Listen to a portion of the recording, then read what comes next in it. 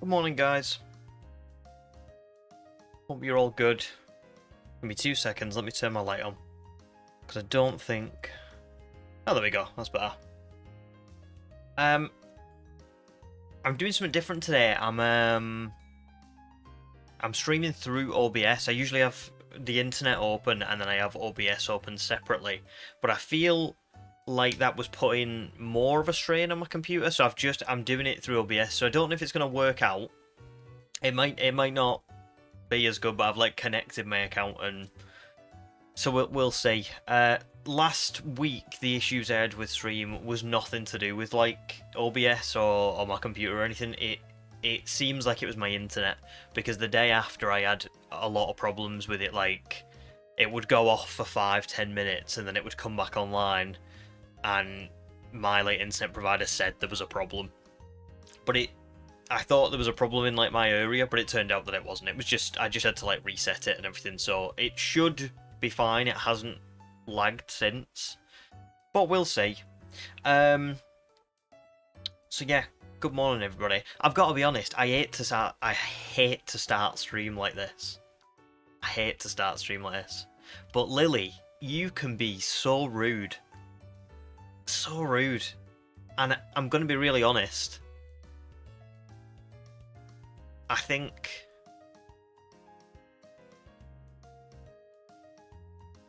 I'm going to put you in timeout for a bit, because that's just set such a... That when I was reading all that this morning, I was thinking, already it's 10 o'clock in the morning.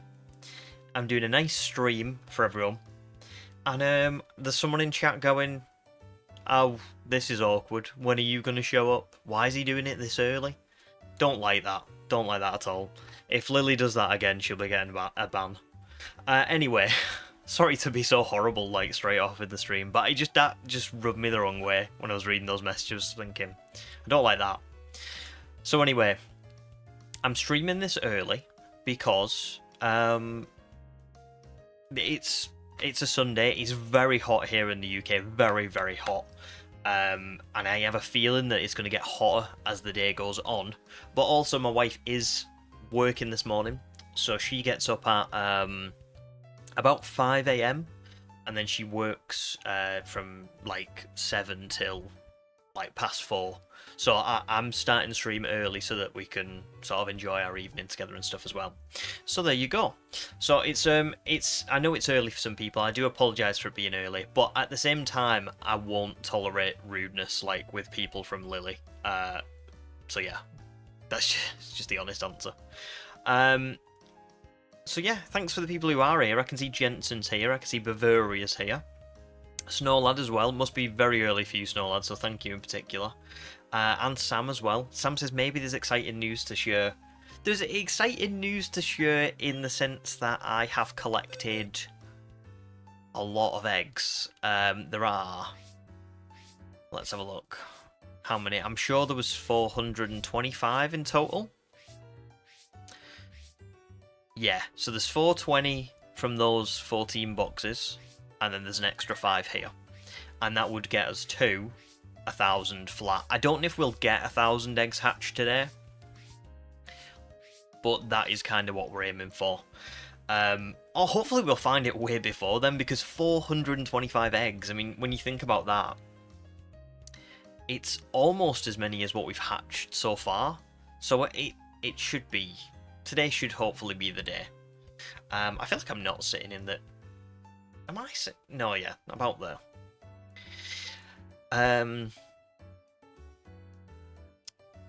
So yeah, hello everybody, Human as well, good to see you, and Bob, and I think we got someone new as well, Jumpman64, welcome as well, hope you're doing all good. Yes, very good to see you all. So let's get started. There's not really much else to say, you all know what we're doing. We're going for a Shiny Ekans with Masuda method.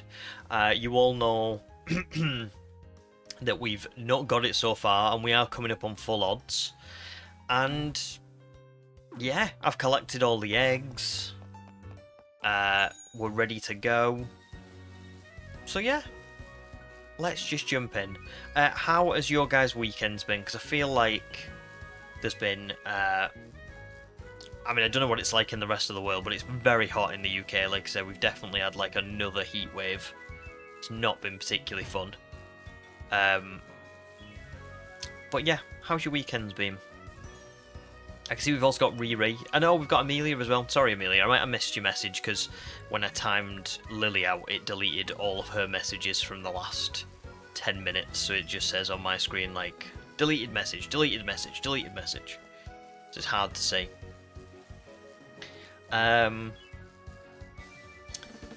Yes, thank you very much, Human, and Bob as well, for the positive vibes.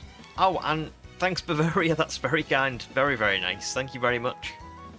What a nice start, isn't it? Oh God, what a nice start to today's stream.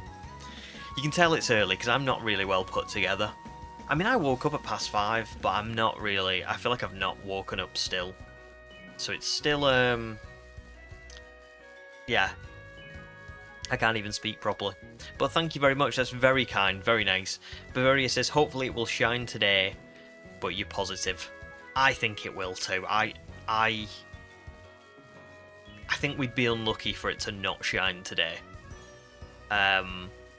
I haven't decided yet what I'm doing next week for streams. I will catch up on chat, by the way, because I can see there's a few other things. But I haven't decided on next week's streams yet, because I thought I'd see whether we actually get it today. I mean, we've got a good 7 hours to get a lot of eggs hatched, and we've got a lot collected, so the odds are that it will be today.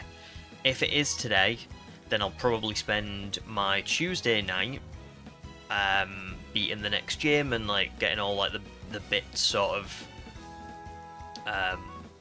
recorded for the next streams, and then next Saturday and Sunday I should be able to stream as well.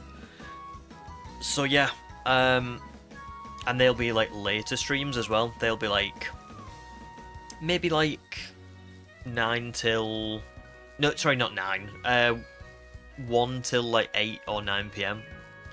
So pretty good. What was I going to say now? Oh yeah, I was going to catch up on chat. Sorry, that was what I was going to do. See, I'm not really with it. That's ridiculous. I'm really not with it. It's 2 AM for Snow Lad. You're working on some videos. Very nice, very nice. Good to hear. Bob got the charm, the shiny charm that is, on your second account, so you can hunt all of the legendaries that you caught normally. Very nice. Well, good luck with that. And well done on getting the shiny charm as well, because it is, you know, I know it's easier to get the charm in like Shield, Sword and Shield even, but it's still quite an undertaking. Snowlet's first egg will shine. Do you know what? It wasn't the first, but it wouldn't surprise me if I get this quite quickly today and I end up with like 13 boxes of eggs that I just don't know what to do with. I think I will have to, if we get it quickly today, I will have to spend most of the stream just hatching the remaining ones, because I don't think you can release eggs, can you? So it kind of becomes this thing of, I will need to clear my boxes at least a little bit so that I can make room for the other Masuda hunts that are going to, because we are going to get more, I know it, so.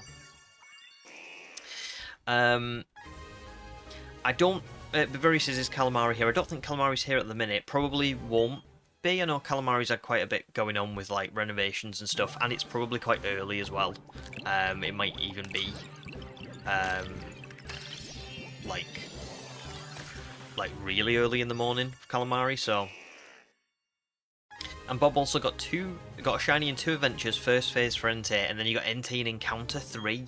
Wow, 3 encounters for a shiny Entei, that's pretty awesome. Well, yeah, well done. Riri says, Bus Girl has struck again. You've been giggling for a while. What happened with Bus Girl? And who's Lily? What did she do? Lily's just someone who does show up to streams fairly often. But I will be honest, this isn't the first time that Lily said something that's made me go, that's a little bit rude, could you stop that? So, and this morning I just thought, nope, you're getting timed out. And if it happens again, I'm just going to ban. because I'm just gonna be honest. I'm not doing it anymore. I feel like without being. I hope this doesn't come across really toxic because I'm really not trying to be. But there are like certain people on streams in recent months that have like pushed the boundaries a little bit, and I've put warnings in Discord and I've put other things in, and I just think I'm coming to a bit of a point where like, if someone is making me feel a certain way in the chat and they're just being a bit much or a bit rude or whatever, I'm just gonna ban them, because I'd rather just have a nice time than be like trying to keep people on board who, you know, are just not really like serving me. So yeah, that's just me being honest. But was just being a bit, in my opinion, a bit rude about the time of stream. Like, why are you streaming this early? Like, where is he? Why is he not started yet? And I'm like, it's scheduled for 9:30. Give me not 9:30. Sorry, it's scheduled for 10 AM. It's 5 to 10. Give me a minute. Let me like set up. Let me have the waiting screen on. So I didn't really like that. Snowlad's weekend's been okay, but you did have a bit of a like, not an episode, but you had a bit of a struggle after your last stream. It's a big challenge, isn't it, to take on? I did see you post, and yeah, I hope you're okay. But yeah, just don't put too much pressure on yourself if you can help it. That's kind of, when I saw you were doing that, I thought that will probably be quite tough alongside all the other stuff. And I have been where you are as well. Like, I've definitely started challenges or I've started things and I've thought, oh, you know, like I'm putting, and like I'll put like quite a lot of pressure on myself to like complete it or to whatever. And I think what I've started doing now is kind of going, right, I'm not going to do multiple things at once, because when I do, it feels impossible. I'm not saying you can't, but like for me, definitely, I really struggle with that. And on top of that, what was I going to say now? On top of that, it's, I now, when I go into a new challenge, I kind of have in my head, like, listen, this could take, I'm really careful about like about my own expectations, so I kind of look at something and I go, right, best case scenario, I get really lucky with this and I finish it in like 3 months. Worst case scenario, I get very unlucky and I finish it in like 8 months. Am I happy with an 8-month schedule? Because that's what I've got to accept if I'm going to start this, because I might get very, very unlucky. And then after that point, you kind of just go, well, I've accepted it now, you know, like I've started it, I've accepted it, that's what I'm going to go with. But it can still feel like a lot of pressure. So I hope you're okay. And just take care of yourself, really, because YouTube's cool, but it's not worth feeling bad over. I mean, and that's hypocritical, because I do sometimes feel like I put a bit of pressure on myself for videos and stuff, but like at the end of the day, I try and like get over it as quick as I can. Do you know what I mean? Because you've kind of got to. It's just not worth it. Conan, welcome stream as well. Driving home from work. What's up? All good. Well, I hope you're not too distracted while you're driving. Drive safe, dude. Be safe. Human says, heatwave here too. The one upside of your messed up sleep schedule is that you can air your apartment out for way longer. Very nice, yeah, true. It is hot. It is very hot. I literally, yesterday evening, spent like 5 hours just like lying on the bed with a fan on me, and that was all I could do, because it was just roasting. Level Up's welcome stream as well. Good to see ya. And Thomas as well, good morning to you. For it find shinies, welcome stream. For it says no eggs can't be released, yeah. It's unfortunate, isn't it? I'm hoping that I don't. I'm gonna keep like 400 as my like collection of eggs. Like that's the maximum that I'll ever collect, because I feel like otherwise it's gonna get crazy. Too crazy. But I mean, even 400 is like 14 boxes. It's a lot.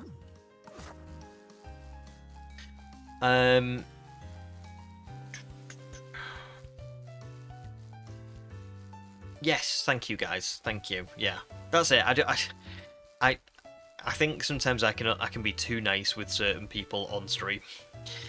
So that's why I'm saying I'm not doing it no more. I'm not gonna be mean. I'm not gonna be horrible. But if someone does come on stream and is being rude, I'm just gonna be like, get out. Just get out. I've had enough.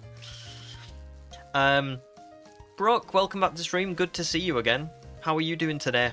And Brixbury as well. Brixbury says, oh dang, what did I walk into? Nothing. Don't worry about it. Don't worry. It was not anything big. Just someone being a bit rude.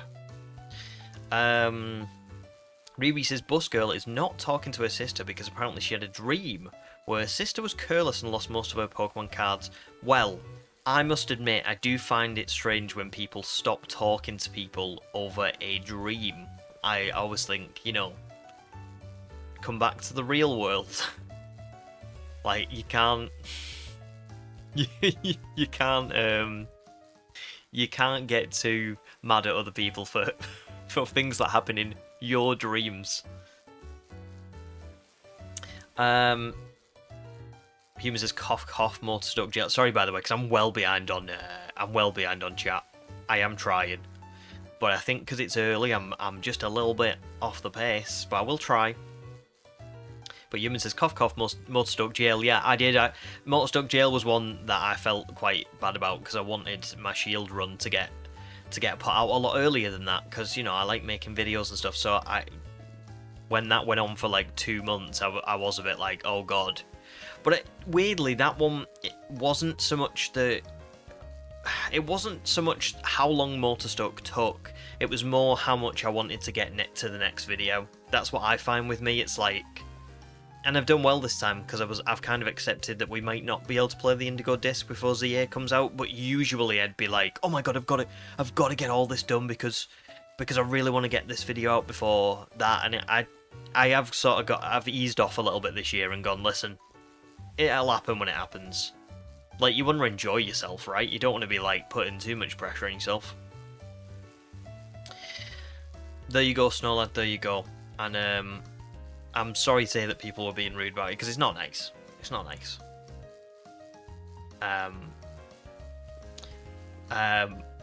Brooke says, I don't know who the bus girl is, but that sounds like something you'd do too. No! I get it. I know people, I definitely know people who do it. I've known someone who got upset at their partner because in their dream, their partner, I think, like, cheated on them or something. And I was like, but that was your dream. And they were like, yeah, I know, but I got mad. I just got really mad at him for it. And I went, yeah, but he didn't dream that. You dreamed that. Like, the poor man's woke up and and he's just getting berated for something he didn't even do. Oh. Let me catch up on chat before I carry it, because I feel like I'm way behind, and then we'll get to the eggs. I'm way behind on chat. I'm so sorry. That's fair though, Snowlad. I can understand the excitement of jumping in. There you go, Riri, as well. Can I just say, if anybody ever, like, says anything, like, really out there, like, I'm talking, you know, being homophobic, transphobic, racist, anything like that, they will get just, like, an immediate ban. I'm very, very intolerant? No, I don't tolerate that stuff. But I mean more just, like, general rudeness. I'm just gonna start saying no.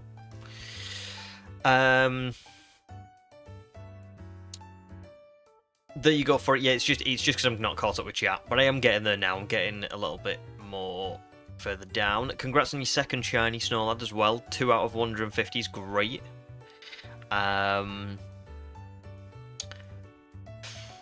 Brooke says, funny hearing about heat waves and you're freezing in Australia. Yeah, I've seen quite a few people say that. I had no idea that that was like... that was a thing. I thought you guys would be hotter than ever, but I'm just dumb. Also, I don't really... geography and things that happen in other areas of the world I'm not very good with, so that checks out. But I hope you're doing all good. I mean, you say you're personally loving it, so that's brilliant. You were not wrong, human. Yeah, the heat is definitely not helping. I've got the fan on, but even the fan has started to fail. Bulba Vibes, welcome to stream as well. I love your name and your little profile picture, that's cool. Welcome to stream.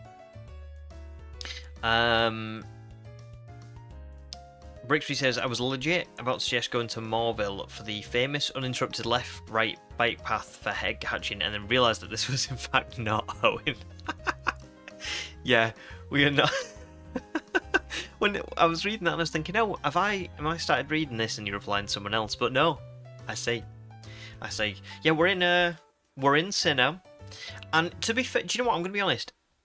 The riding around in Jubilife, it ain't too bad. It's actually quite fun. It's not fun in Solaceon Town with that path that like goes through the town and then to the other side, like to the other routes. But here it's not too bad. You can kind of do like a nice little loop. I'm even debating that if I do other Masuda method shinies, trying different cities out to like for each one to see how effective they are or how fun they are. So like Jubilife for this one, then maybe I don't know, maybe not Veilstone, maybe Hearthome. What else is there? What else is a good city? Eterna's pretty good, probably. Quite a long stretch of land. I don't think Pastoria would be good. Oh, Canalave! Yeah, great shout, Snowlad. Canalave City would be great. Really great.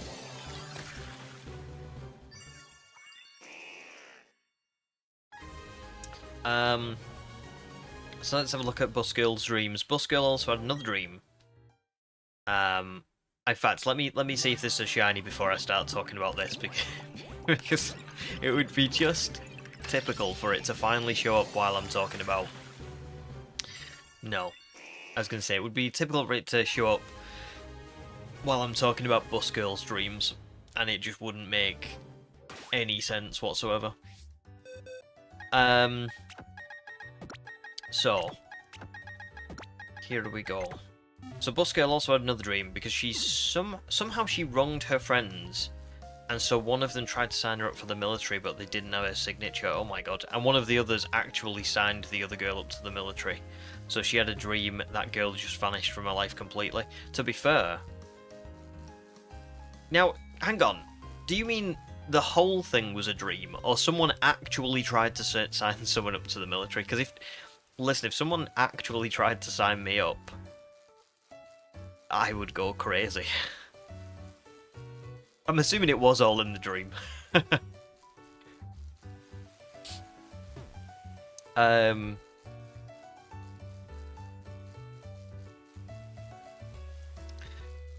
Oh, Bavaria again.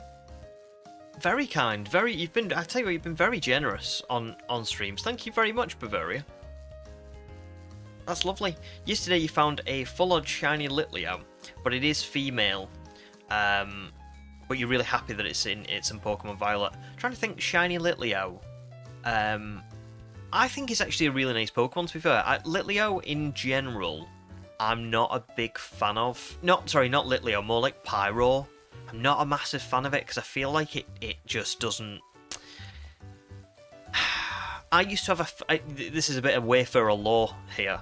I used to have a big phobia of... did anybody watch the Teletubbies when they were a kid? And there was a lion in Teletubbies that was on like a wooden... It was on like it was on this like wooden base that had wheels, and it would like ride over the hills, and it would it had really weird moving eyes, and I feel like I can't explain it to you if you've not seen it, but it used to freak me out big time.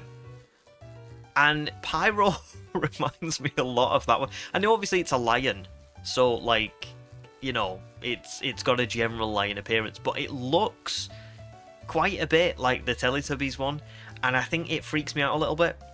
However, the shiny Pyro doesn't really give me those vibes. It's a little bit, you know, a little bit more nice. So so yeah, I quite like shiny Pyro. Male or female, they're both pretty cool.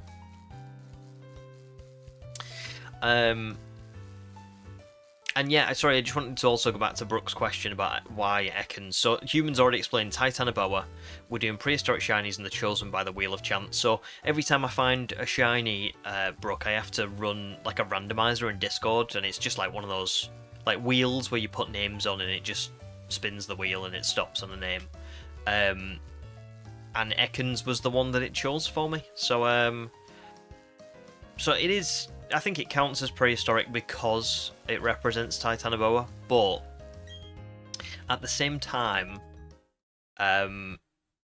it's not a great Pokemon. I'll be honest. I need the next 4 on the randomizer to be pretty good Pokemon. Like I need like a Dragonite or, you know, a Salamence or something like that, because it is going to be tough otherwise to beat the Elite Four. I think. At the minute, I don't have a lot of great team members. So yeah, but we'll see. No probs level ups.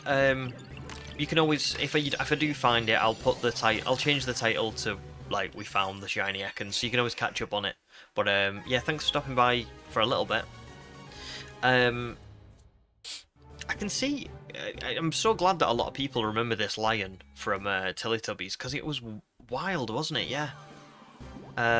Thomas remembers it. Amelia does. Human really does. Brooke also does. Don't remember it, but it still scares you. Oh, sorry, Amelia doesn't remember it. Yeah, well, listen, if you ever see it, it is. I don't know what it is about it that's so unsettling. Human said his voice was so booming and menacing. Agree on the similarities. Maybe that was it. Maybe it was the voice. I feel like it was the movement. He used to do this like, because it was like wooden arms. It would like, its arm wouldn't like move normally. It'd be like this. That's the only way I can, like, that used to put the fear of God in me. I don't know why. It's just weird. And it's so funny what you're scared of when you're a kid. But what's also funny is when you're scared of something as a kid, and it translates when you're an adult, you're still kind of scared of it. I was really also scared of the Snuffleupagus from Sesame Street, and I'm still scared of the Snuffleupagus from Sesame Street, because that thing, it looked like it was on drugs. Oh, nope, I'm picturing it in my mind. Oh, it's actually giving me like shivers. I don't like it. Nope. Oh, God. Anyway. What was I going to say now? Let's say something else. Just to go back to Riri's message as well. The first bit was not a dream. Someone actually tried to sign her up for the military. That is wild. That is awful. Like, really awful. I would be fuming. Absolutely fuming. That's terrible.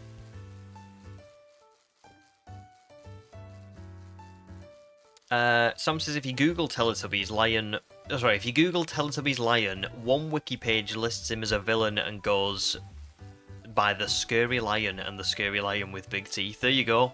His goal was to cause harm to the bear with the fuzzy hair. Yeah, the bear with the fuzzy hair wasn't as freaky, but I think that also freaked me out a little bit.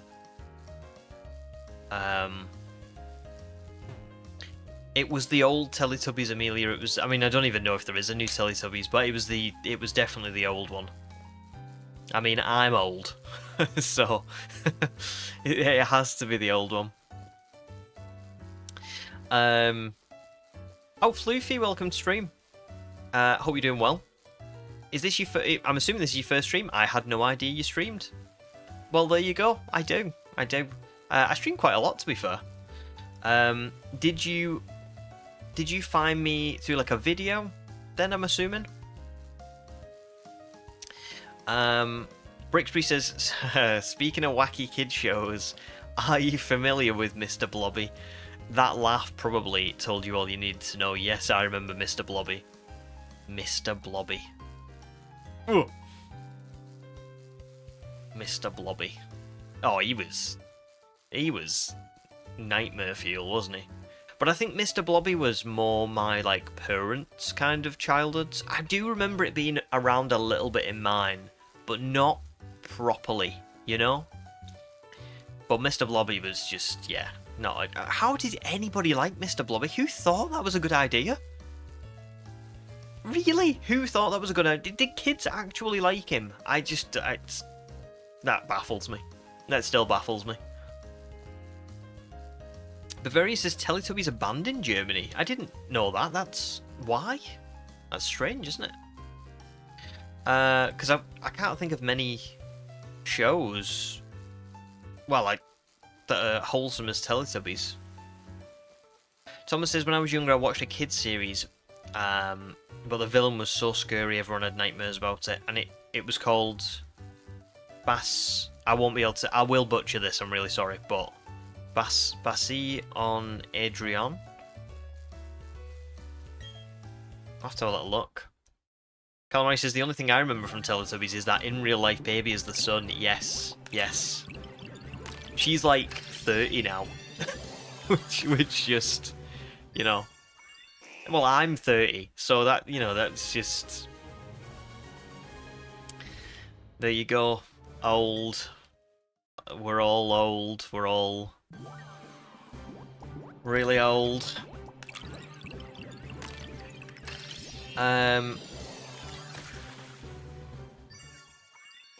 I'll be honest, Snowlad, I don't remember. I don't even remember that. I don't know. Yeah, sorry, because you got to think it would have been like 2 and a bit years ago for me now. So I think it's, you know, it's gone way over my head by this point. Sorry. I probably would say if I could remember, but I honestly can't. I would just say if you haven't got something, just redo it. Or try and like look at the conditions and stuff and see if it is like on a delayed, you know, they say like it takes so many working days to get it or something. But from what I remember, things seem to come through pretty quick to me. But I could just be making that up. Oh, that's lovely, Floofy. I'm really glad to hear that. The shiny only videos have been a staple whenever you shiny hunt for entertainment. That's so cool. I always love hearing that, so thank you very much. I'm glad you're liking them. And yeah, I stream as well, so if you ever want to come and, you know, if you run out of watching the videos and you want a bit extra, I stream pretty much most weeks. Usually twice a week, sometimes 3 times a week, sometimes once, but mostly twice. Riri is a bit confused by the lion. Yep. The lion is... It's odd because it shouldn't be scary, but it is. And Ronan, thanks for stopping by and saying good night. Good night to you too. It is morning in the UK. But yeah. Brooke says, speaking of kids shows, but not the spooky kind. Us Aussies here, Bluey is super popular in other countries. Does anyone here like it, / is it popular where you are? Bluey is very popular. I see it in everything. Like, honestly, in the UK, on books, cushions, blankets, like all kinds of different merch and stuff. And we used to put Bluey on, genuinely. You might think this is insane, but we used to put it on for our dog because I read something saying that dogs see in blue and yellow, and Bluey is a show that is mainly composed of blue and yellow, so it's quite like dogs actually see something in it. And when I like hum the tune of Bluey, my dog starts going like, he starts getting really excitable. So I think there is something in it. But it is very popular, and I also know that Bluey is a bit deep as well. It's got a lot of like adult themes in it. I haven't personally watched the episodes. I just know that it's like it has definitely blew up. Brixby's got no idea. Mr. Blobby was something you discovered in college and was dumbfounded that it existed. You're in the States and you were concerned for the UK youth. Yeah, it's weird. It's very... Listen, Mr. Blobby is very, very weird.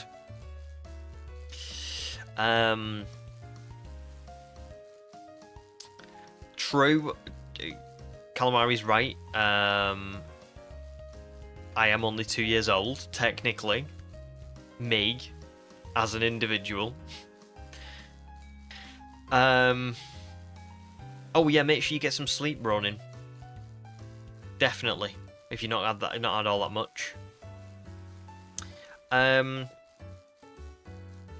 Floofy regrets googling Mr. Blobby. Yeah, I'm not surprised. I'm not surprised. I will answer that in a second, Snowlord. Let me just get a bit more caught up, and then I will answer that. Bavaria, thanks so much for joining up to the memberships. That's so cool. I really appreciate that. Welcome to excuse me. Welcome to Mega Wayfarers. Very cool. I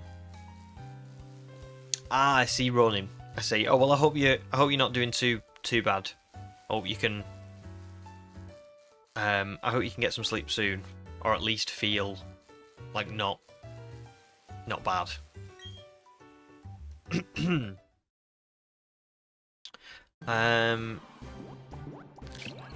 There, it's okay. The greens can't get to you.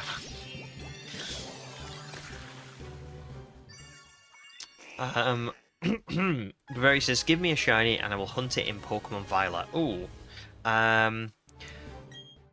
Sam's gone with Dreepy. Dreepy's a great shout.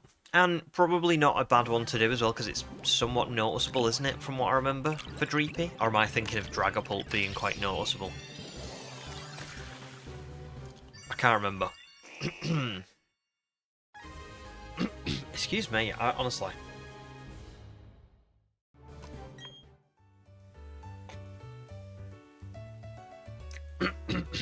Excuse me. There we go.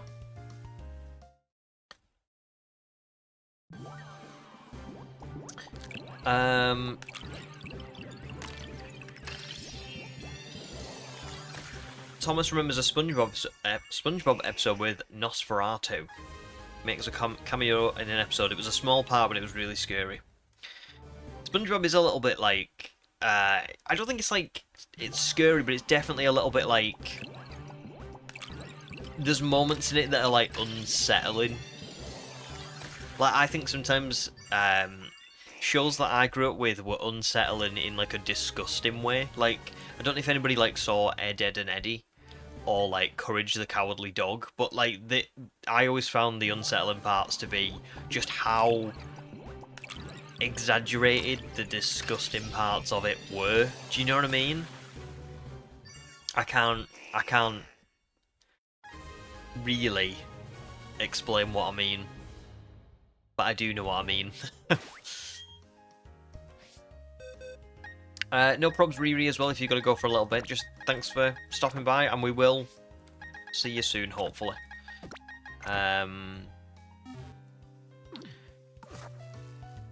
Good running. No work tomorrow. Very nice, very nice. Floofy's now shiny hunting in Legends Arceus. Awesome. Well, enjoy. It's a great game to shiny hunting, isn't it? It's so fun. I could spend, like, pretty much my whole YouTube career just shiny hunting in Legends Arceus, I think. It's great.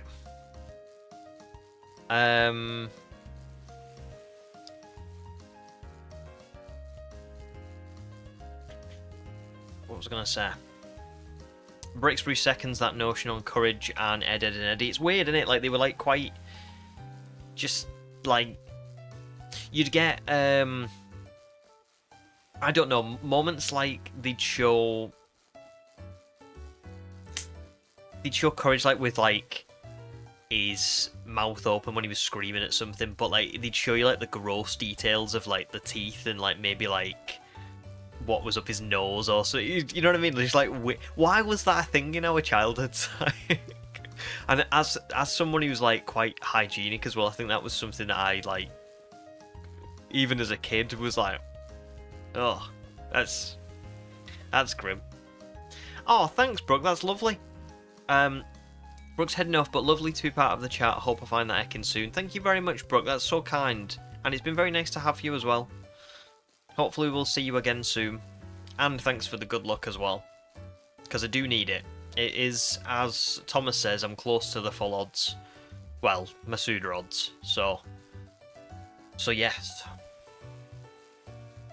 Oh, and Bavaria's upgraded membership as well. Thanks, Bavaria. Oh my god, today's been a bit of a like mad stream already. We've only been streaming for 40 minutes, and I've had quite a few donations and stuff. So thank you very much to both Brooke and Bavaria.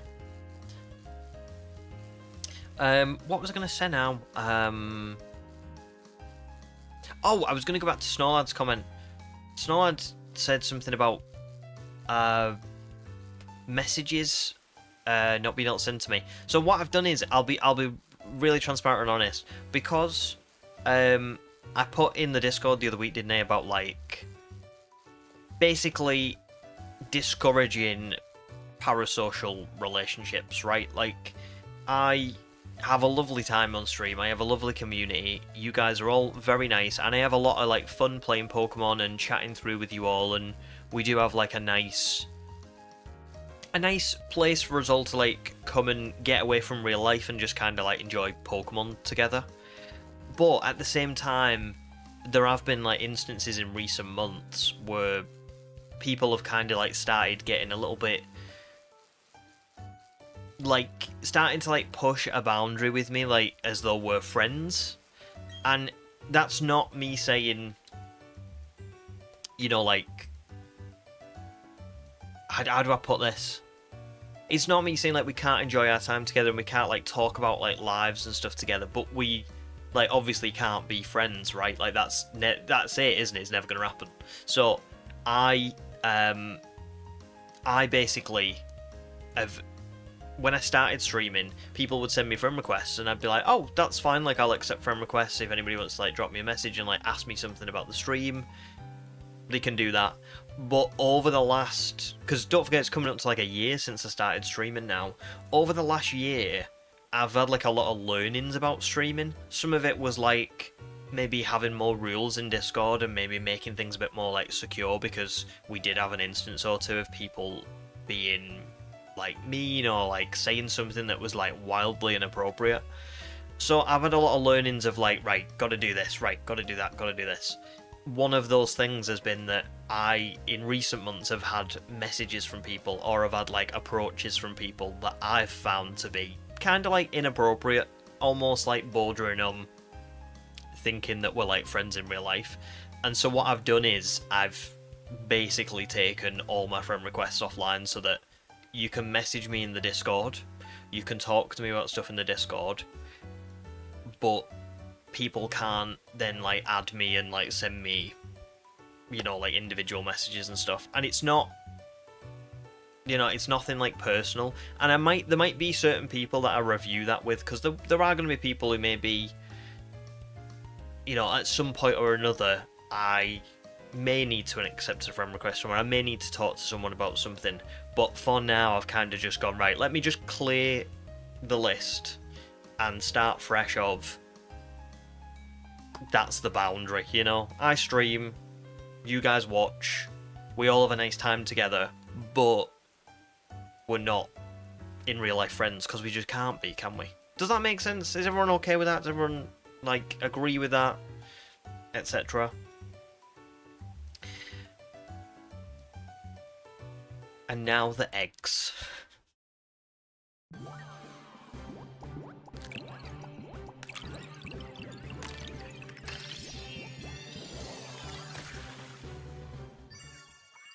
Awesome.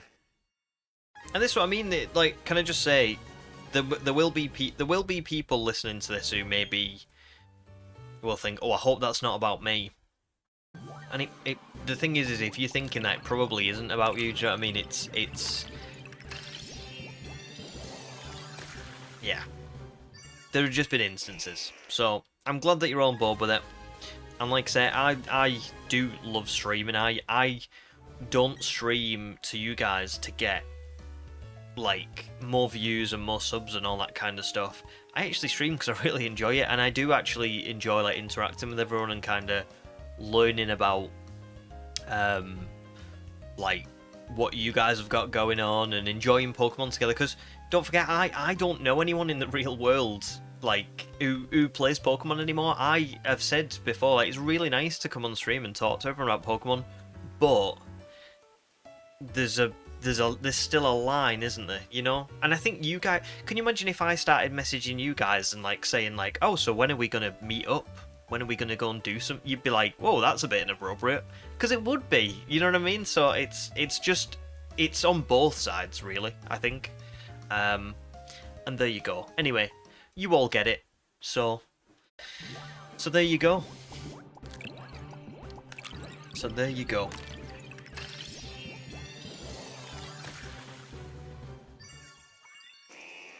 Let's get these couple of eggs out the way.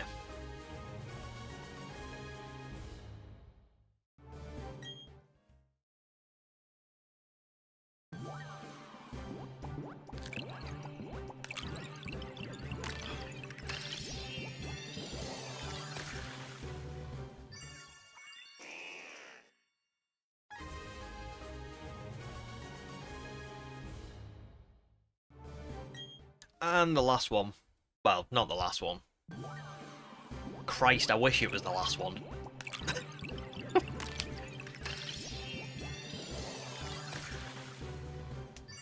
It is not the last one, because it's not shiny. God damn it. No problems, Ree. I'll see you later, and I'll catch you on chat in a sec. Let me just... I did want to say bye. Right, let me put these in. So,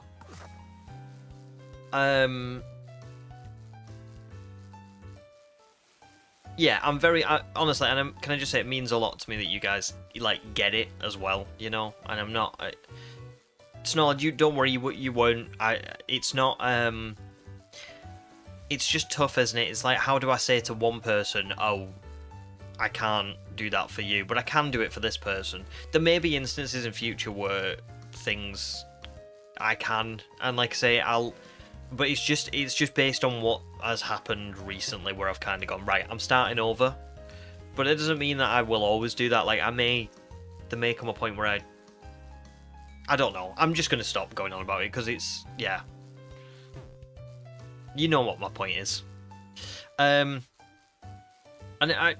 what Human and Sam have pretty much says, it's like a work friendship, innit? It's like we all know each other, we all enjoy each other's company, we can all have a good time, but without taking it to like an extreme degree, you know? And that's how I see it as well.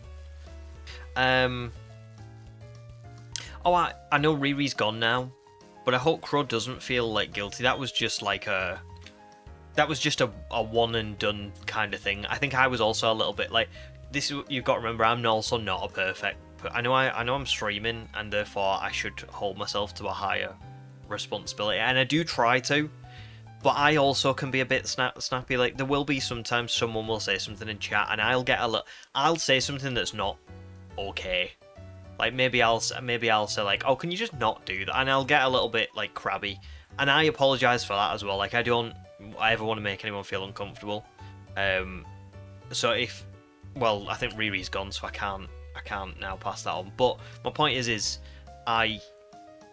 we all do it, don't we? You know, I'm also not perfect, but that was just a one and done thing. So I hope Crow is okay. I think at the time I just felt a bit like, oh, like don't harp on about it. It was just a joke. Let's not like call attention to it. Right, so let's have a look at guesses for the eggs, because we've got a few. Ronin says 973. Oh, 973. It's a good guess. I think that's good. I think that's a pretty accurate guess, to be honest. Bavaria's is 830 to 840. Bulba's is 1265. And Calamari's is 1479. There's a lot of high ones, and I don't blame you. I feel like it's going to be a high one as well. And I don't want it to be... I would like the shiny now. Clearly I do not have magic powers. Oh! I must have walked around a little bit with these eggs when I was collecting them somehow. Okay. Well, this is a bit unusual, because usually we get all 5 in a row, but never mind.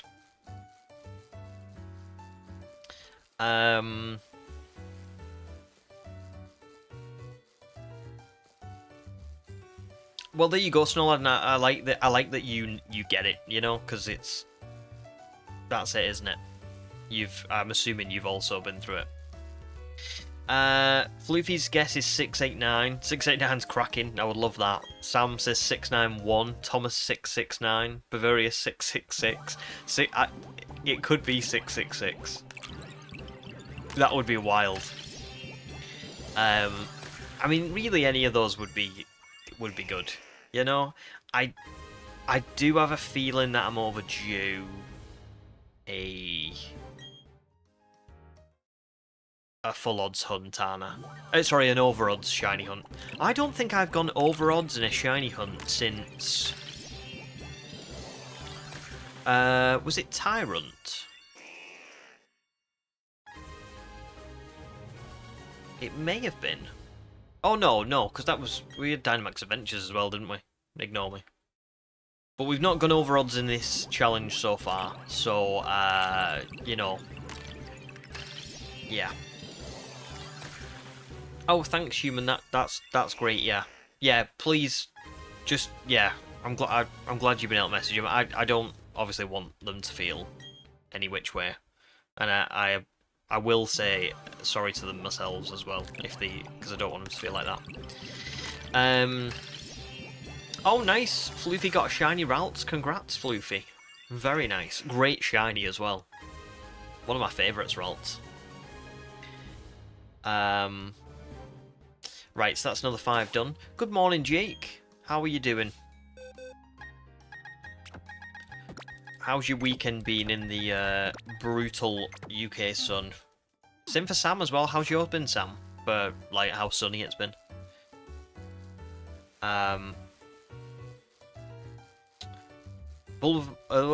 Amelia's guess is 620. Oh, 620 is good. Yeah, please. That'd be great. Bulba Vibes chose 1285 because that's how many eggs it took you to get your shiny Bulbasaur and Shield. That is brutal. But congrats on your shiny Bulbasaur. Probably worth it because it's a very nice shiny. Snowhead says, is this going to be Motorstoke too? It could be. It could be. But in egg form. Humans still standing by 777, the startled snakes. Again, I'd be alright with 777. Thomas says, even if it's a bit over odds, it's not that bad. Rather with the egg hunt than a full odds. Yeah, totally. Because that's it, isn't it? If Unknown had ended up being like 12,000 encounters, that would have been crazy. If this ends up being 1,800 eggs, that's not really that... I mean, it is bad, but it's not terrible. What's really weird, and I only noticed this yesterday when I was collecting eggs,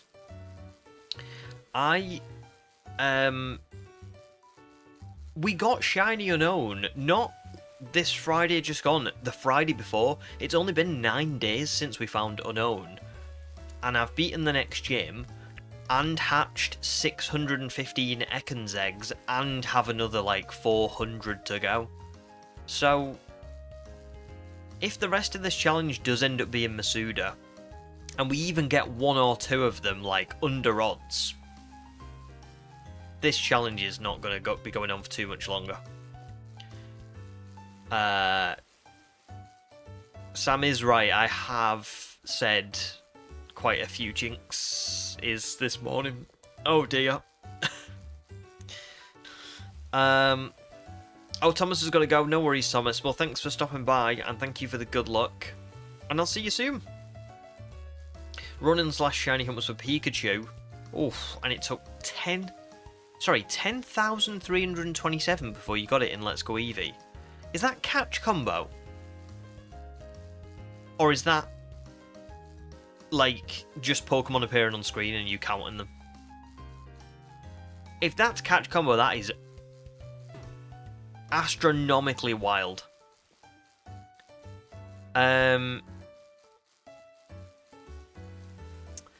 Jake's doing very well. Been indoors all weekend, not going out in this weather.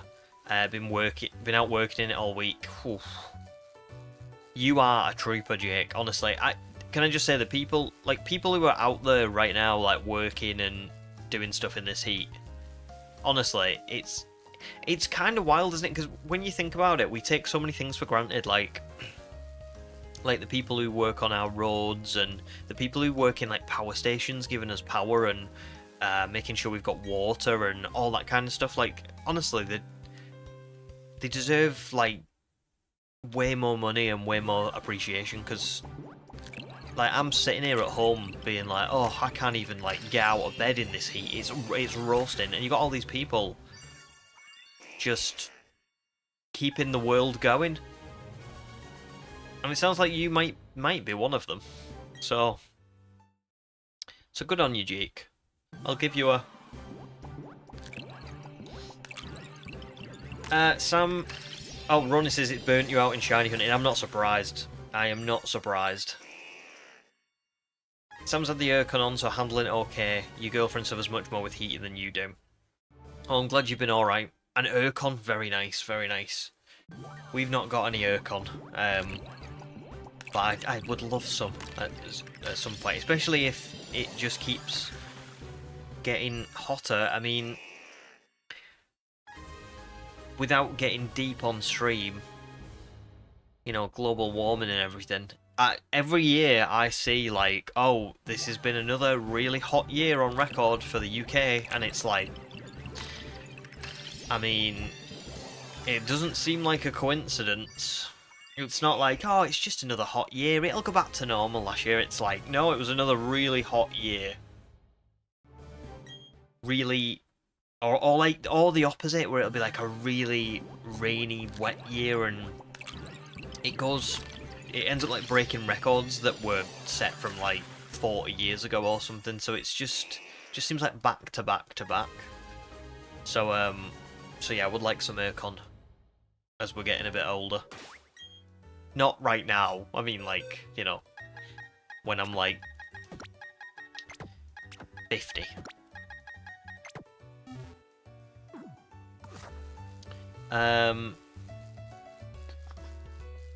Someone says jinxes aren't real though. I agree.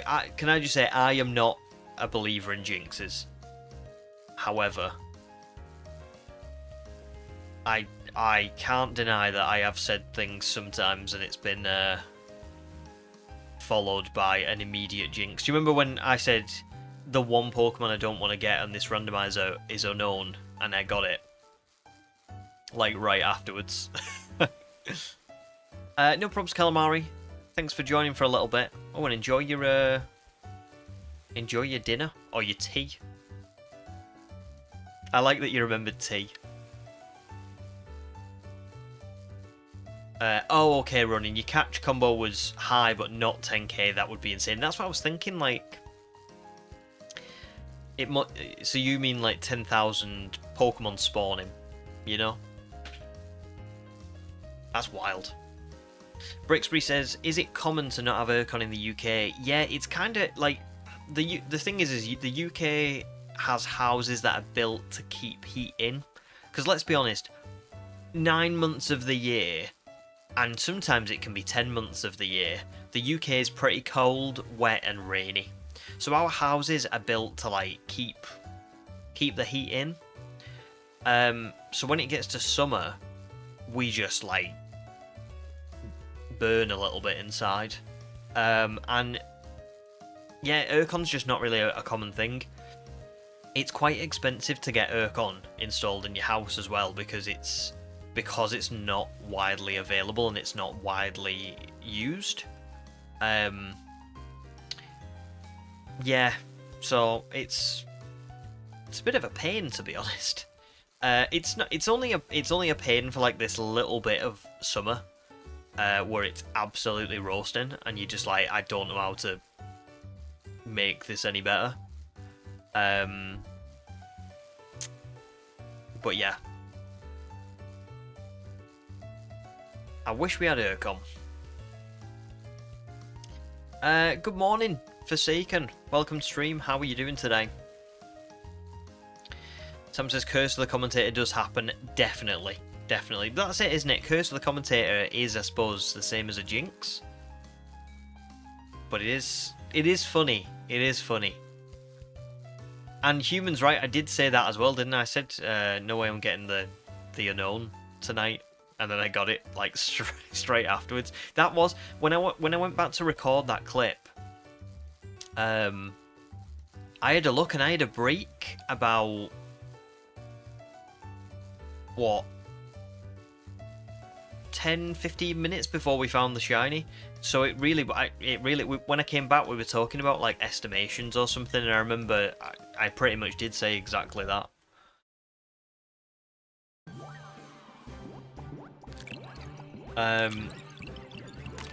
Oh yeah, Sam, you've got a portable unit, yeah.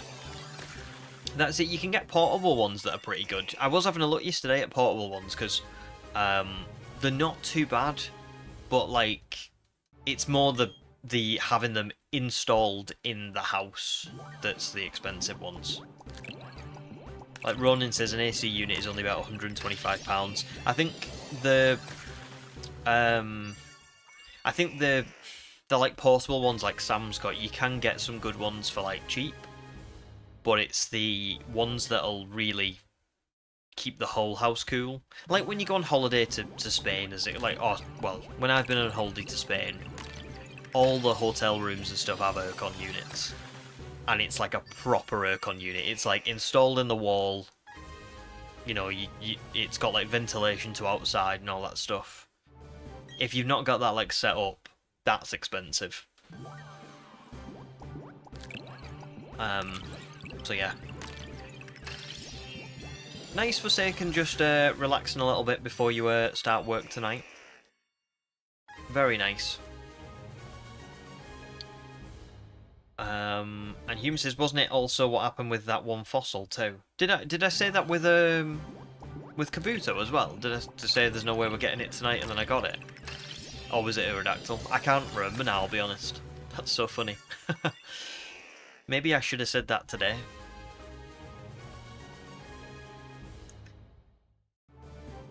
Ronin says, one of the coolest shinies you've got is from Poke Hitter. You won a Discord giveaway, and it's a shiny Sylveon. Very nice. Very cool. I mean, shiny Sylveon's amazing, isn't it? I haven't got a shiny Sylveon, but I guess I also haven't. I don't know why, because I have got quite a few shiny Eevee. I think I caught 2 in Pokemon Go recently. I've got one from Arceus, and I'm sure I've got another one from Go knocking around somewhere. I've just not actually evolved any of them, but I did want to do a video eventually on like finding them all in Legends Arceus or something like that. Jake says, I've got a portable Urcon unit, it's been great, had it for a few years now, definitely worth the money, especially when it's hot. I do need to look into it. I usually can put up with just like a fan. We've got just like literally a £15 Tesco fan, and that's what's on me right now. But when it gets to like, you know, 3 o'clock today and it's like 30 degrees, I don't think the fan's gonna do all that much.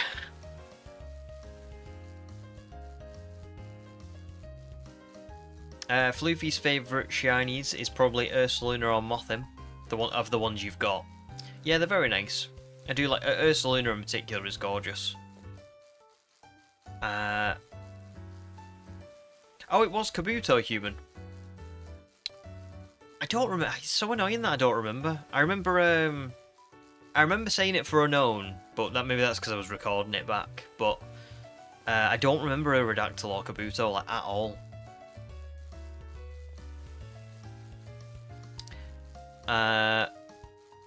Sam says yours was about 300 quid. Nice, but it does a brilliant job. Brings your living room down to 16, even though the patio window is in direct sun for most of the day. That's brilliant. That's really good. Yeah, I was. What's funny is like our downstairs is really cool. To be fair, like it doesn't really get the sunlight, which is great. Upstairs is absolutely roasting. Yesterday I got like there's a certain step on our stairs, and when you reach that step, you feel the like, almost like the I don't know how to describe it. It's like a portal of. It's cooler here on the step you stood on. You move forward one step and you it's like stepping into another dimension. It's so weird. So weird. So yeah, it's just the upstairs that's the problem. Especially if you're sleeping, you know?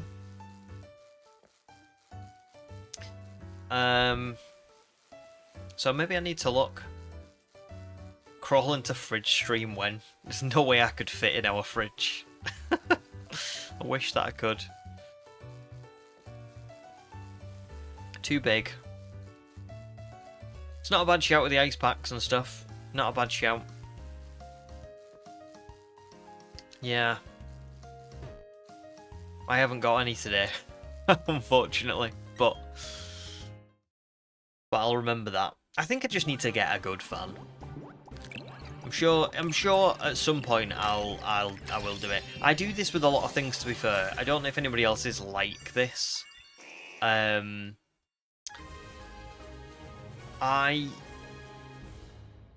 am a bit of an idiot. Especially with, like, not just heat, but also with, like, medicine and stuff. If I've got a headache, and it's very simple to go downstairs and just get 2 paracetamol and, like, have a couple of paracetamol and make the headache feel better, I will just sit upstairs and just, like, put up with it. For the most part. I think the only thing that I'm not like that with is like hay fever, or if like obviously if I had something serious and I had to have like serious painkillers. But it's the same with like the heat a little bit. I kind of just end up making do because I'm like, I'll get a fan someday, and then I never do. I never do.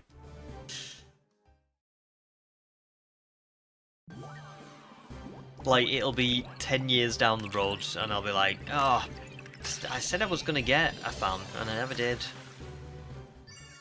I never did. But this one still works alright. Is that being stingy? That's probably no, it's not even being stingy because it's not a money thing. It's more like a... I think it's just laziness. But it's the most stupid kind of lazy because... it's like there's such a simple solution and I'm just like, I'll leave it. I can put up with this.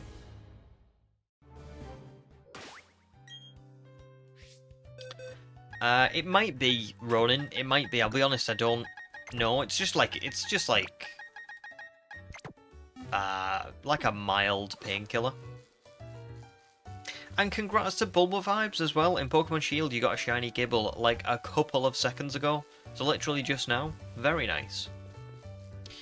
Right, before we carry on, it has been 1 hour and 12 minutes. I need to water the piranha plants, unfortunately. But I'm reading something in chat. Executive dysfunction. What's executive dysfunction?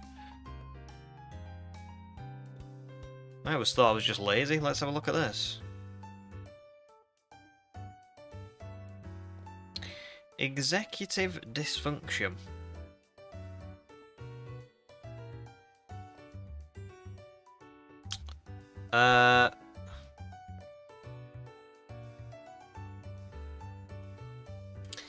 Maybe. Maybe.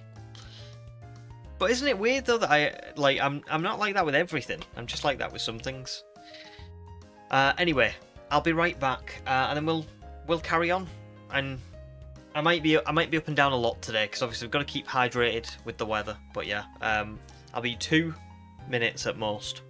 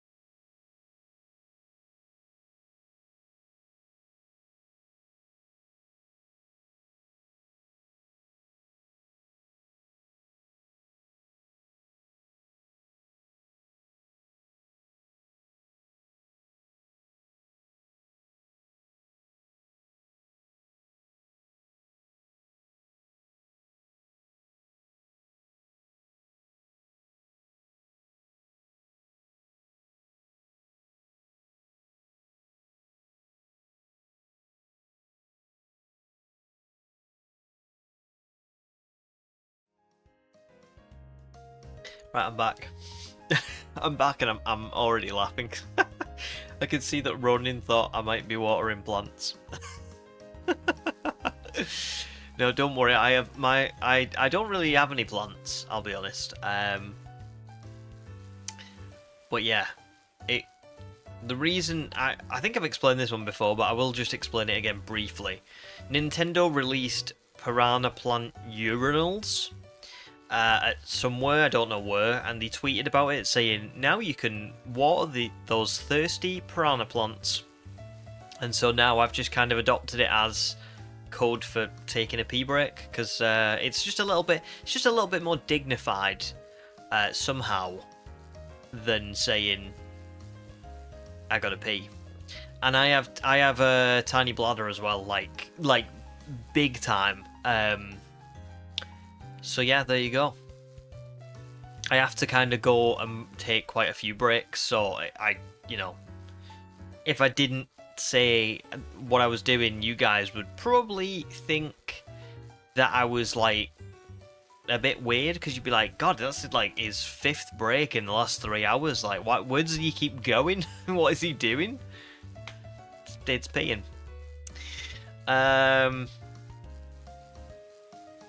Snowlord also thought it was its actual plant.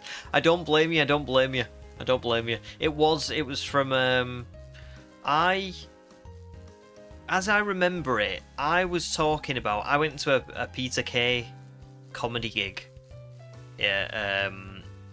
And when I went for a break at his comedy show, I went to the toilet, and the toilet was like queued out of the bathroom itself. Like, it was just ridiculous. And I remember saying to you guys, and that was when they had urinals as well. Like, they didn't just have like cubicles, they had urinals. So like, it's very this is why there's not usually a queue in men's bathrooms, because it's very quick to, you know, to do what you got to do and get out, right? But and then I think I was saying to you guys, like, wait, do they have do other countries have urinals? Is it like a UK thing? Is it a widely known thing? Which I don't know why I asked at the time, because I've been on holiday to lots of countries and they've always had urinals. But I think I was just asking. and that's where we came up with sort of Vulpix being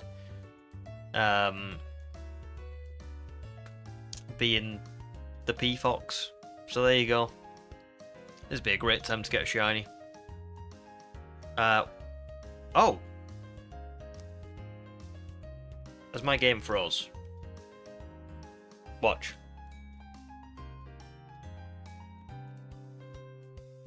I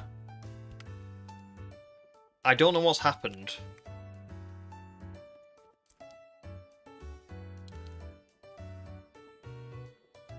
Oh! I can't even click the home button. The Switch has froze. Hang on. Let me turn this off.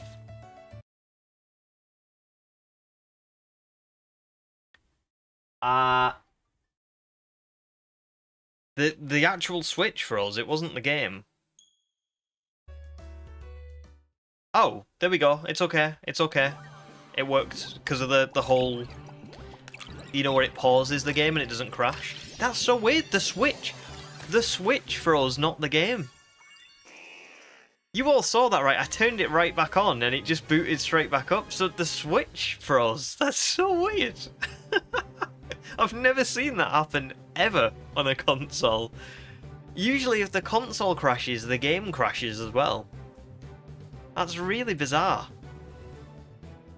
What was that? It's just the capture card, Ronin. That's what Elgato is. It's like it's how I record all like my footage. Yes, you are right. I don't want to hatch those eggs all over again. That would have been. Am I right in thinking that eggs are like determined when they are hatched? Not. Sorry, when they're collected, not hatched. That's really bizarre.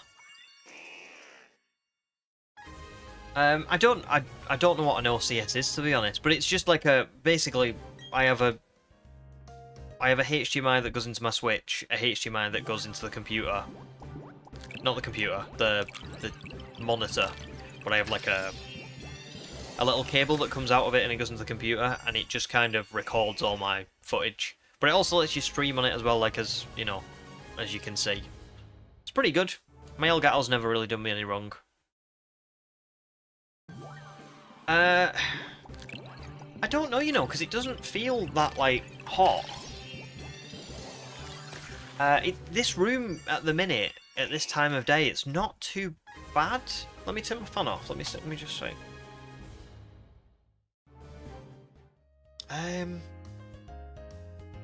It's warm in here, but it's not as hot as it has been on other days. I think it just had a moment. Let's hope that that doesn't happen again. But let's save for now.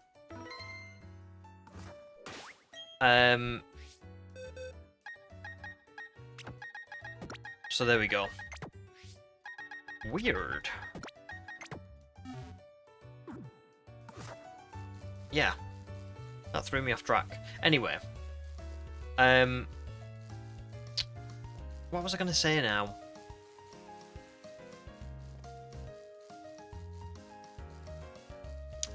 I think I was going to go all the way back to executive dysfunction. Can I just say it? I'm pretty glad. Well, not glad, but I think it's pretty cool that you've spotted that. I've never even heard of that at all. I'm not saying I necessarily do that. I don't know. Maybe I do that, but that's kind of bizarre. Yeah. I was going to say something else about it and I can't remember what it was. But yeah, I tend to just kind of like put up with stuff in the moment. I'll just be like, oh, well, I know I probably should do this, but that seems like, it's not even like it seems like a lot of effort. It's just like, I just can't, you know, I just can't really bring myself to do it. But then when I do start doing something, I like hyper focus on it. So to a degree where I end up getting like ridiculous amounts of work done. Like, way more than I should get done. Because where other people would probably, like, take a break, I'm just, like locked in.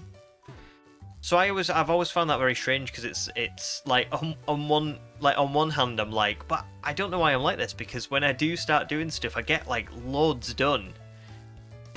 But when it's something really easy to do, I end up just going, I'll just leave it. It's quite annoying. Anyway, moving on. Ron says OCS allows you to stream. I've just never heard of OCS, that's all. Unless it's like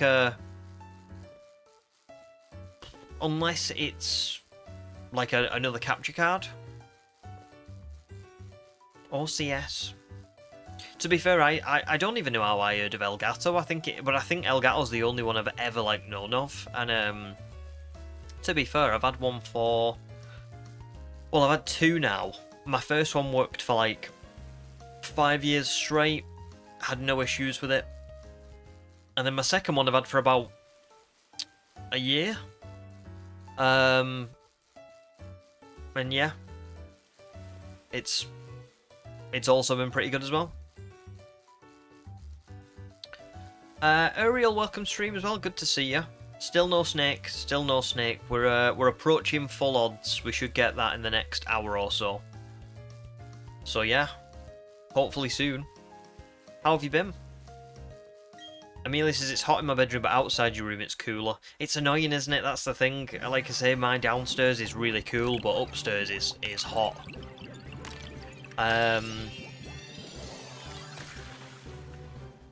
Human says the painkillers is prime executive dysfunction. A few years back you were really thirsty, but pouring yourself a glass of water seemed like an insurmountable task, so you ended up eating ice cubes. Isn't it funny? That's. I'm trying to think of. I don't know. There must be more examples, but there you go. It's interesting to learn about. At least I just thought I was lazy. I mean, the jury's still out. I might just be lazy. We don't know. The magical electric meat potato in your skull likes to be chaotic sometimes. It does. It does. It's a funny old meat potato.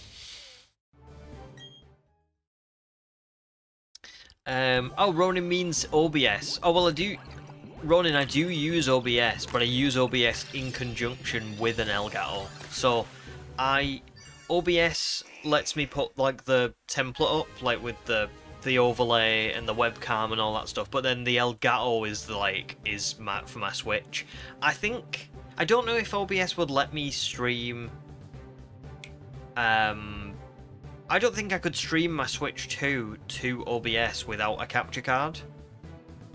I'm not 100% on that one. I think I need the capture card to stream, and then OBS lets me stream like with the other stuff included. But there you go.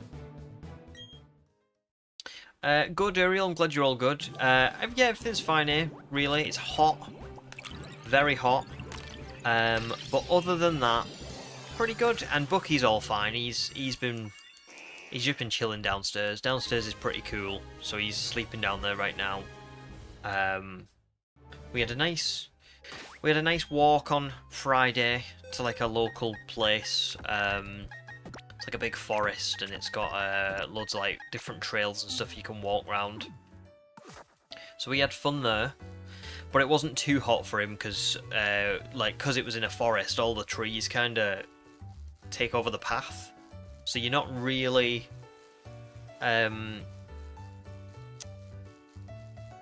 like in the sun all day, so that was nice. And then yesterday, me and my wife went to watch Jurassic World Rebirth, which was very good. I actually really enjoyed it. I thought it was a pretty good Jurassic film. And then we came home, and we had a couple of drinks in the garden, and then we got a takeaway, which was not good for me, because I also had a cinema hot dog, so I had a really bad day for food yesterday. And then I just basically lay in bed for like the last 5 hours of the day with the fan directly on me because it was just that hot. So there you go. A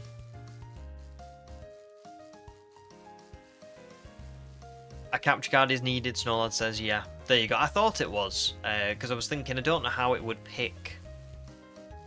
It would pick up the footage. But there you go. Sam says, very quickly, did you pre-order the super duper edition of PLZA with the umbrella? I did get it, yeah. I think I might have posted about it in Discord because I wanted you guys to like get to be able to get it as well if you hadn't seen it, because I hadn't seen too many places doing like pre-order bonuses. I know the Pokemon Center did. You got like a free plushie, and it was one of the 3 at random that you would get of the starter Pokemon. I mean, but then that was sold out, and I thought, oh, let me go and check Nintendo because I bet Nintendo will be doing pre-orders. And Nintendo had some. I mean, listen, what your definition of like good is, but the one that you've got as well, Sam, will be the same.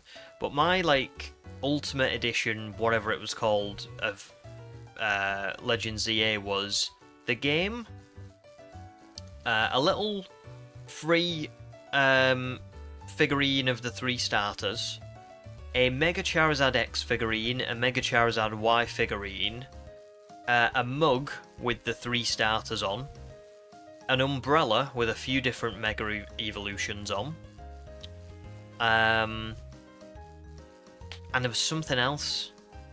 What was it? Let me get the screenshot up, because I took a photo of it.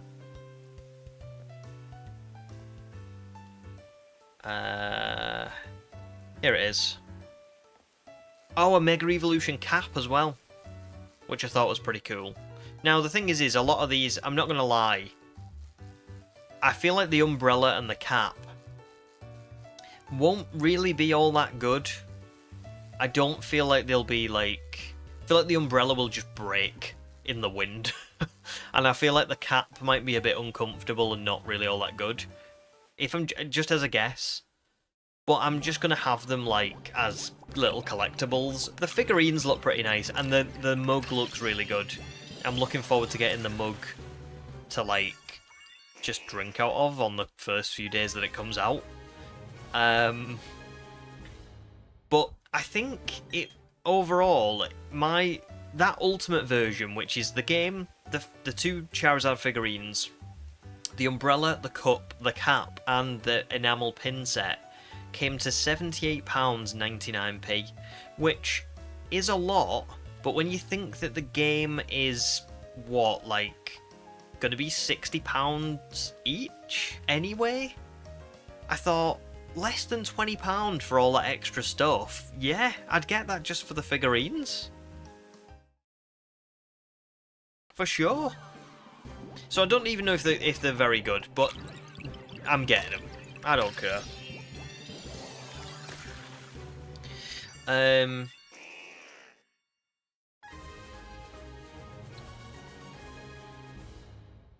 Sorry, I've lost where I'm up to on chat. Ruin says, good to know about the capture card, etc. You eventually want to start streaming. There you go. Yeah, I mean, Elgatos are a bit expensive, but they are good. I will be honest, they are pretty good. Ariel says, wow, sounds like heaven overall for the weekend. Thank you, yeah, it was. We had a lovely time. Lovely time. Have you been up to anything? Anything much? And I don't know whether it is UK exclusive, I'll be honest, Ariel. It might... I just got it off Nintendo, so it might be. I'm not entirely sure. Oh, there you go, Sam. Well, if you ever do need to, yeah, it's in like Human says, it's in the description of the video, and it's also in the description of like the channel, so you can just join anytime you want. But yeah, I'm assuming you've got the Ultimate Mega. I can't remember what it's called now. I've just looked at it as well. It's got a funny name. Have you got that edition as well?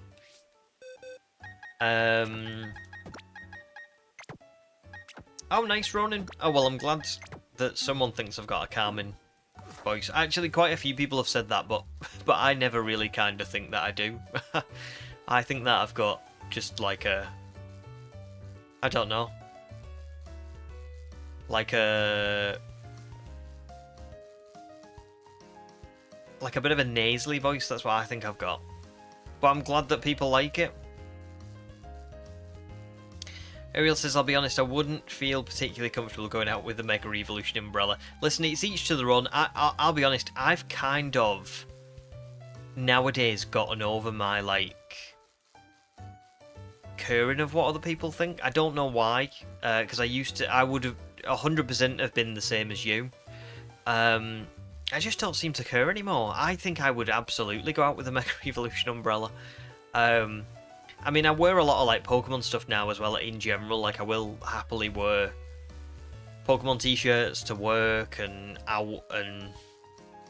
yeah. I don't know. But I understand, because not everyone is comfortable, are they, doing it? Oh, that's a great suggestion, Human, as well. Yeah, Enter the Unknown. Enter the Unknown's British as well, isn't he? I remember I watched his, like, ranking of the Pokemon movies. So yeah, I would agree. And then Sam says, that was my thinking. At worst, they can go on eBay or something, and you did like the mug. There you go, yeah. It's weird, isn't it? It's not very, the amount of money that you are paying doesn't equate to what you're getting. I feel like I had to double check it when I first looked at it, because I was like, am I missing something?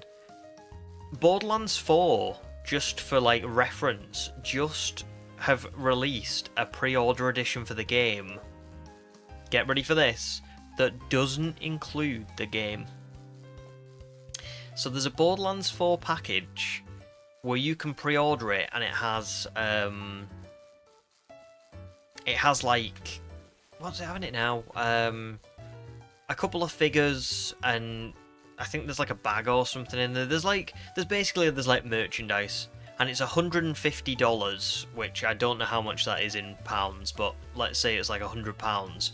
But it specifically doesn't include the game, which is just wild. Borderlands 4 Collector's Edition minus Borderlands 4. It's just stupid. So I had to read it at first because I was like, am I paying £80 for the merch and not the game? But it does look like it comes with the game. So there you go. Forsaken bought your capture card off Amazon. Tested it and it was brilliant. Now need to start using it again. Well, you can get some good ones, to be fair, that are like pretty, like a lot cheaper than Elgato. I will be honest, I don't know of any others, unfortunately.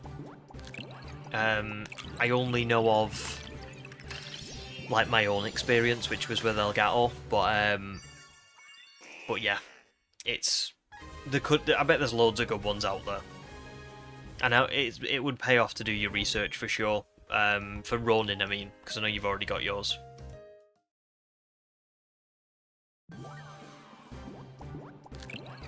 Oh, that's fair, Ariel. That makes sense. Not a question of what people think, it's more of a question of style. Not sure many things will match with the PLZA umbrella. Have you seen the umbrella yet? It's like... it is like a black umbrella, but you know, on the top of the umbrella itself, which like you'd hold over your head, it's just each sort of quarter of that has like a Mega Evolution sort of on it. It does weirdly look... it does look like kind of normal-ish, but I do get that. I do agree with that. It is hard sometimes matching Pokemon stuff to non-Pokemon stuff. Particularly for me, that's why I always buy like plainer t-shirts with Pokemon on. Like I've got this little, I don't know if you can see, it's just like a little Pikachu number 25. It's in black. The rest of it's in white. It's a very plain t-shirt. But when you look on the Pokemon Center, a lot of the Pokemon merch is like very, very out there and very, you know, like, I don't know what the word is, but it's just out there.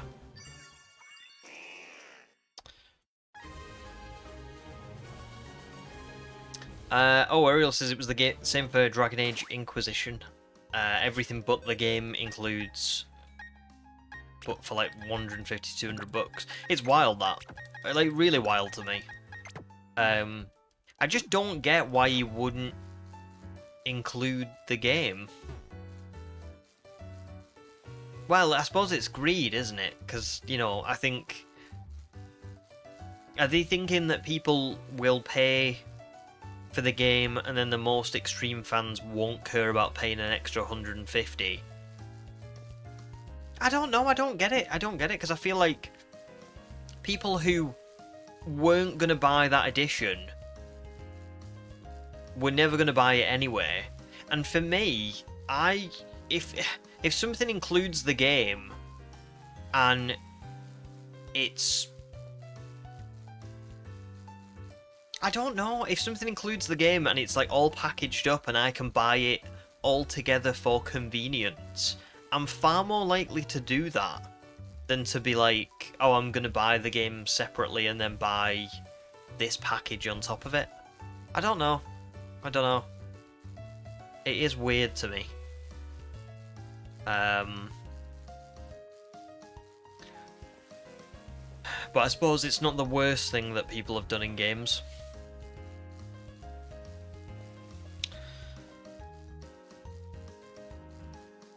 Oh, well, good luck for a shiny hunt in Scarlet and Violet Bulba vibes. And welcome, Joe Jumpscare as well. Formerly,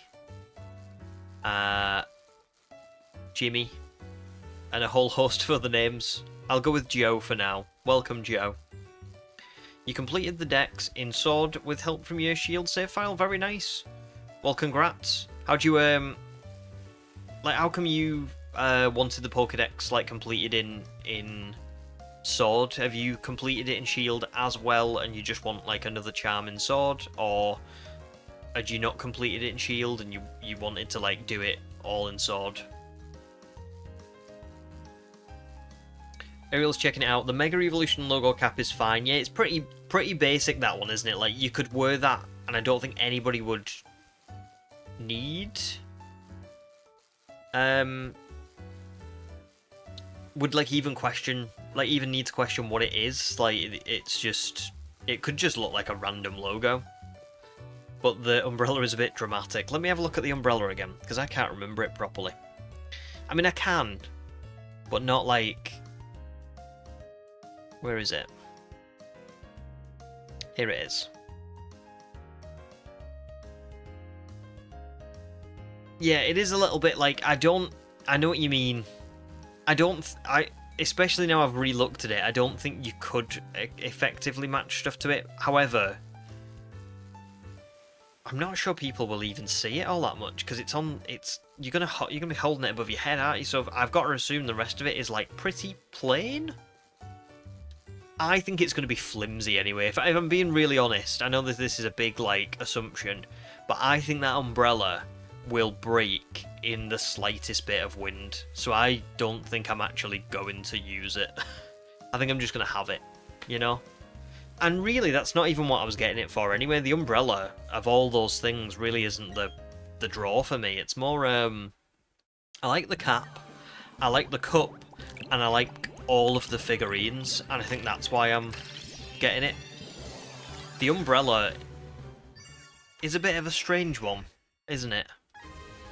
But I suppose ZA, Paris, is it a very Paris thing to have an umbrella? Is it like a bit of like a part of the style and the fashion? I don't know. Otherwise, I can't really think of why you would have one.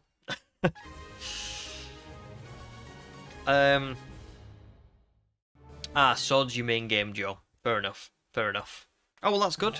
Congrats. It's nice completing the Pokédex and getting that certificate. It's one of the most satisfying feelings in all of Pokemon, I would say. An indoors umbrella. Yeah, basically.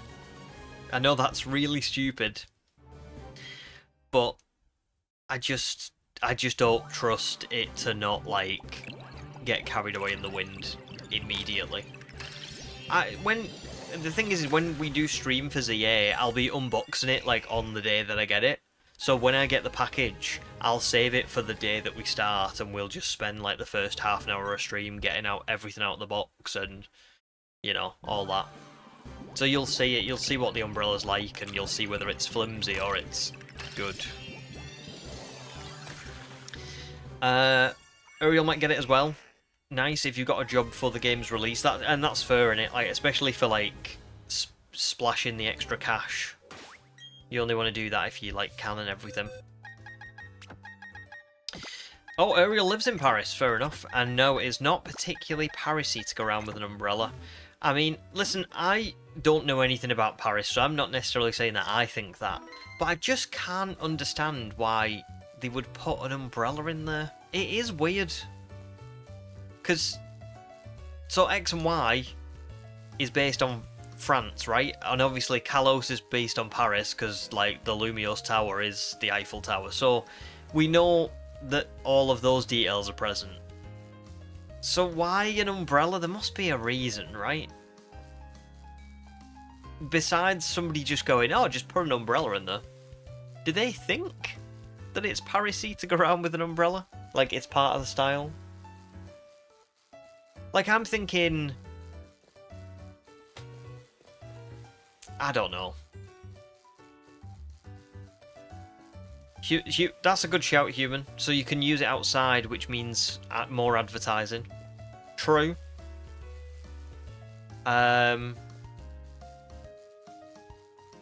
True. That could be. That's a good shout. That is a good shout. Yeah. I mean, the cap as well then makes sense. I'm trying to think if there would be anything better. Like, is there anything that people would be better off using than an umbrella? Because even an umbrella, like, if you're holding it... No, then again, I suppose you could hold it over your shoulder, so people behind you would see you walking around with it, and they'd be like, oh, what's that? I don't know. Person, welcome to stream. Lovely to see another fellow human in chat. How are you, person? Well, there you go. That might solve the riddle of the umbrella. Free, you know, more marketing. That would make sense. That would make sense. Well, I won't be using it outside because I don't want it to break. Isn't that thought process funny?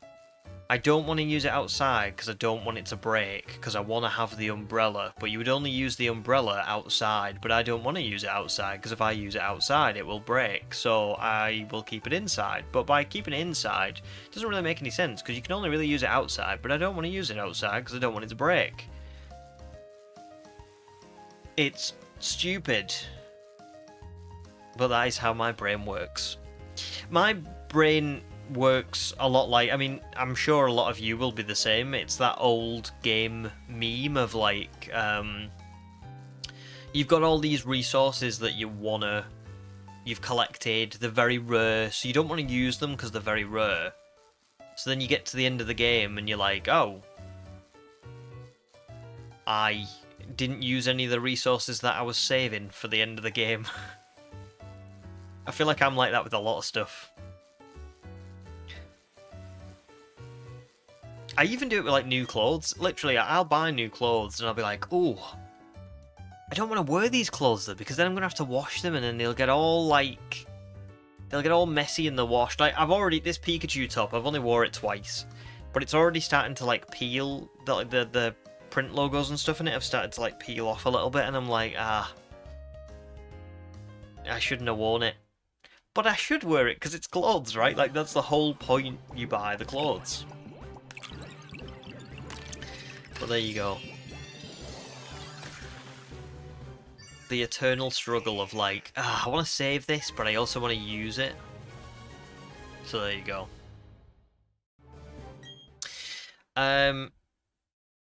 Ariel says, now we're just missing individual, the last part of the legendary trio. Human, person, individual. Love it. And no probs, Uriel. Thanks for stopping by. Very good to see you. And I'll hopefully see you soon. Welcome back, Amelia, as well. What did you have for your dinner? Your lunch? I say dinner, don't I? Humanis says that your inner chaos is recommending that I skin it and put the umbrella pelt on my wall. To be fair, it wouldn't be the worst idea to do something like that. I don't think I will, because I'll probably mess it up and make it look really stupid. But if you weren't going to use the umbrella, it wouldn't be a bad shout to do something like that.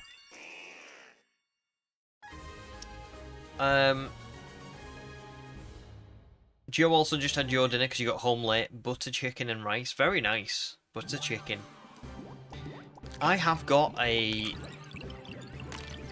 curry for dinner, but I don't know whether or not I'm actually going to get to eat it or not. It's used by today, and I don't know if I'm going to get it in time. And with it being chicken, I need to be careful. I think it's used by today. But does that mean you can use it by the end of the day? Or does that mean you should have used it by today? I get really funny with food. I'm very particular with it. You know, if it says use by, and it has today's date on it, and then it has a time by which it was when it was made, I will go off the time as well. I'll be like, ooh, it says 11 AM here, and it's now 5 PM. I don't know if I can eat this. Mainly with chicken, other stuff, it doesn't really bother me. Do you know what I mean? If it's let me think. Cheese, I'm not that bothered. Or I don't know, anything else pretty much. But chicken, I get a bit paranoid over. Does nobody else get paranoid over chicken? Oh, Amelia's had a tuna sandwich.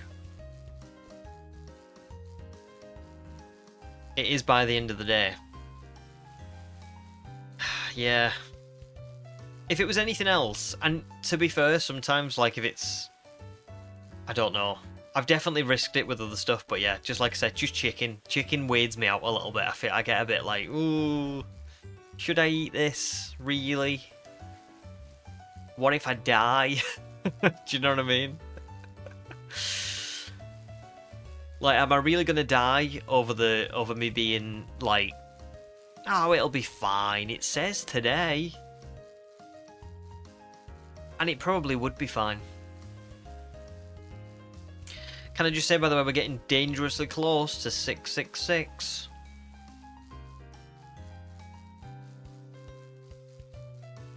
Joe had a beef jerky packet for lunch. Wow, so you had quite a modest lunch. I need to go and get some lunch soon, really. I mean, it's coming up to 12. I had a cinnamon swirl this morning for my breakfast, but that was a long time ago now. That was 7 AM. But I don't really think I've got much in for dinner that I can have. Unless this curry is alright, unless this curry is still safe to eat. It'd be quite funny, actually, if you, all just kind of saw me... I don't know. Kind of... eat this curry for my dinner and then just slowly deteriorate on stream throughout the day.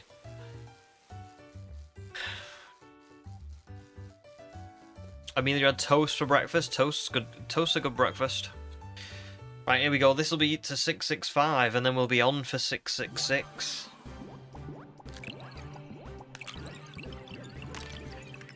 I don't think we're going to get it soon anyway. I think it's going to go over odds, let's be honest. And I'm not trying to bait the shiny right now,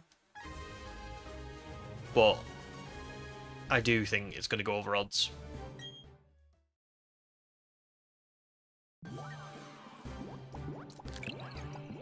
We've come this far, you know. We've only got, like, what, 22 more Pokemon to hatch before we're at full odds. I think it's going over odds.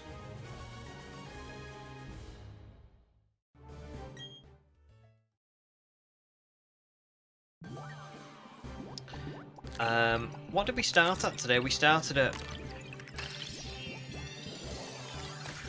575, didn't we? So have I hatched like 100 over the course of 2 hours? Well, nearly 100. We're probably going to get to about 100 by the time 2 hours has passed. I feel like I probably could have hatched more than that. I feel like I've been a little bit slow today, because I've probably been chatting away. So maybe, I don't think we're going to get to 1,000 today, but we might get to like 900-ish. Yeah, maybe. We'll see. Wreckers, welcome stream as well. Good to see you. You had steak and chips for oh no, that was that was Sam. The chat moved. That's so funny. What? What are full odds for this shiny hunt? The full odds for this shiny hunt are 1 in 683, because it's Masuda. Masuda method even.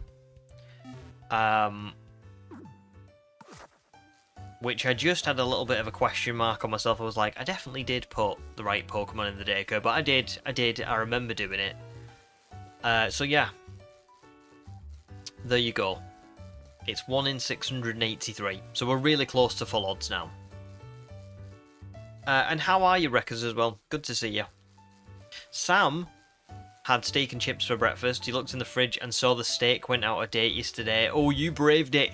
You braved it, but nice. I like the commitment of having it for breakfast. I honestly would eat anything at any time of the day, pretty much. I'm not like one of those people who can't eat stuff in the morning or at night. I have had pasta at like 9 AM before, and it's been great. And I've had all day breakfasts at like 8 PM. You know, I can eat anything at any time pretty much. It doesn't really bother me.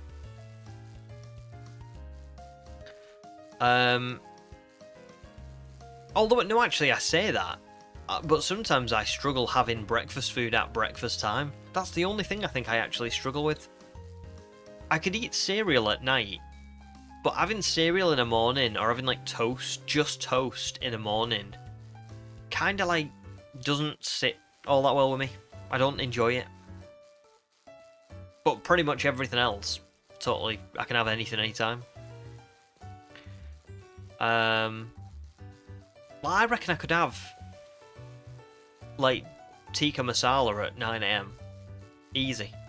I don't think that would bother me in the slightest. Human had 2 dime bars for breakfast. You're all good.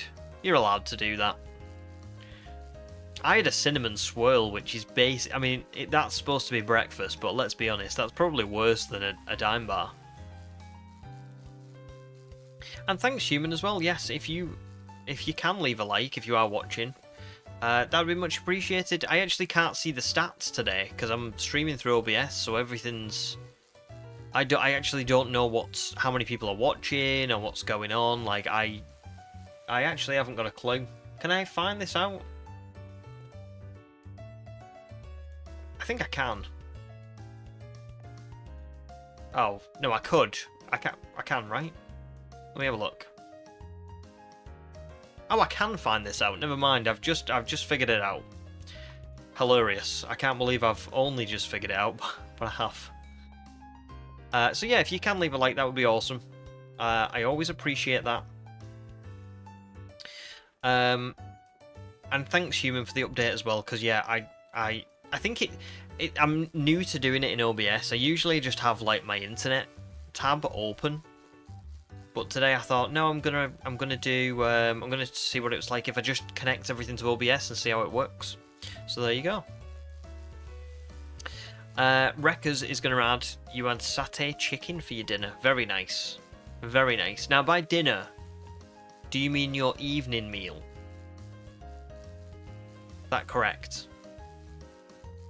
But it sounds great.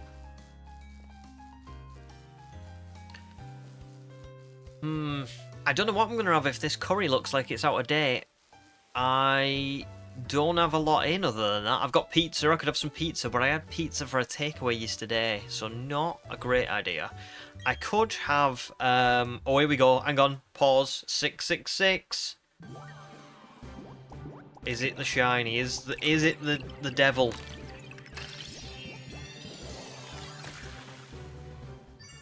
No, it's not. It's not. No, because the devil isn't in 666. Fun fact, the devil is actually in going over odds. Which is definitely happening. I'm telling you.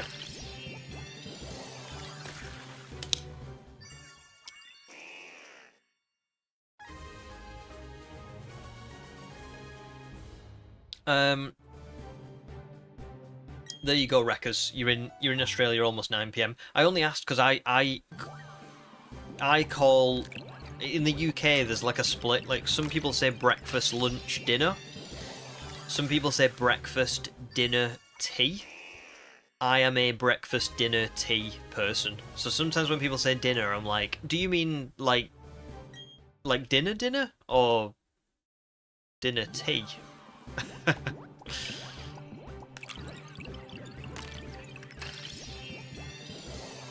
You may recommend some yummy, delicious plain frozen water.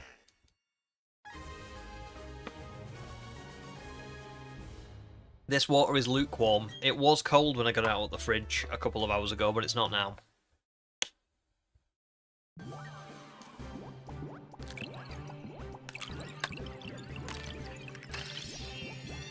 Oh, Wreckers is in Australia at the minute, but is from the south of England, so it's breakfast, lunch, and dinner for you. There you go. There you go. Oh well, it's a good job I asked, because you are from the south of England, so there you go.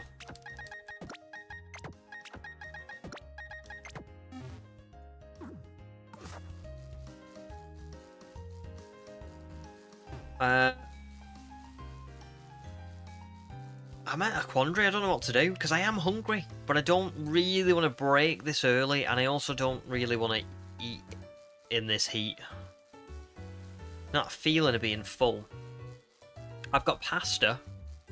I've got spinach and ricotta tortelloni, which is very nice. I could have that. I've got that curry, but you know, the jury's out on that curry. We don't know whether it's going to be good or not. And I've got pizza. But like I said, I had pizza yesterday. What do I go for? I think I have got some frozen stuff as well.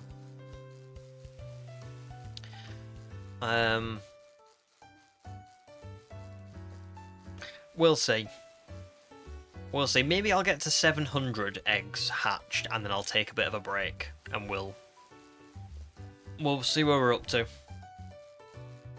Human says maybe a cold sandwich. I haven't got anything in to make a sandwich with, unfortunately. I'd have to nip out to the shop, and I also don't really want to go outside in the heat, like a vampire. Puck Replay, welcome stream as well. Good to see you. Is this your first stream? It's going pretty well here, thanks. We haven't found the shiny. It's very hot in the UK at the minute. But other than that, all good, thank you. All good. How are you?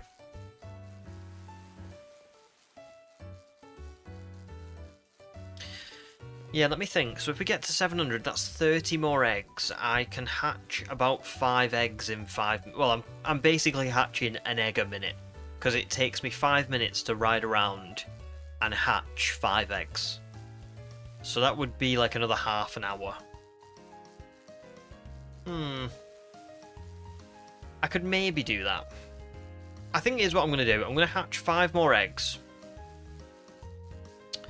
because I am pretty hungry, and that will mean we've hatched 100 eggs on stream so far. Then I'm going to go and get some dinner, and then when I come back, we'll carry on.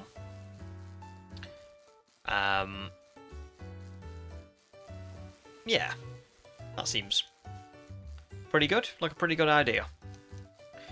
Hook says the encounters for those three shinies on 1 in 1496 are decent. Wow. Yeah, I did really well. I got really lucky with those. I mean, we got Kabuto was kind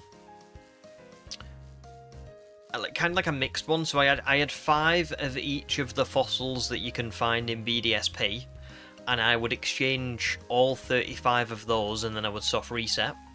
So that was quite a fast shiny hunt anyway, even without the like the amazing encounter rate that I got. Because I was hatching 35... Sorry, not hatching 35. I was exchanging 35 fossils pretty much... Like, I don't know how long it took me. Maybe like every 10 minutes or something. No, not every 10 minutes.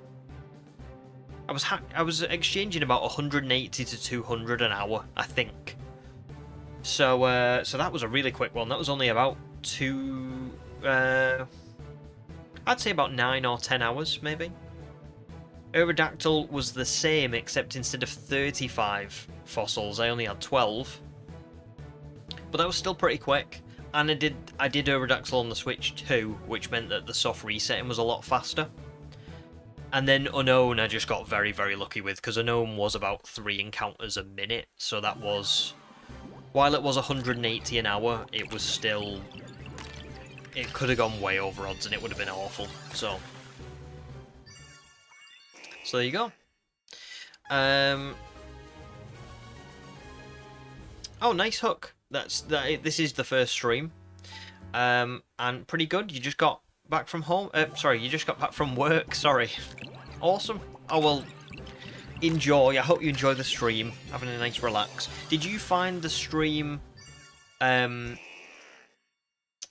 like just on its own, or did you find a video and then like find me streaming through that video? Does that make sense? And Amelia says dinner? Question mark? Yeah, like my version of lunch, because I say breakfast, dinner, tea.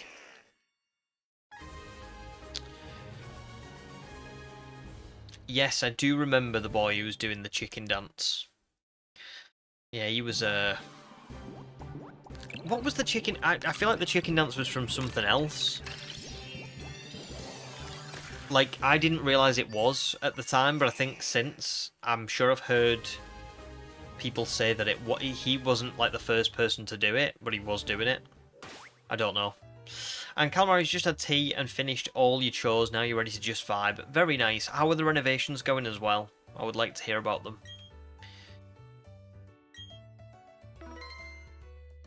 So, I'm going to be honest with you all, I'm pretty hungry, right? So I'm going to go and take a 15-minute break, which I know isn't ideal because I've only been going for like 2 hours, but it's 12 PM in the UK right now, so I haven't had any food yet, so I could really go and do with getting some food. So I'm going to take like a 15-20 minute break, but then when I come back, there won't be any breaks other than the odd like bathroom break for like the 6 hours afterwards. So obviously if you want to go off and like do some stuff and come back in 20 minutes, half an hour, totally understand. But yeah, I'm gonna go and get some dinner, and then I want to hear about Calamari's renovations when I get back. Thanks, guys. Thank you. I appreciate it, and I will. That's why I'm going doing it, because I'm feeling a bit. You know, you feel a bit like low blood sugary. You're a bit like, oh, if I don't eat soon, I'm gonna be like, what's the word? Compressed? I don't know. I don't know the word. Anyway, I'm gonna go and get some food. I'll be back in 20 minutes, and then we'll carry on. Enjoy while I'm gone.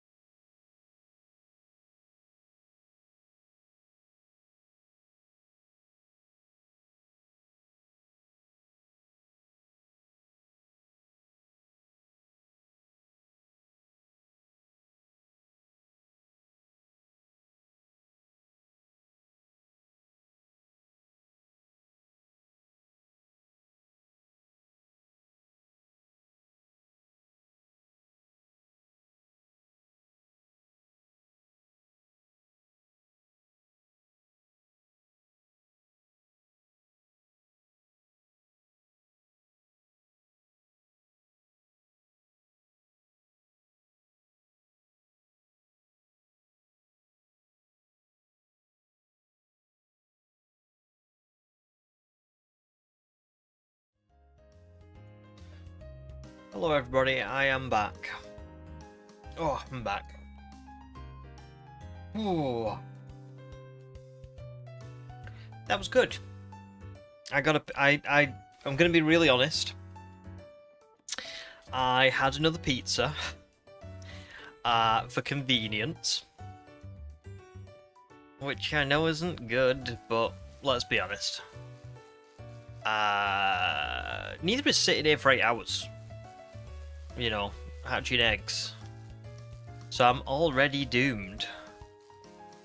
So I may as well just enjoy the pizza, right? To be fair, it wasn't a bad pizza. It was like a... I don't know what the word would be. Like, it wasn't like a Chicago town pizza or like a takeaway pizza. It was like just like a supermarket one that's probably nowhere near as bad. But it was something. I just find that making food during stream days is just it takes too long. It's just faster to just be like, quick, put a pizza in the oven.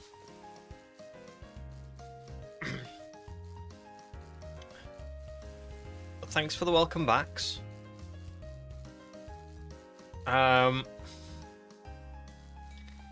Better than nothing, true.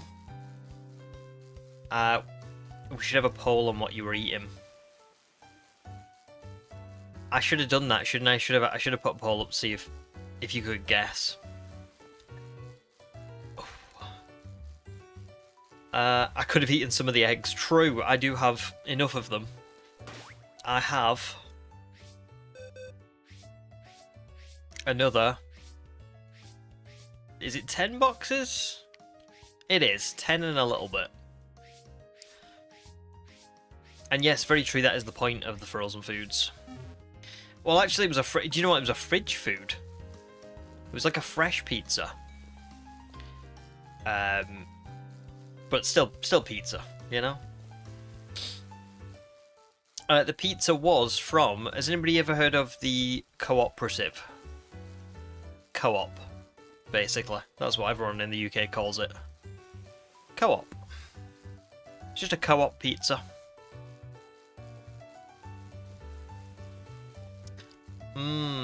Snack.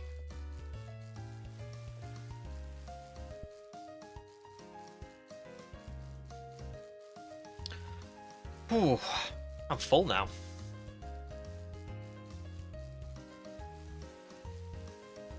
Oh, you've got co-op in Norway too? I bet it is, you know. I bet it is. It's like the co-op logo is like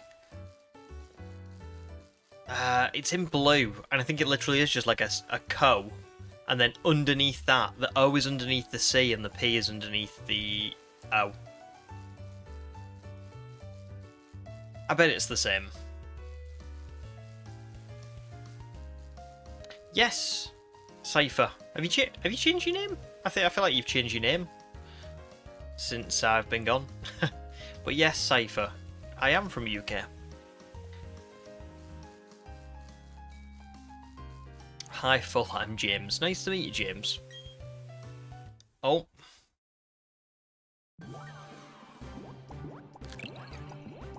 This would be hilarious timing to get the shiny now. After just taking a 20 minute break? Maybe slightly longer.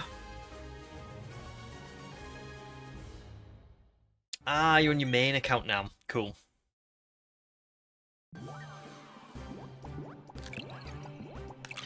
No probs, Levin.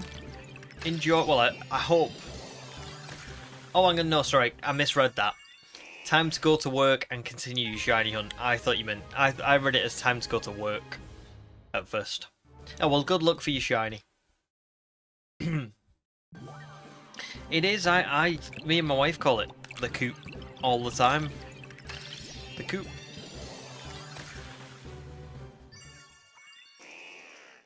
Sam likes the Sainsbury's meat feast ones because they're like... You like burgers, bread, meat, cheese, and as a one-off addition to that extensive list, sauce. Very nice. I don't really go to Sainsbury's all that often. Sainsbury's, there's not really any near me. I have quite a few Tesco... Oh! Hey, there we go. Was that, I think that was 679. I don't know if I got the counter right then. I was too busy talking about UK supermarkets. Great time to find a shiny. Right, also, I did literally just jinx myself again. So I've just had a 20-minute break to eat some food on stream. And I came back and I said, this would be hilarious timing to get the shiny now, because I've just had a 20-minute break. Everybody sat and waited for 20 minutes for me to go and eat some pizza, just to come back and find the shiny straight away. If I'd just hatched 5 more eggs, I would have saved you all 20 minutes. I'm very sorry about that. But it's a very nice shiny, and that was very obvious as well. When I first was like hatching these eggs, there's kind of like a blinding light when the egg hatches, isn't there? And then you start to see the colour behind it. You start to see the purple come through if it's a normal Ekans. That was pretty immediate. I'd forgotten what Masuda shinies, or well, just egg hatching shinies in this game were like. When you immediately see it. That was great. That's a lovely shiny. Really lovely shiny. And we finally got it. Thank you very much, Bavaria, to celebrate the occasion. Yes, let's go. Indeed. Oh, it's gorgeous. It is. It's really nice. And the really cool thing is Arbok is even better. Like, Ekans is a nice shiny, but Arbok is really good. And I've never had a shiny Arbok as well. Arbok is a bit of a tough Pokemon for this challenge. I've looked at it, and it is going to be good as a support Pokemon long term, but there's one big thing that depends on that. I really need this to have the Intimidate ability when it evolves. I don't know if Ekans itself gets Intimidate. Let me have a little look. 2 seconds.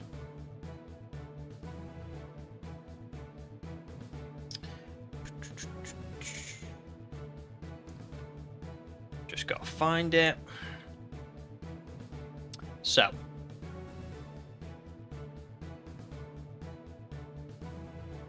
Ekans can have Intimidate or Shed Skin. So I really need this to be Intimidate. Oh, it was 679 because there was one more egg, so I got the counter right, which is nice. So let's see. Watch this be a shiny as well. Lol. No. That's good. I don't know what I'm going to do with the eggs yet. I think we're going to probably have to spend the rest of today's stream hatching them, because I can't have this. Bear in mind, we have to... For this challenge, I can't release eggs, but I'm going to have probably another 3, maybe 4 Masuda method hunts. So yeah. So there's our shiny Ekans compared to a normal Ekans. It is very nice. Oh, I'm really nervous to look. I almost don't want to look. I almost don't want to look. Right, let's change the marking like I always do. So relaxed is defense up, which I'm pretty happy with. At the cost of speed. Yes, it's got Intimidate. Yes. Okay, good. Good. So this isn't bad. It's got Intimidate, and it's got a defense boost in nature, which is good because we have had some troubles so far. Aerodactyl was modest nature, and which is terrible. And Unknown was useless anyway, but Unknown was like, again, I think it was attack up, special defense down, or so it was something bad. So there we go. Very nice, very nice. That is virtually perfect for what I need it for. Intimidate lowers the opponent's attack. A defense boost in nature keeps it somewhat healthy. And it's got decent special defense as well. So it means I can probably use this to like paralyze opponents, lower the stats, kind of support other members of the team. This could have been bad, and it's turned out to be okay. I'm not super confident on its abilities, but off the bat, this seems okay. So, there's a couple of things I need to do. Let me move these Ekans out of the way. And also, just put Magmortar there for now.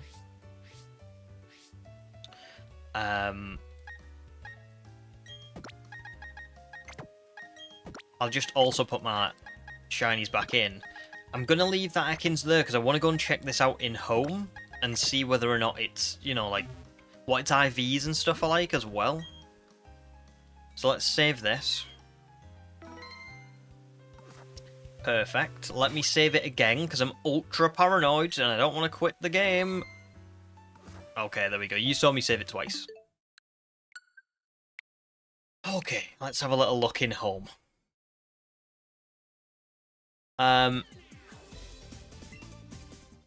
Oh, I really wasn't expecting that. I know I did just jinx it again. Human's right. I did jinx it. This would be a hilarious time to find the shiny. And then there you go. So, let's have a little look. Again, slightly nervous for this too. I need it to have some good ones.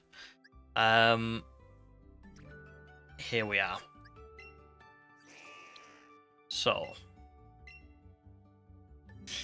well, it's not really got any good ones, but what I will say is I'm not 100% bothered by that because special attack and attack aren't really what I want out of it anyway. So decent doesn't matter for them. HP, special defense, and defense all being pretty good as opposed to being no good or virtually useless. I think that's alright. I think that's alright.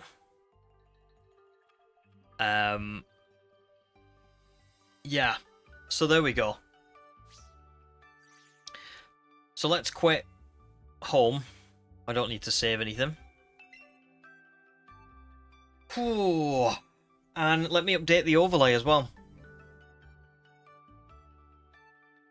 Just while we're here.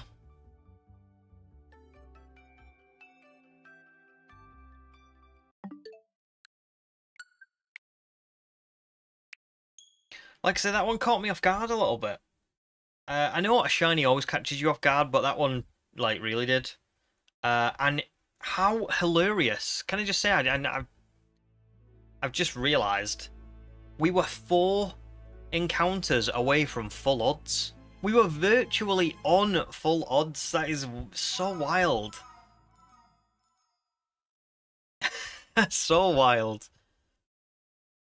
That's crazy. Really crazy. Right, I'll tell you what, actually, no, I'm not going to change the overlay now. There's no point. There's nothing to, you know, I'm going to be hatching more eggs, but we found the Pokemon. We don't need to do anything else. So let's just forget about updating the overlay. Couple of things we probably can do. Not right now, but we can probably transfer. We will do this in a bit. We'll transfer Ekans over to another game. We'll give it. We'll boost its EVs and all that kind of stuff. And we'll get it leveled up a little bit, ready for Crash Awake. Which I will do on Tuesday. So yeah, but at least we've got it. We will start hatching more eggs soon, but for now, let's just do 2 things. So we need to nickname Ekans, and we need to run the randomizer to see what the next shiny would be. So yeah. So actually, I'm saying this, I probably need to... Oh, I probably need to do the overlay anyway so that it's set up for the randomizer. Oh, no, I don't. No, I don't, because the randomizer is not a part of the overlay. It's fine. We do that on webcam only. Okay. Sorry, a little bit of background, you know, what do I do going on, but we're all good. So let's head to Eterna for the nickname rater. I think he's in Eterna. I'm sure he's in this building. Oh, not this building. Not this building. Is it this one here? Yes, it is. Here he is. Okay. So, I think we said we were going to go with Volo because Volo's a snake, right? Is that what we... I'm pretty sure that's what we decided on the other stream. Unless anyone has any other kind of like snaky characters in Legends Arceus that you can think of, I can't really think of any. We've already got Kamado for Kabuto, and we've got Benny for Aerodactyl. Benny would have been pretty good for this, I think, because, you know, he would have been... I would say Benny counts as a bit snaky. Kamado definitely does, but unfortunately Kamado's already been used. I think it's going to have to be Volo. I think it's going to have to be Volo, because I just can't think of any other Legends Arceus character that does anything. I mean, Joe's got a good point. Melly also would be a good one. Melly would be a good one, but I'm going to be honest with you, I hate Melly. I hate Melly so much. Not the name, just the character. Melly always does my head in every time I play Legends Arceus. So I'm going to go with Volo. Oh, no, wait, no, because... Oh, this is a female Ekans. Uh-oh. Okay.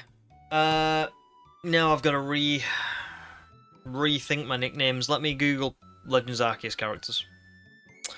Oh, dear. Maybe it's going to have to be one of the Bandit twins? Or Bandit Trio, even. Pokemon Legends Arceus characters. So, let me have a look.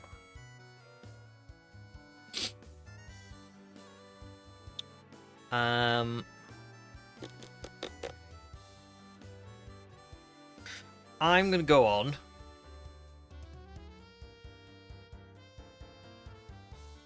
list of all characters.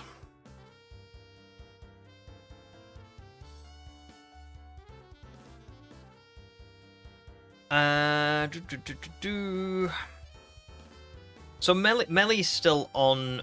I think Melly's a good shout still, even though Melly does my head in. Melly could count.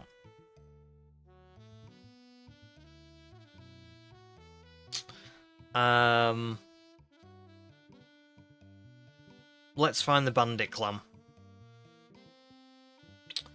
Where are they?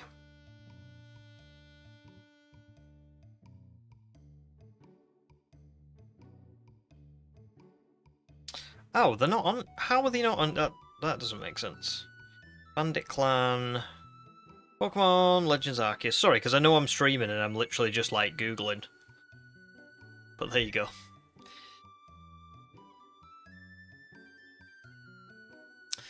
Oh, Calabar. Oh, let's have a little look.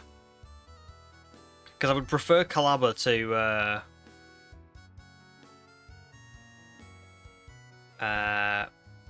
the Bandit trio. So Calabar's got like she's got like plants growing out of the back of her like backpack. She like carries them. Which could be a good shout.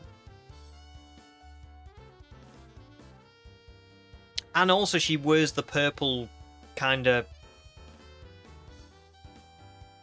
Like, because it's the Pearl Clan. Do you know what? I think we'll go with Calabar. Because as much as it might make more sense to go with the Bandit Clan, I just don't like the Bandit Clan. I really don't like them. I mean, I may be forced to use them for other names, but if I can get around it, you know, I wouldn't mind doing. Cyrus, who's Cyrus's grandma? Do you mean Kogita? Is that Cyrus's? No. Oh, do you mean Silene? I called Unknown Silene because she's a sassy queen, and Unknown is a sassy. Well, genderless queen. So yeah. So yeah, Silene would have been a good one. Would have been perfect, but I'd already used it. Because I just couldn't really think of it. And also, Unknown is like a blue colour, and Silene's got like blue hair and like the research outfit thing, I think is like blue as well. So we'll go with Calabar. I think Calabar's okay. Not okay, sorry. Calabar's good. Very nice. And there she is. Our first female as well, actually. Which is pretty cool. There you go. Calabar the Ekans. Soon to be Arbok. So, we've done that. Now, it's time for the list. For the randomizer. So, I just need to remove Arbok.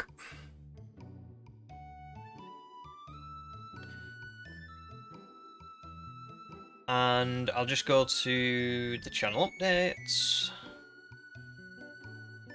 Oops, that's not right. Right, what I'm going to do is I'm just going to take a 2-minute break. While I get this like set up on the screen, just so that I can cut out everyone's like names of who's online and all that stuff, because I think sometimes it doesn't always cut it to size. And then I'll be right back and we'll do the randomizer.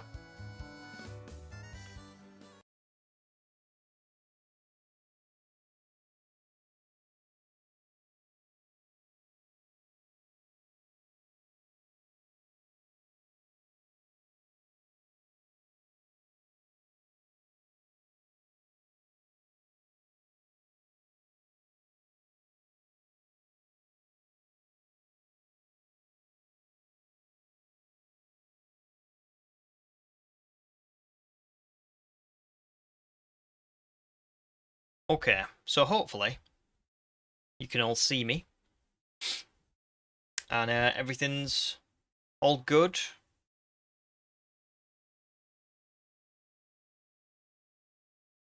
Yeah? Can everyone see me? Well, not just me, but the randomizer and everything.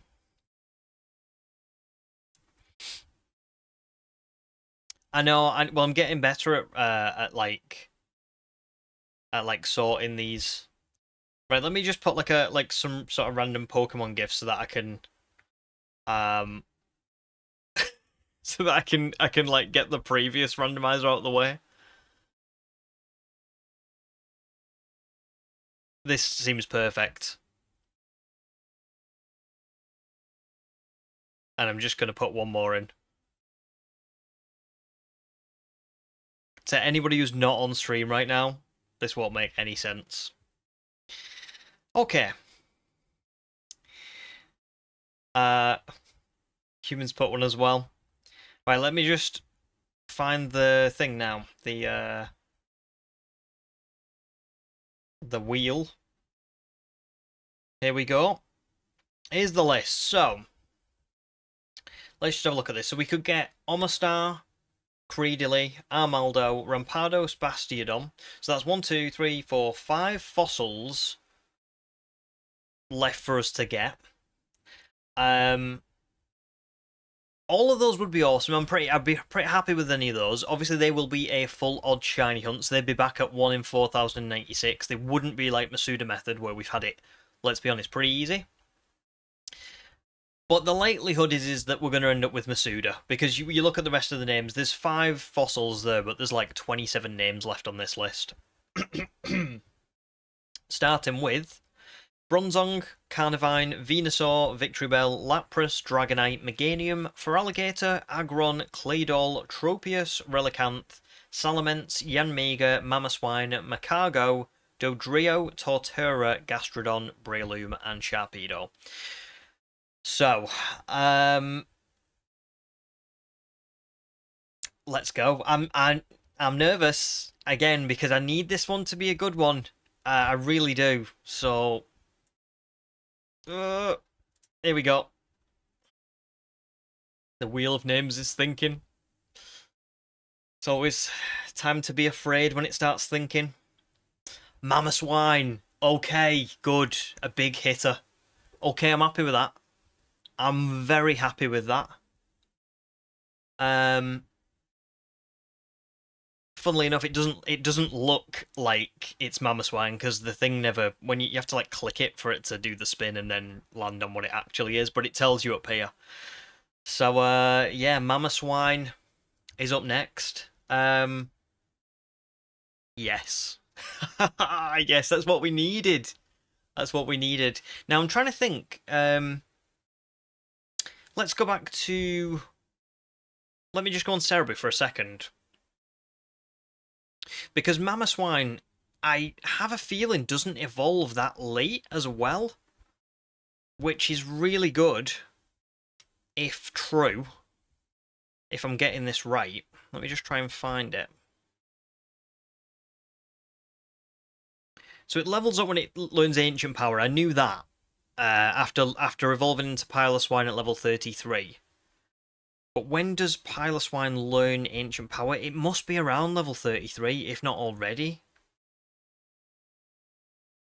I think it learns it. So I think we can have we can probably have a Mamoswine. For the gym battle as well. Yeah, because I think Piloswine learns it as soon as it evolves. Oh, that's so good. That's so good. Because this has worked out perfectly as well. Because for me, Swinub and Piloswine, I wouldn't necessarily. They weren't what I had in mind when I picked Mamoswine. I picked Mamoswine because it's a woolly mammoth. You know what I mean? So the fact that we're going to be able to have a Mamoswine for the gym battle against Fantina, because I think her level cap will be 36. You know, because I'm sure like her gang. No, it's a Miss Magius is like level 36. So we're going to be able to evolve it like virtually straight away for the gym battle, and it's a big hitter as well. It's got. Let's just have a look at its stats. Sorry, I'm so excitable at the minute that I'm like all over the place and I'm not actually like doing a good job of explaining this. But Mamoswine has got 110 HP and 130 attack. And then it's got 80 in defense. 60 in special defense, alright, isn't brilliant, but I don't necessarily need it to always be like that. And it's got 80 in its speed stat as well. If I can get Mamoswine set up enough to tank a hit from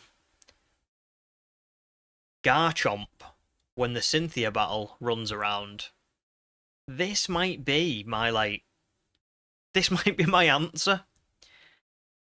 Like, really might be my answer. Oh my god, right, okay. This is great. This is bloody great news. Right, let's go back to the live stream. Oh my god. Good stuff. So, I'm just going to bin my internet off. And let me just catch up with chat as well, because I feel like I've missed a fair bit while I was celebrating and talking. But also, I don't have a very big chat at the minute. Right, here we go. So, I'm just trying to find where I catch up to. So let's go from like what people wanted to see. So, Human wanted to manifest Armaldo because I talk smack about it. Listen, I love Armaldo. I've already had one, you know, so I just don't want another one. Or maybe Unknown again. Can you imagine if I left them in? It was like you could use duplicates. That would have been horrible. Bavaria guessed Sharpedo. That was a good guess. Calamari also likes Lapras. Sam would like to see Relicanth. I really wanted to see Relicanth this whole challenge, and so far I've unfortunately just not got it. But I would like to see Relicanth soon. A lot of people happy to see Mamoswine, which is awesome. They have got some great shinies, haven't they? It is slightly sad that Piloswine is like such a nice shiny, and it's gonna immediately get evolved. Like, I'm not gonna really have a Piloswine for very long, but that's fine. That's all good. Zeke, welcome to stream, dude. Hope you're doing all good. Just wanted to say hello. Apologies for not being around. Hope me and everyone knows all good, and hopefully when things settle down, you'll be around some more.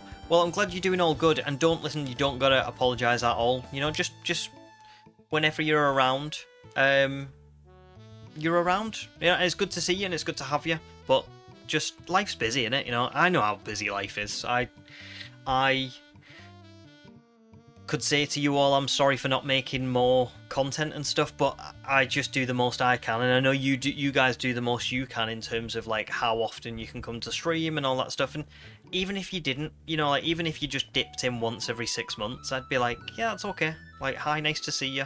So I just hope you're doing all good. James says I probably have to go to the guy in the swamp town to learn ancient power. Probably, yeah. The good thing for that is I need to find some heart scales anyway, because Arbok can learn Thunderfang by doing that, and I need that for the next gym badge. So I'll probably collect some anyway, and we'll just get ancient power, like, because we'll literally have just beaten Crash Awake, and I can now fly, so I can always fly back there. It's no problem. So that's good. Calamari says Mamoswine could potentially sweep Cynthia's team, but Unknown has greater potential. I actually still don't know what Unknown's hidden power is, you know. I haven't even bothered finding it out. I thought you'd be able to find it out by putting its IVs into like a calculator, but everything I saw kind of said that you had to go through like a flowchart almost of like being like, is it super effective against this type? No. So is it not very effective against this type? Yes. Okay, so is it super effective against this type? And I thought, oh, I'm not bothering doing that, because they don't even... It's useless anyway.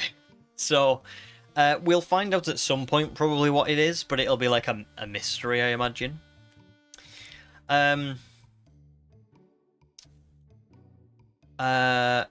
Justice for Unknown.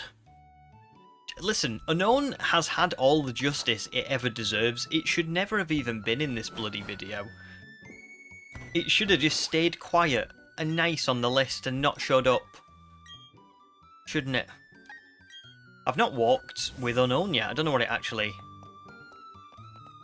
That is so funny. Look at it.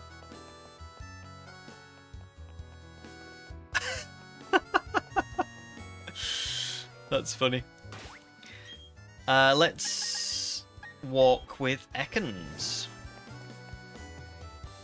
Oh, that's pitiful. BDSP, that is pitiful. That is honestly shocking.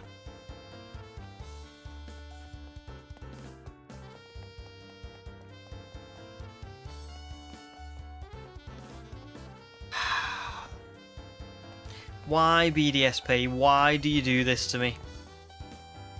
Like literally like a Roomba. What the hell is that? What is that? It's honestly, it's a little bit like creepy, because it's like those angel things in Doctor Who that move when you close your eyes or whatever. Oh, that's just... Stop being weird. Look at it go down the stairs. Look at this! Watch this! That's ridiculous.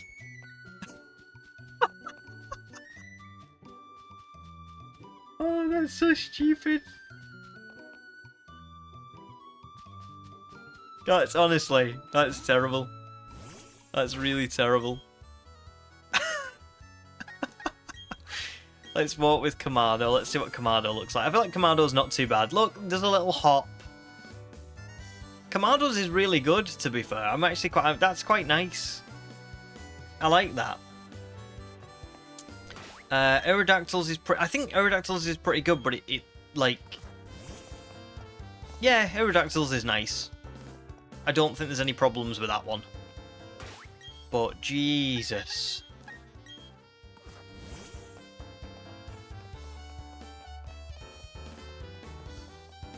Somebody approved this.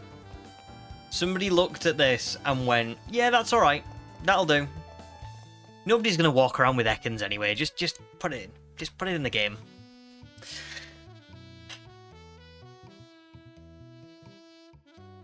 Well, listen, forget about the walking and all the rest of it. It's a shiny. And it's pretty cool. There you go. Let me just go and change the title of the stream so people know that the stream is now... We found it. Where is the thing? There is the thing.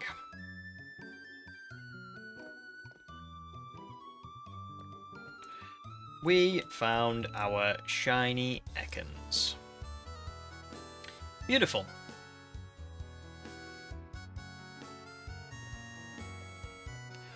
So, let me just catch up with chat again, and then we're gonna have to keep hatching eggs. Unfortunately, obviously, if you don't want to stick around for the rest of today's stream, I totally understand, because let's be honest, we've already found our shiny Ekans, but I have got a lot of eggs, and already we're gonna have to, for Swinub, we're gonna have to hatch more eggs. So when you look at it like this, you'll understand, right? I've got 15 eggs there, 45, 75, 105, 135, 165, 195, 225, 255, 285, 315, 320. I've got 320 eggs in my boxes. I think I need to hatch like at least 200 of those to like clear my boxes up. If I do get a shiny Ekans on stream, I'll give it away to one of you guys, because I'm not going to need any more. What am I doing? I'm being stupid. Hang on. I'm all over the place because I'm just excited.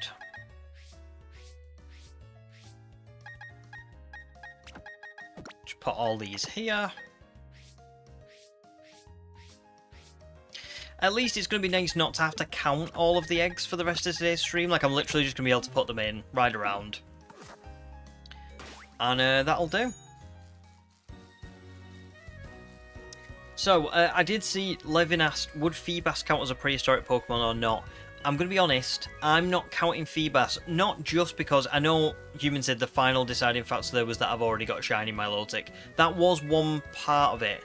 The other part of it was that I just haven't found anything that suggests that Feebas and Milotic are like prehistoric.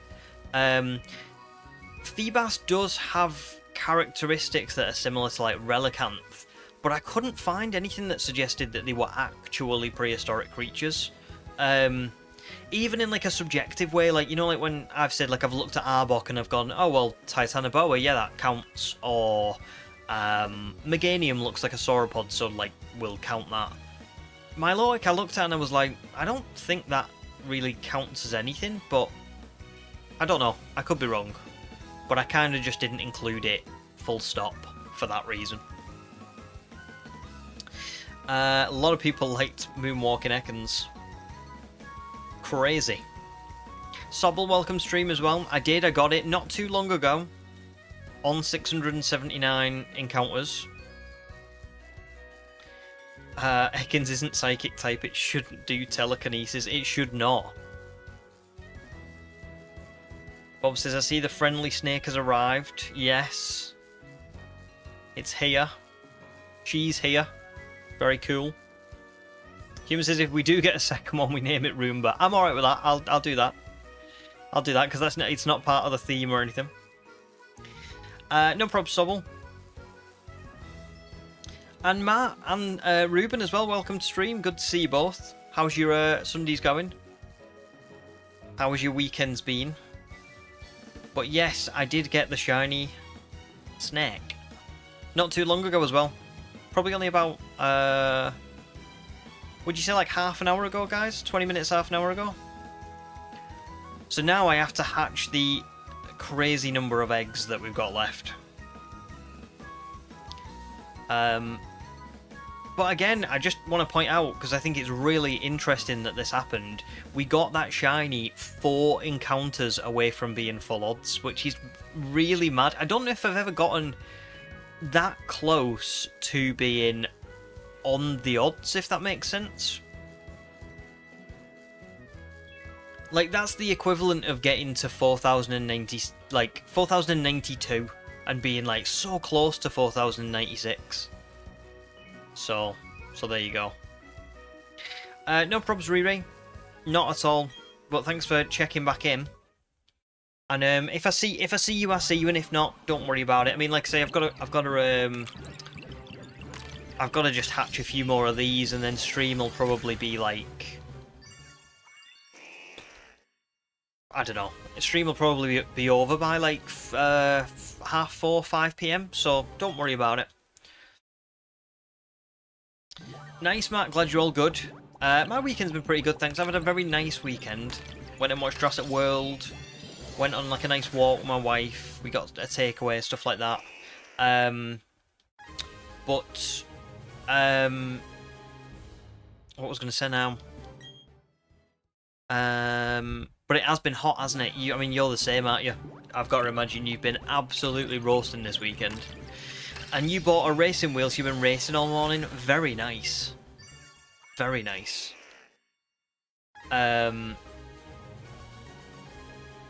Yeah. What have you been racing on? I haven't had a racing game in like forever, so I don't really remember what's out now. I've got to imagine Gran Turismo's still going, but I don't know about anything else. Unless you've been racing on like the. Do you mean you've been racing on the Switch on like Mario Kart?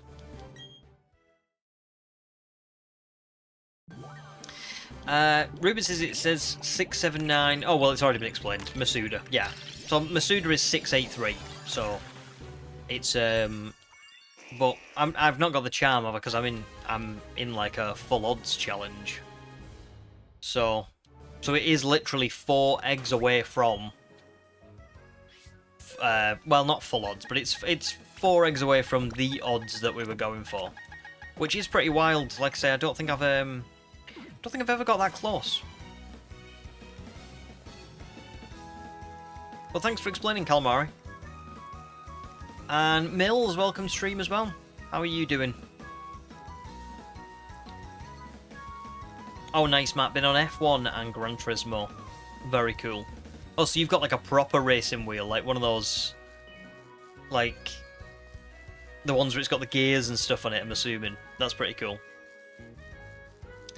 I saw an advert yesterday for something that, like, gave me so much nostalgia. You've just reminded me. Sorry to divert, but you've just reminded me. Did anybody ever play Tony Hawk's Pro Skater? There was an advert for, like, Tony Hawk's Pro Skater 3 and 4, like, on a YouTube video, like, yesterday. And it had the same music that was playing on it, like, when, I used to play the game when I was, like, a kid. Oh, it was so good. So good. Good, Mills. Good, glad you're doing alright. Levin says, do I plan to get the new Donkey Kong game? I'll be honest, I've never really played Donkey Kong, so no. But I've heard good things about it. I remember seeing like not good reviews from like critics. I remember seeing someone post about it and saying that it had a lot of good stuff in it. So, are you gonna get it? Jake says F125 is a good game on a wheel. I've got to imagine it is really fun having a racing wheel and stuff. I've just never actually like had one, you know. I've never been able to drive in racing games, to be quite honest, which is bizarre because I can drive in real life, but I can't seem to maneuver at all on racing games.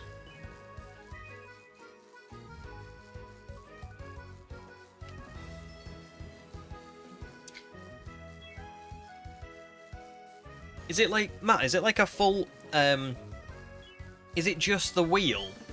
Or is it like one of those ones where you get like pedals and you sit back and you have like a chair to do it in and stuff? Or is it just like, is it just the wheel itself?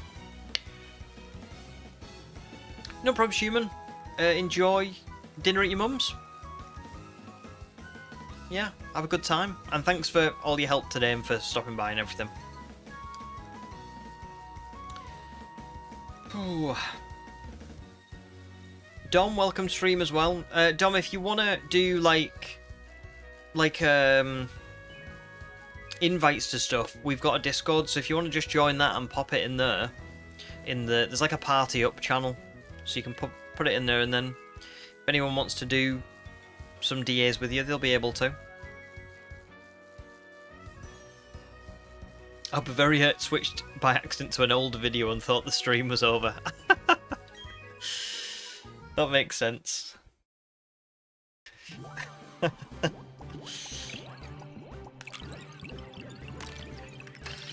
Oh, excuse me.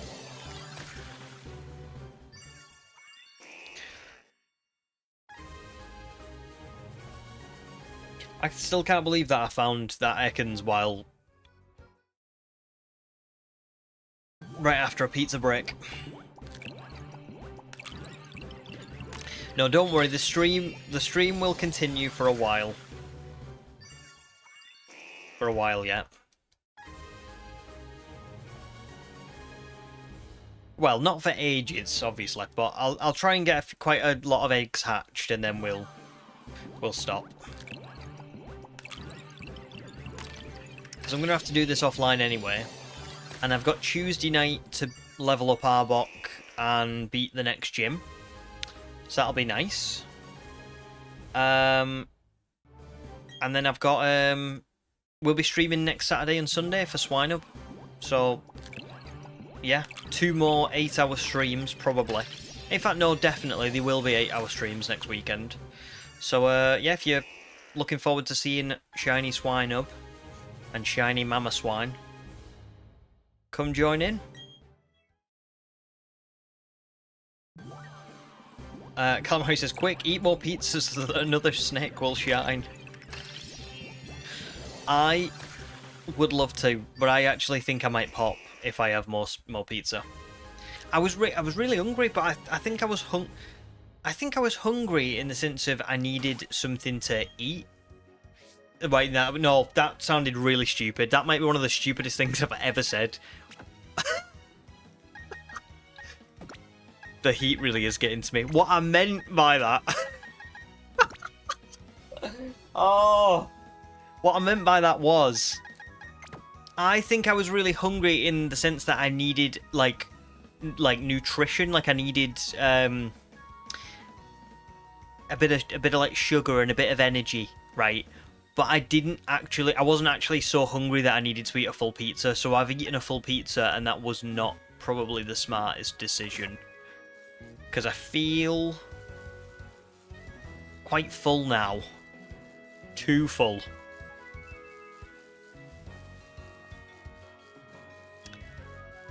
That, honestly, that might be one of my, like, the most stupid quotes I've ever said. I thought I was hungry in the sense that I needed to eat. Was that what I said? Something like that. Matt says, mine is a wheel and pedals. The wheel can be clipped onto a desk. Oh, that's cool. That's really awesome. I don't have the fancy one with the seat and everything, but your brother does, and it's crazy. To be fair, that still sounds really awesome. The fact that it can like be clipped onto a desk, and like you've still got like the pedals underneath the desk and stuff. That sounds really fun, to be fair. I imagine it is really cool having like the seat, but I don't know. I think like I'd have to either have a lot of money or really love racing games to do that. Do you know what I mean? Because I think if that was me, I'd probably would be like, oh, this is awesome for one night. And then I wouldn't go on it like enough to justify getting it. But that would be really cool.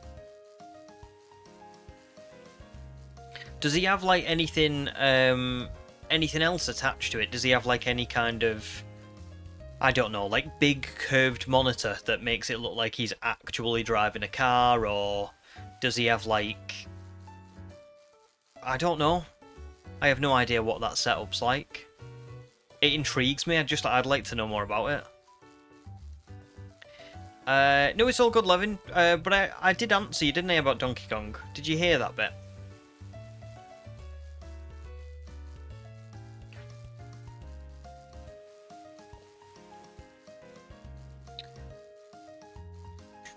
Right.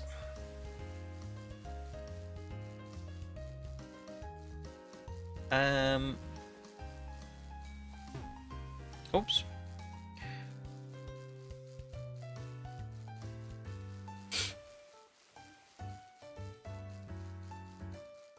So is everyone like, well, not everyone, but is mostly everyone like content with watching me just hatch eggs? You know?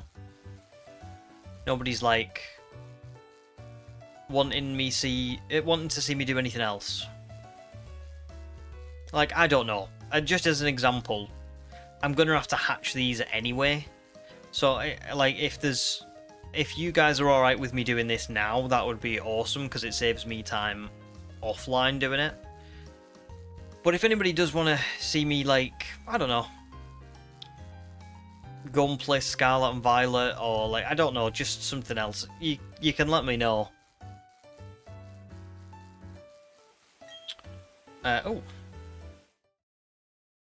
Oh, no probs, Levin.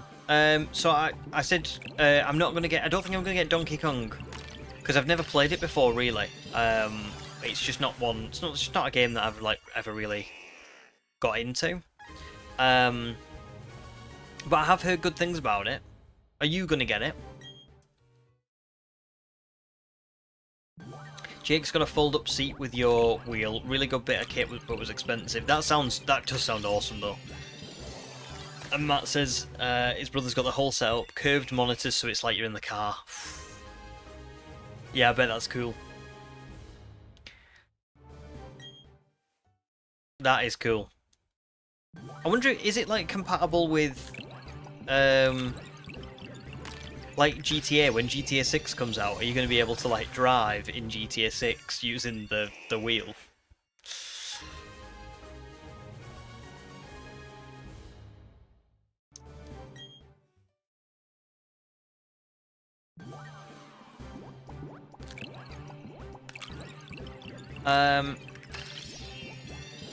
You do you.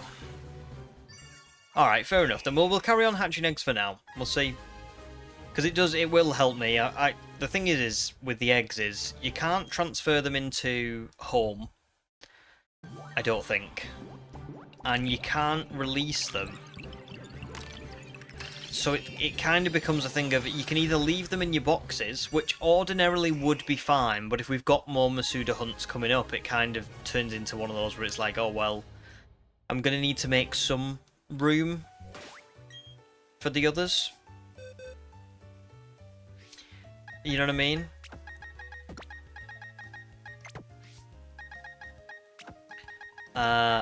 Like I said, I think there's 14 boxes, and we're at the 5th box. So if I could at least get to like 8 or 9 boxes, I think I could tolerate having 5 boxes of Ekans eggs that just don't get hatched. Because the reality of this challenge is going to be, when I get towards the end of the challenge, this save file isn't going to be important. I'm just going to probably delete it. Because I'll have got the shinies, I will have completed the run, the video will be up for me to like look back on it, so it won't really matter if I delete this save. I've got a brilliant diamond save that's like my forever one, and that was from the shiny only video for that, so if I can leave some boxes of eggs, that's okay. I just don't want to leave like 10, because I feel like 10 is a lot. And I might struggle. Levin's debating if you should buy Donkey Kong. That's fair. That's fair. I mean, like I say, I've never played it, so unfortunately I can't give you any advice or any kind of like guidance on it. Yeah, I've watched The Wheel before, Amelia. It's pretty cool. It's where they, isn't it where they spin the wheel and then they get. They have to answer a question and they get the expert who's sat in the chair that the wheel lands on to help them with that question. Calamari says, this is unrelated, but you just calculated your expenses for the renovations and you probably won't be buying a Switch 2 next Christmas, you'll just wait until Gen 10 releases. That's fair, to be honest, and the good thing for you as well, Calamari, will be you'll be able to watch me play ZA.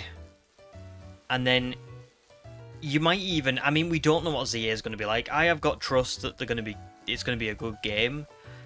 But at the end of the day, Arceus, as good as it was, and you all know it's my favourite Pokemon game, let's be honest, if you didn't play Arceus, I don't think you... I don't want to say you didn't miss out, but it is a very... like small game, isn't it? It's a very fast game you can complete Legends Arceus really quickly, and I think you probably could watch someone else play Legends Arceus and kind of, you know, you'd pick up the story and you'd get to the vibe for it and all that kind of stuff.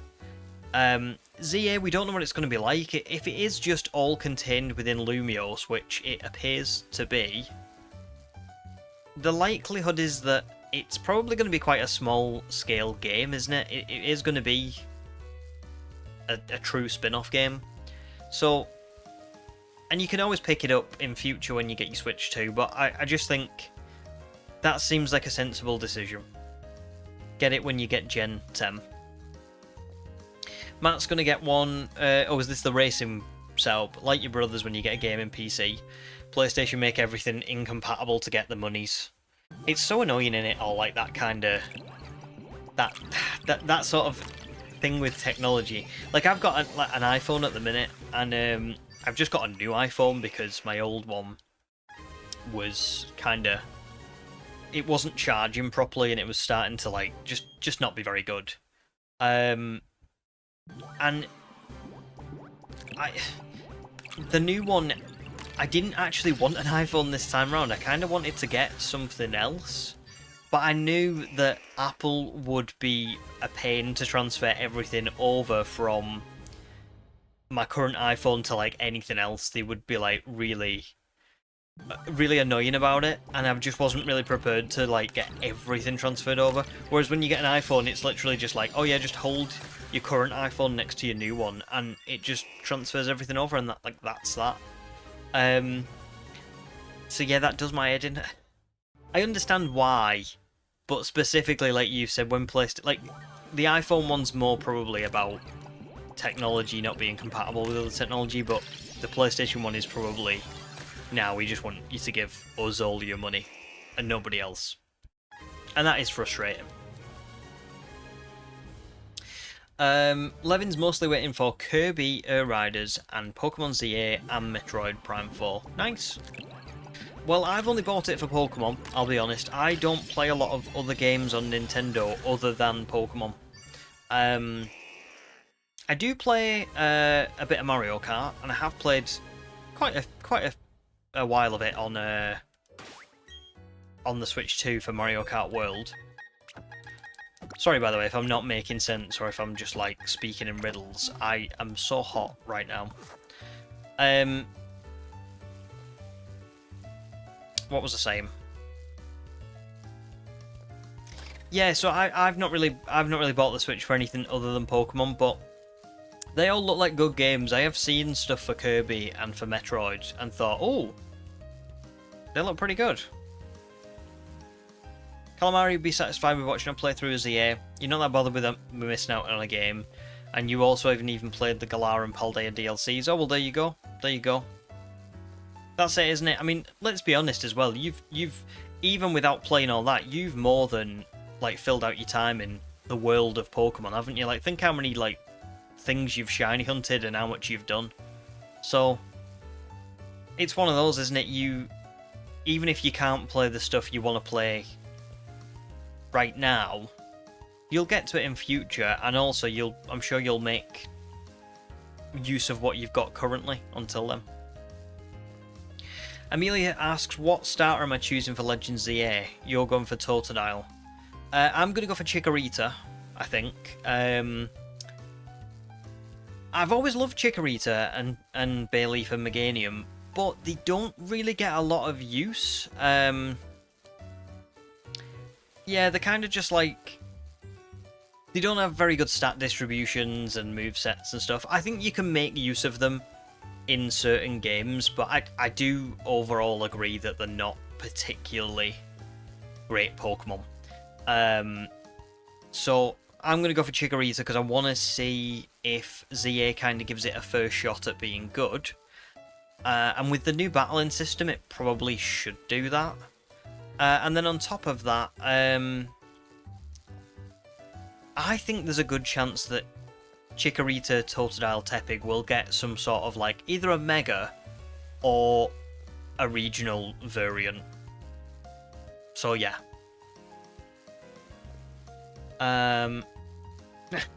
Matt says agreed.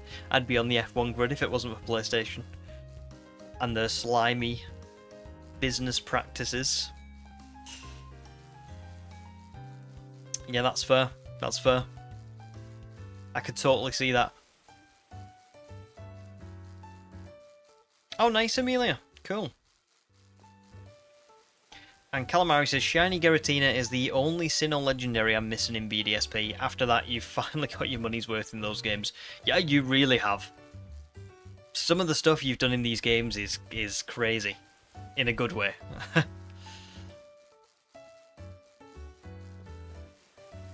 What do you guys define as just like...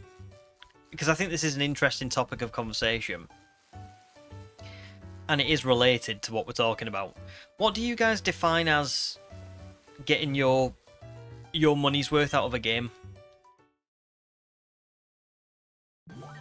Is it like a certain number of hours? Is it how much you enjoy it? Like even if you only play it once? Is it something that's really replayable and you got to play it like 4 or 5 times over? Like what is it that makes a game worth what you paid for it in your eyes?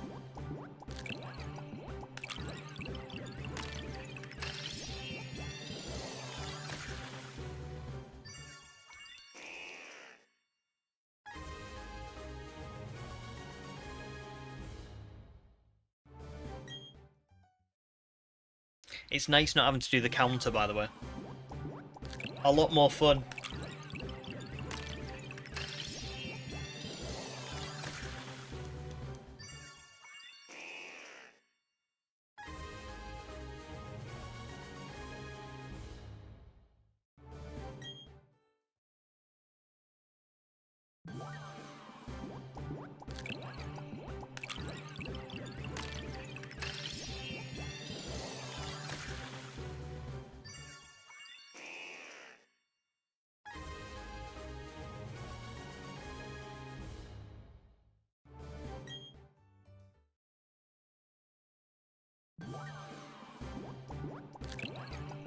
I think after this egg I'm just going to take a quick 5-minute break because I can hear Bucky barking. I think he wants to go out. And then when I come back I'll hear everyone's thoughts on what makes a game worth it. And then we'll carry on. Right, I'll be right back, guys.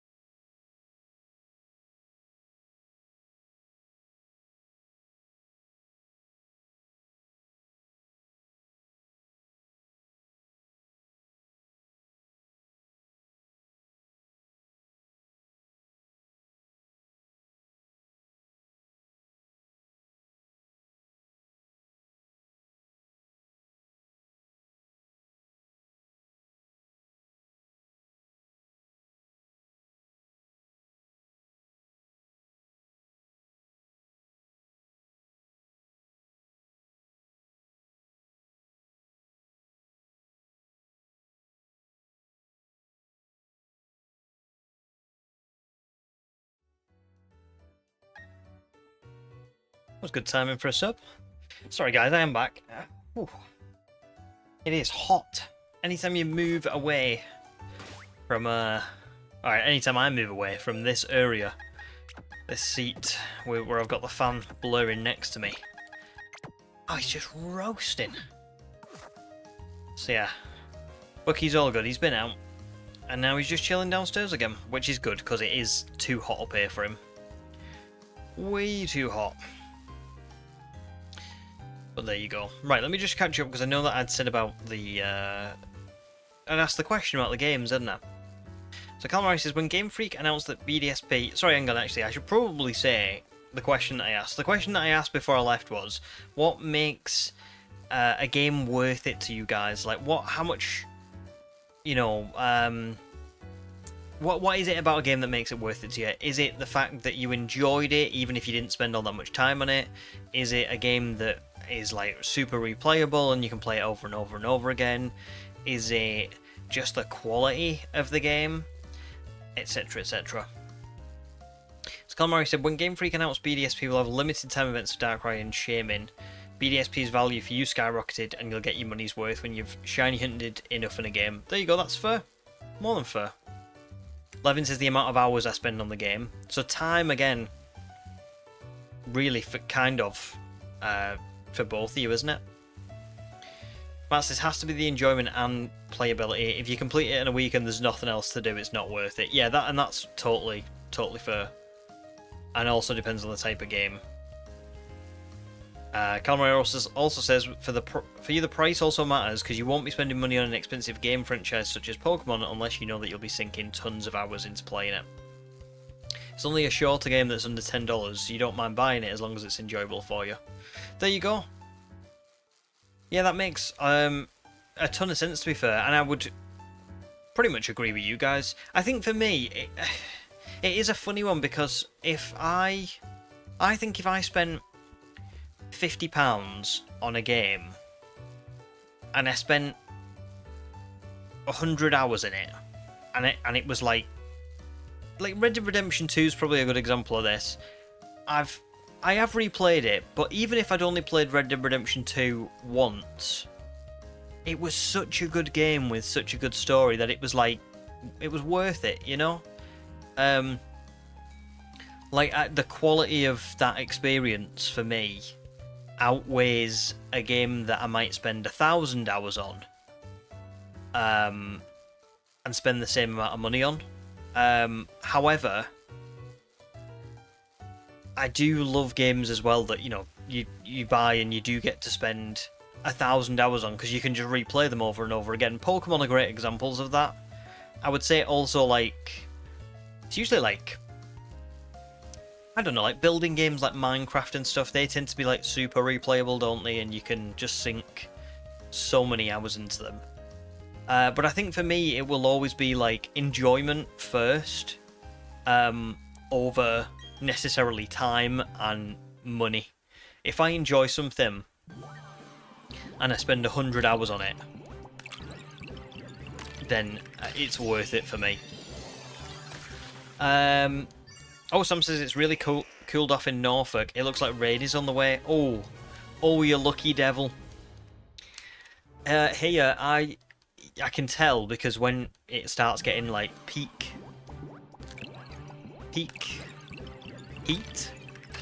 temperature. Oh my god, I'm literally, my brain is fried. When it starts getting to the peak temperature where I live, the sun really starts to come through the window that's next to me, and I can see it. It's like, it's so bright right now, and it is just hot. Yeah, Amelia Bucky's all good. He's just chilling. He's he just likes sleeping on his bed downstairs. He sometimes does come upstairs, but I'm going to be honest, I don't think he will today, because it is just too hot for him.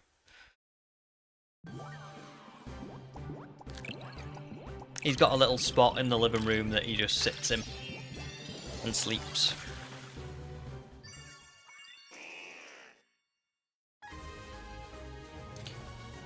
Well, I'm really looking forward to next week when the sun goes away and it does start to cool down. Maybe get a bit of rain. I hope it's not hot next weekend. Me and my wife are going on like an event thing on Thursday. And for the event you have to be dressed like really smartly. So like I've got to wear like a shirt and trousers. And I'm just praying that it's not really hot on that day, because if it is really hot on that day, I'm oh my god, I'm gonna struggle so bad. I've pretty much been wearing shorts and a t-shirt everywhere for the last month, except for work, but work's air conditioned, so it's not that big of a deal. It's just like, it's the drive to work and the drive home where it's hot, but that's fine. But I don't want to have to spend a full day in trousers and a shirt if it's roasting hot. So I'm really hoping that it's like cool on that day. Sam says there needs to be good balance between length and content, and the price needs to be appropriate too. Legends Arceus is a great example of an ideal balance with replayability. Love it, and I would agree. That's it, I think they're all important, aren't they? But it's rare that you get all of them in one game, I think. Like, it's rare that I think it's rare that you find a game where you're like, oh, I love the story so much that I could play the story over and over again. It's usually like something's got a really great story that you want to experience maybe 2 or 3 times. And then games that are like insanely replayable are more like Pokemon, where you can play through using all kinds of different teams, or Minecraft, where you can make different buildings and different like character builds to get through the game, and it becomes less about the story and more about like the character that you're building. It's tough, isn't it? I guess that's what I'm trying to say is like, it's hard to get everything in one. So what's like your number one that makes it worth it? But replayability is a great one. There's a lot of games that I've spent money on and I've played maybe once or twice and then been like, okay, I'm never going to play this again. And it was a good game, but I don't think I could say I got my money's worth out of it, really. I'm trying to think of an example of that.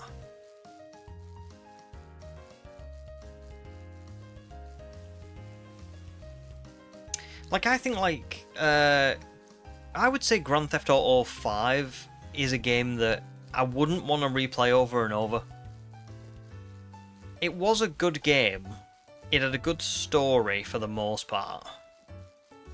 But it just didn't, like, there's nothing about GTA 5 that makes me go like, oh, I really want to replay that story over and over and over again. And if you're not replaying for the story, you need to be replaying for some sort of like character build or something, and there isn't really much that you can change about your character in those games to like to make it worth replaying. So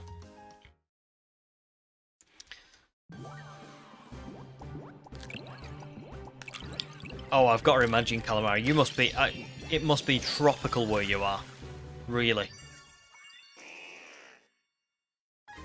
The renovations will be much less stressful, I would agree. Ooh. Matt says FIFA. Oh, FIFA. Oh, FIFA. Hearing the name FIFA just brings me such discomfort. I'm so glad that I don't play it anymore. Like, of all the things that I've played in my life, I think FIFA is probably like dead bottom if you ask me for a game to go back to. I would not want to go back and play it anymore. One game you're done. 100%. 100%. It reminds you of your controller graveyard. Yeah, I for the most part, I would say I'm pretty chill.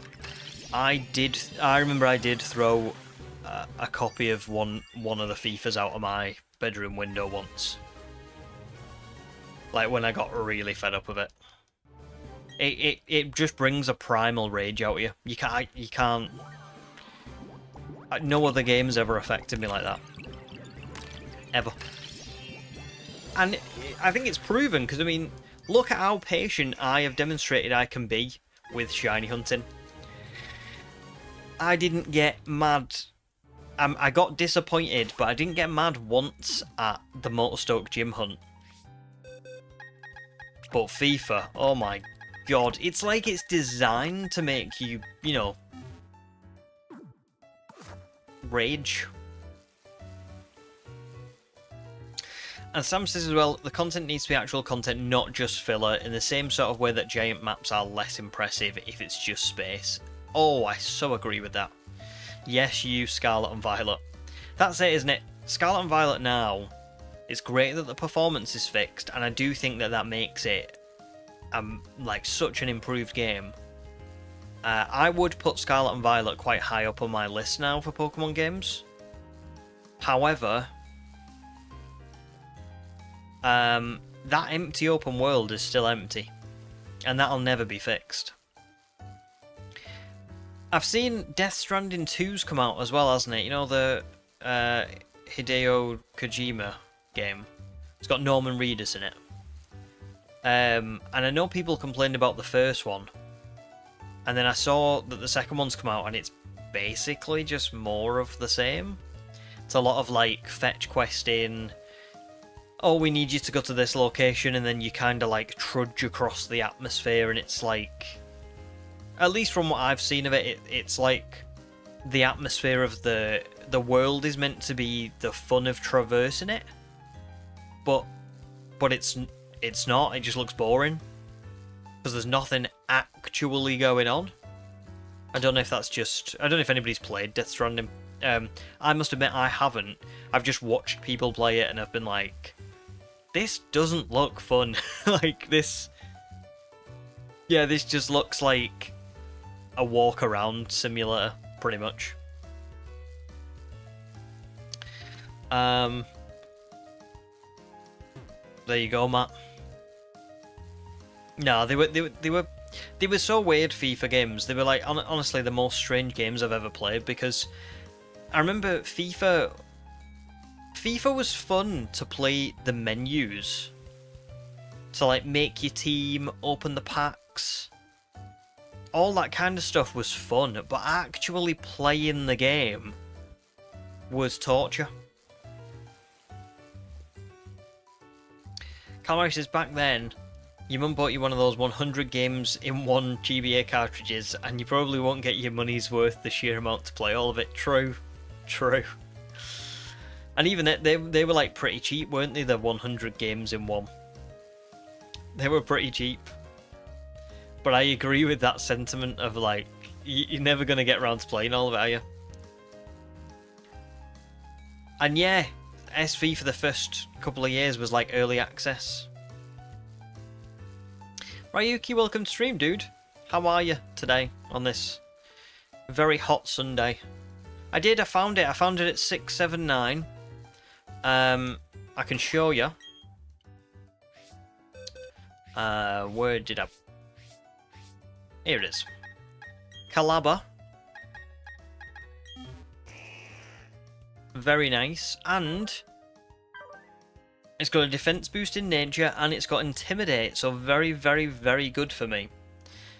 Thank you. Thank you very much. Yeah, it was good. It was good. At the minute, I'm just hatching more eggs because... are you ready for this?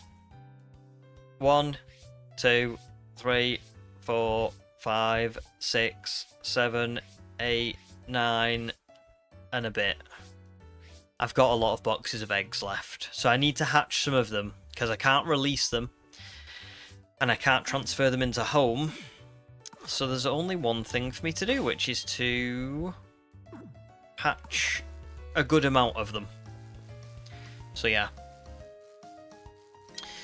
Sam says Kitakami felt a bit more balanced to you, as did the Indigo Disc DLC for like the maps. I would agree with that. I remember Kitakami was nice because it was kind of like, even though it was a bit emptier, it made sense in the context of the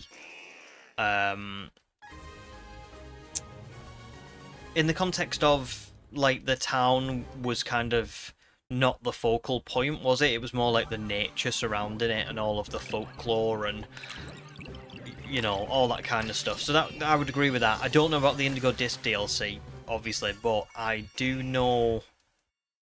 I know-ish what it's based on. I know the fact that there's this, like, terrarium and there's different biomes and stuff, because I would have had to have been, you know, like, severely not paying attention to not get spoiled on that. But yeah, looking forward to it.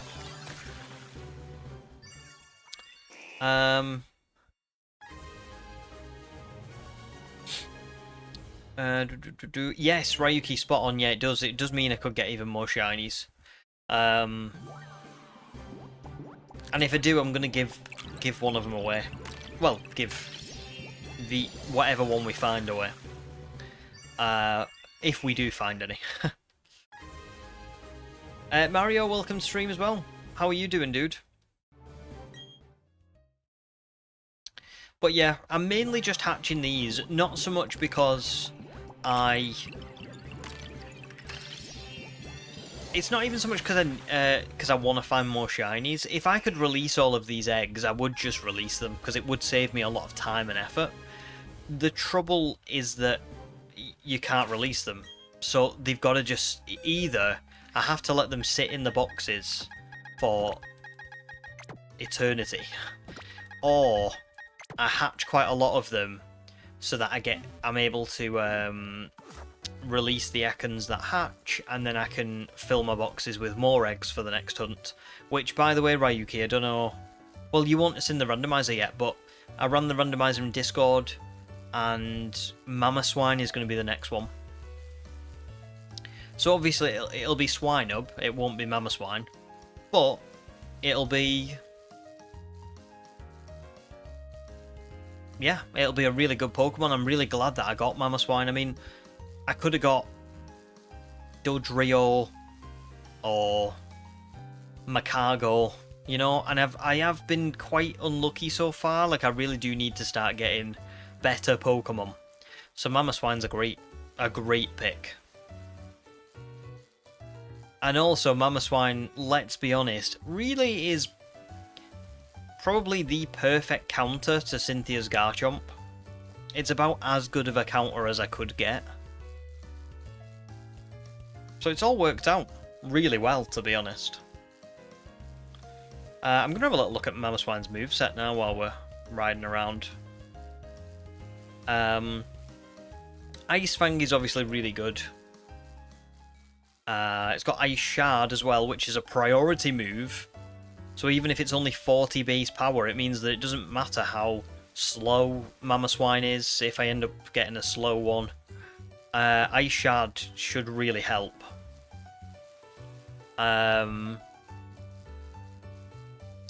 It's got Icy... Well, no, not Icy Wind. We don't want that. Oh, God. It can learn Earthquake. I need to find the BDSP. Technical Machine Attacks.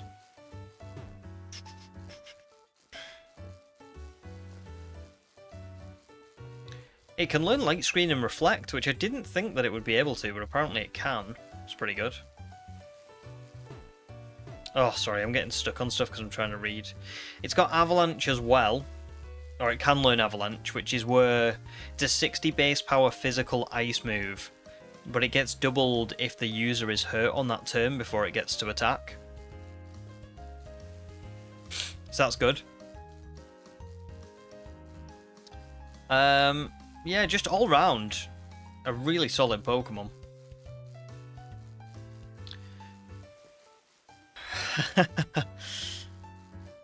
True. Matt says need to get a slack off. Excuse me, hang on. I've got no voice. My voice is gone.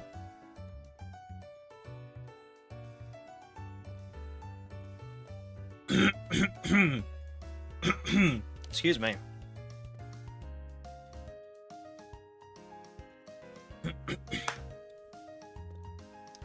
Can I now talk? Yeah, I can talk again. Matt says you need to get a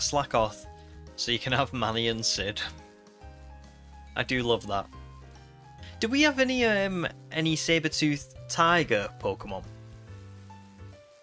Is Chien Pao like the only vague one? Or is there another that I don't know of? Or is Chien Pao even counted as a saber-toothed Pokemon?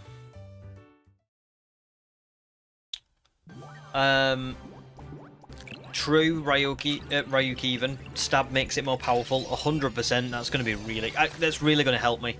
And if you remember, in the BDSP Shiny Only run, I got Weavile. And Weavile was great because Weavile was fast and then also had great attack. But what I like about Mamoswine is it's got a bit of bulk to it as well. Like, it's not the slowest Pokemon, but it doesn't necessarily even need to outspeed because it's got that priority move and it's got good defense and HP, so it's really good. Unknown is still the best member in your party. Unknown's great because I'll be able to just kind of switch it in and let it take... Has anybody ever seen the that like video of Necrozma in its ultimate form using its Z move against that Ribombee?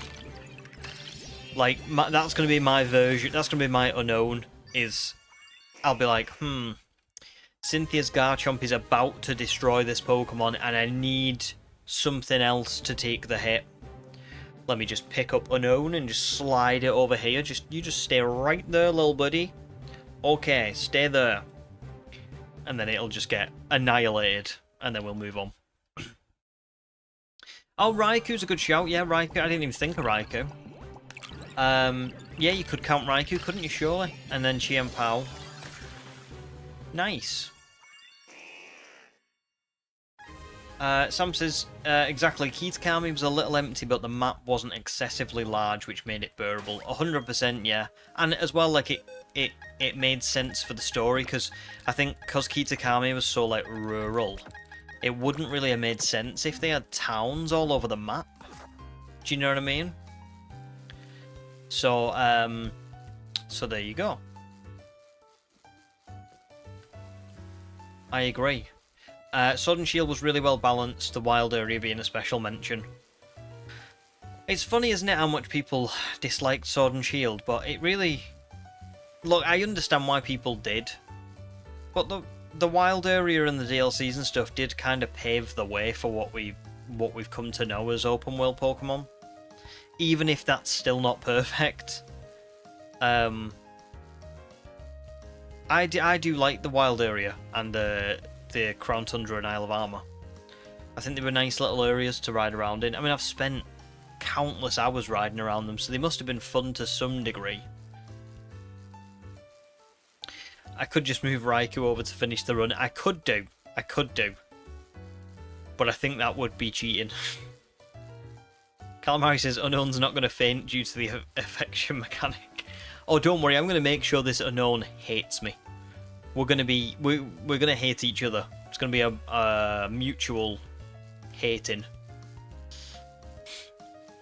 Mario says, I had the... Oh my god, I'm getting stuck on stuff. I had the luckiest and unluckiest moment at the same time. Ooh. When doing a shiny only run and having only one shiny of each primary type, and because you didn't have much time, you used the Masuda method to make it easier on an Alolan Vulpix because you needed ice. You filled 5 boxes, shiny came in the 5th egg, but regular Vulpix was hatched in every egg. Oh no, so you mean you didn't hatch the regional? Oh, that's brutal. Ugh. Brutal. Oh yeah, Jensen, welcome to stream. I found Ekans. I've just got a lot of eggs left over. I've got like, I think 8 boxes left, so I just need to hatch a few so that I can get rid of them, basically. Raikou probably could class as Sabertooth. I think it could. But I think it would count, when I say it would count as cheating, I mean more like it wouldn't even be a challenge anymore, would it? I would just sweep the game with Raikou. It would be so easy. Thanks, Jensen, that's lovely. Well, there you go. It's and it's a pretty good one as well. It's got Intimidate as an ability, which I really needed. And it's also got what was it? Oh, Relaxed Nature, so it's got Defense up, which is pretty good. Pretty good. So I'm made up with it. And it should be a good support Pokemon. I probably can't use it as a support Pokemon just yet, because it can learn Thunderfang, so I kind of need it to take on Crash Awake. However, once Crash Awake is dealt with, I'm going to turn it into a support Pokemon. It's going to be something that lowers the attack of other Pokemon, paralyzes them, lowers the stats, that kind of stuff. No, I know, Ryuki, don't worry. I know you were. It was like, what? That doesn't count as cheating. Thomas, welcome back. Yes, I did. I got the shiny at 679. I'm not doing the counter anymore for all of these ones. I'm just hatching some eggs because I've just got so many of them left. It is going to be funny if we get another shiny. I don't think that we are, but it would be hilarious if we got another one.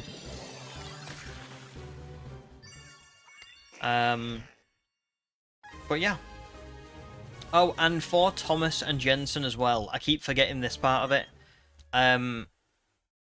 The next shiny hunt, we've already done the randomizer. It's going to be for Mama Swine. So, it'll be for a Swinub, but it'll be with the intention of evolving it into a Mama Swine, ready for the next gym.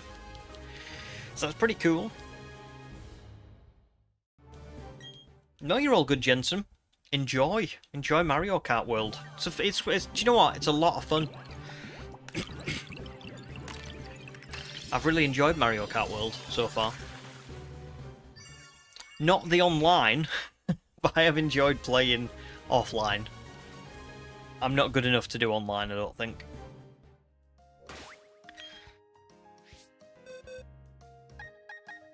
Thomas says, oh, your guess was 669. Oh, that is good. Well done. You were really close. And I was saying this to people before, Thomas, but 679 is 4 eggs away from full odds. Well, not full odds. Masuda odds. So we were only 4 eggs away. Which is wild. It would have been a... It would have been crazy to get it, like, dead on, full odds. That's never happened before. I mean, I haven't even got this close, to be fair. But maybe one day. Oh, Jensen is playing online. Oh, well, good luck. Online is brutal, from what I've played of it. Mario says, Relicanth can be, and every crocodile. Yeah, I've got, Relicanth is on the list. I've got Feraligatr on the list, but I don't think there's any other crocodiles in these games, is there? I can't think of any.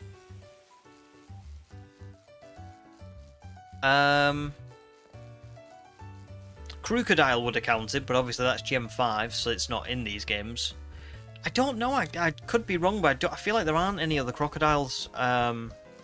And if there are, they would be on the list, because I'm sure I would have picked up on that. Because I remember looking at Feraligatr and thinking, oh, should I pick Feraligatr? And then I went, yeah, Dinosuchus, it counts. Like, definitely counts. So, so there you go. And Matt, that is honestly, that's a great nickname. I wish I could, but I've chosen my naming theme. My naming theme is, because it's ancient, it is Legends Arceus characters. So I've got Silene, Benny, Kamado, and now Calabar. Or Calabar. I think it's Calabar. So there you go.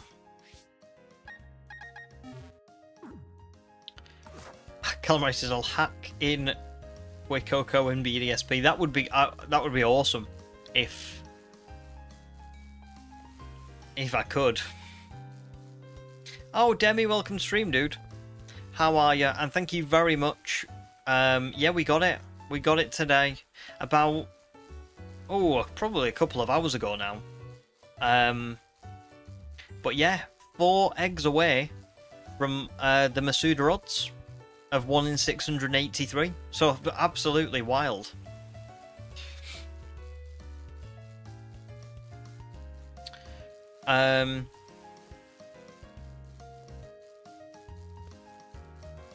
So yeah, and it's a good one as well. It's got a defense boost in nature, it's got intimidate, so it's all worked out okay.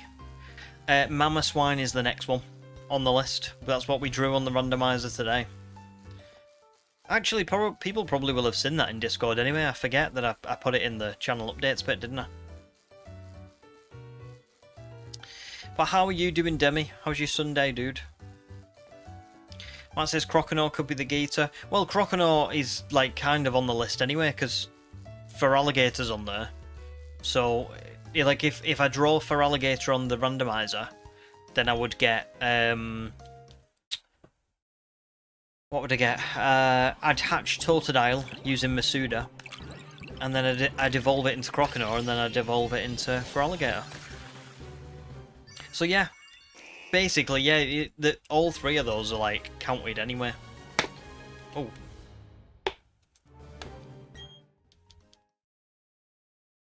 No, it's all good. It's all good.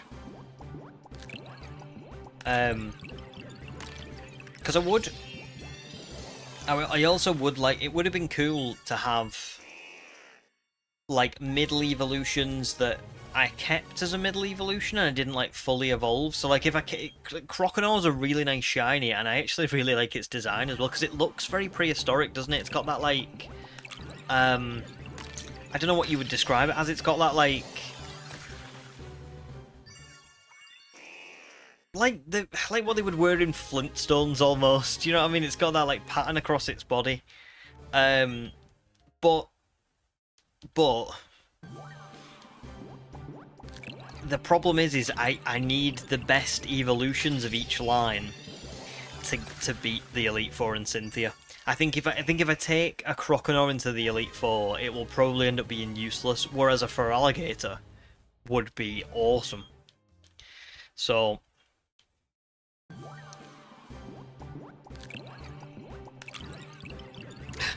Professor Porkington, Mama LeChonk, I love both of those. They're both great. Demi says, slow start, sit in bed a little bit, it's 9:15 now, you need some coffee. Nice, go and get some. It is baking here in the UK. I am very hot. It is 2:20 in the afternoon. And it's just not cooling down. It's crazy how hot it is. I think I might try and hatch like a couple more boxes and then leave 6 unhatched. And then end stream, because I'm not gonna lie, I am getting to a point where this room is getting a bit hot. I did want to stay on. I don't know if I can, so we'll see. We'll see how I go. But that's just a heads up. Mega Mawile as well, welcome to stream.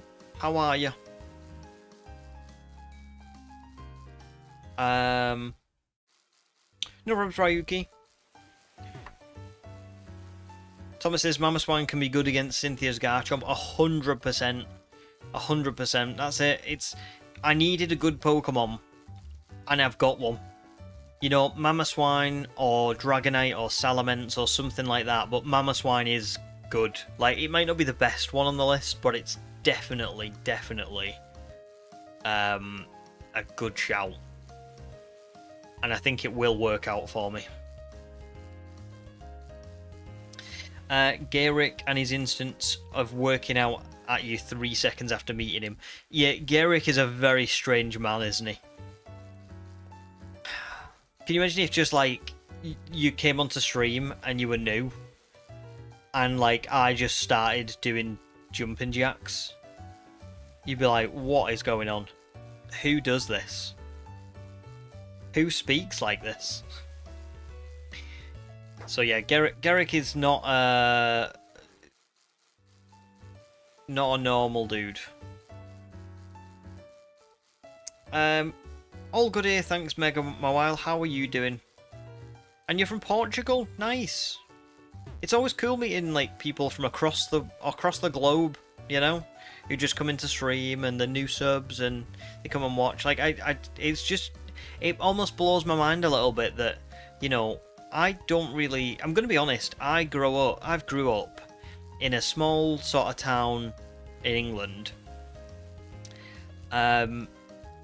Went to a school where, you know, like there wasn't really like much diversity really, and even in like my adult life there's not really like I don't know, like even where I live and everything, there's not like a ton of diversity, so I don't always like meet people who are from other countries or from like other places or have had like very different experiences.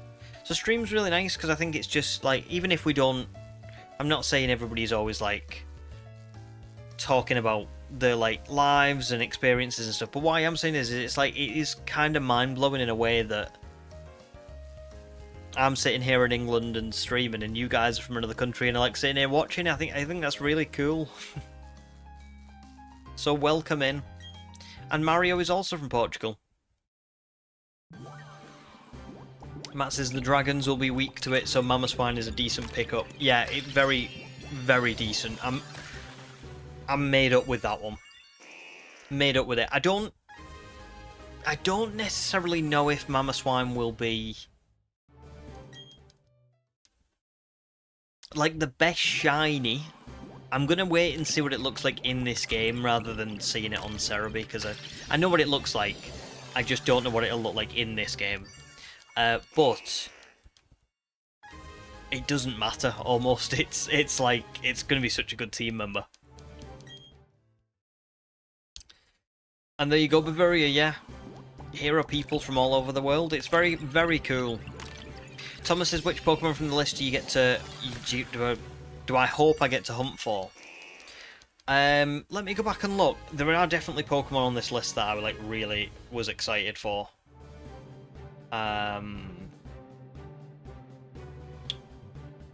So... Creedilly would be a good one. I've always loved Creedilly. Or Rampardos. I would quite like Victory Bell, or Dragonite, or Meganium. Relicanth was one that I wanted to show up. Breloom as well, probably. And I would say maybe Aggron or Tropius. There are still other Pokemon on that list that are still cool, like Salamence is on there, Sharpedo's on there, Yanmega's on there. Bastiodon, Bronzong, but I just think like there's... Mine would be, like I say, Creedilly, Rampardos, Victory Bell, Dragonite, Meganium, Relicanth, Breloom, and then Aggron or Tropius. I know that's a lot of names, but I really like all of them. I would really like some of those to appear. And I have already had some. I mean, Aerodactyl was one that I, you know, was kind of always hoping to go for. Ice Shard into Garchomp. Yeah, it's definitely possible. It has got the Yachi Berry. The trick with the Yachi Berry is going to be one of two things. Either I'm going to have to use Knockoff.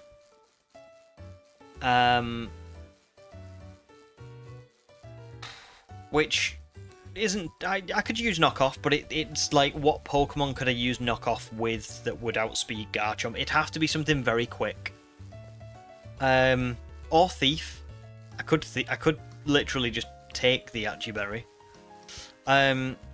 But those don't necessarily seem like outright good strategies. I think a better strategy might be for me to pick up the Focus Sash and use it in that one specific instance where I finally get to Cynthia's Garchomp I've got Mamoswine ready to go.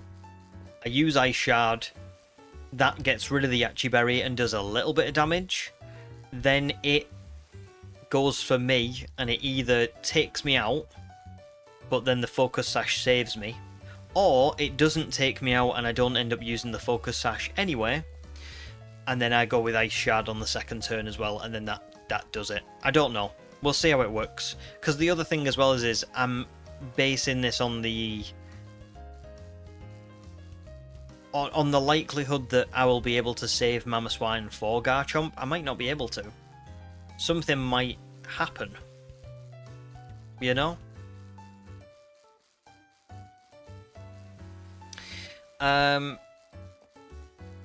Yes, true, Amelia.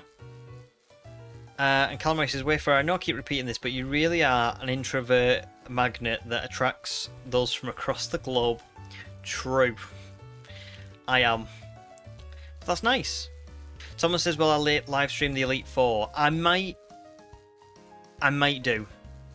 I'm not 100% yet, but I might do.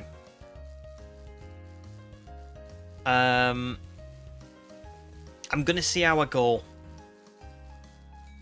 But I think that's probably what I will do, because usually I don't do that. I like keeping my streams separate to the recordings, because, well, it gives me a little bit of time to prepare offline as well. You know, like, I'm going to be able to beat the next gym on Tuesday night, and it gives me a little bit of time, like, you know, playing offline, which is just nice. Whereas with the Elite Four, I think it'll be the final bit of the challenge, so I think it might be nice to stream that, especially because the whole point of this challenge was to see if we could beat the Elite Four with a team that I didn't get to pick. So I think that could be a good shout. The other thing I want to say with that is another reason why I don't stream every aspect of the story is because I quite like having the overlay and all that stuff for the video, for the shiny hunting parts, and then I like having the overlay not there for the story, because then I feel like it breaks the video up a little bit and it makes it a little bit more different and a little bit more unique. So there you go.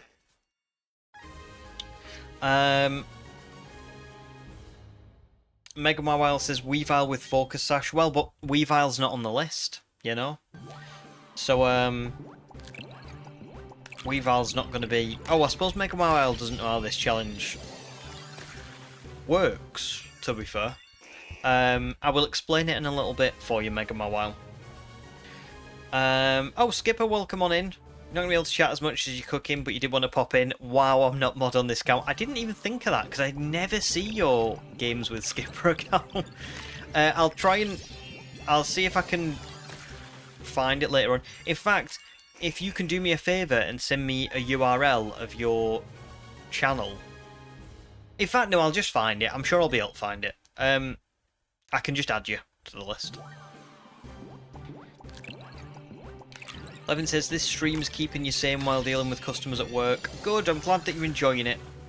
And it's keeping me sane from the heat.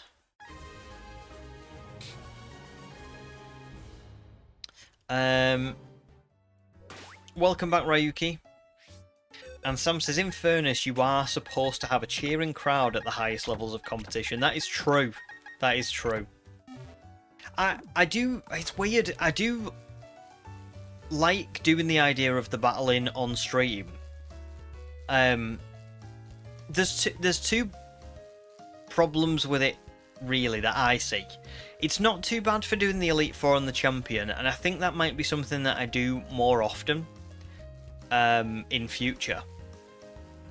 However, like I said, I do like keeping my videos kind of like in a nice little order, because it's kind of like you get to see me live, but then you also don't see me in the corner for the full video. You just see like little bits of me, and then the rest of it's like what's happening in the story and the game itself and all that. That's part one. Part two is also honestly out of convenience, because I don't know why it does this, but it's just, you know, another thing that YouTube does that you go, that doesn't really make sense, but okay. So when I download a stream from YouTube, I can only download it at a default quality, and you can't change that quality. It's something like, I don't know exactly what it is, but it's something like 30 FPS, and then it's obviously it's like a compressed file and all the rest of it, so it's not a very good recording. And I've tested this. I know that this is true, because when I did the Teal Mask DLC and it came to editing it, I thought, oh, that's fine, I'll just download all 6 streams and I'll do them in the same way that I record my footage now. You know, I'll drag them into my editing software, I'll go through them bit by bit, and it'll be great. And then I got to it and I went, oh, why does that look so bad? So I went to screen record my YouTube, which is what I do for the Shiny clips. I screen record using my editing software. And so it screen records it at the high quality that, you know, that you're all seeing now. But if I compared that to the downloaded, and it was like so much better. So I don't know why it does it. The other thing is you can download your YouTube streams or videos or whatever in a really high quality, but it makes you download everything. And I mean everything. It makes you download every stream or video you've ever made. And that also doesn't seem helpful for the sake of a small clip. So, I've given up. I just screen record the clips now of the shinies that we get. For the Indigo Disc, I will probably do all of that on stream, and then I will screen record the full streams when I can. But yeah, for this challenge I thought, nah, same again. Like, it's one of my videos that I like having the breakup of clips compared to live clips, and then also it's just going to be like too much to do the whole thing on stream and then screen record all of it, which is a shame, but there you go.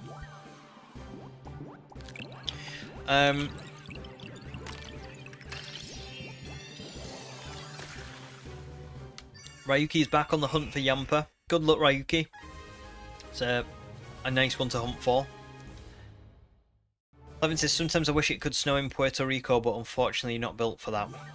Does it, have you ever experienced like any snow, or is it just not, like, does it never? And I know that that might be really stupid of me to say, but I don't know anything. People from Australia were telling me earlier on that it's really cold in Australia, and I just like, I only learned that recently. Oh, Ryuki's close to over odds with Shiny Charm as well. Oh, well, good luck. I hope you find it soon. Sam says not to mention the backseat battlers. That is true. That is true. Yeah, if anybody's backseating when we do stream the Elite Four, you're going to be getting a ban. No, they won't get a ban, but I will try and say, listen, don't backseat. And the good thing is that you do make mistakes. You know, like I will. It's rare that when I record any of the battles that I record for my videos that I do beat them first time. It usually does take me a few tries because, you know, I think that's the fun in it. You know, you go into a battle totally blind, and you go, oh, right, well that's not working. How do I do this, and what do I do here? And that's the fun of it, sort of. Oh, Wookie, welcome. Good to see you. Can't stay for long today, but just wanted to swing by and say congrats on the shiny and hope the stream is going well. Thanks, dude. Thank you so much. Don't worry about not being able to stay for very long. Thank you for dropping in and saying hello. How are you doing? Are you all good? I hope so.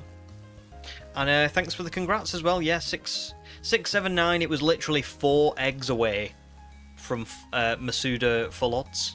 So wild. But we got it. And the next one is going to be Mama Swine. So a big shiny hunt, which is nice. It will be Masuda again, so it will be Swinub, but still. Very nice team member and a very nice shiny as well. Backseating, guys, is when, so say you're trying to do something in a game and people are saying, like, oh, don't do that, do this, oh, you shouldn't have done that, you're wrong, don't do that, that was stupid, why are you doing that? That's backseating, basically. I think it comes from, like, driving. You know, like, if you've ever drove a car and you have someone in the back seat going, oh, you shouldn't have done that, you should have turned left then, you went the wrong way. And you're like, get out! Get out! Walk! Get the bus!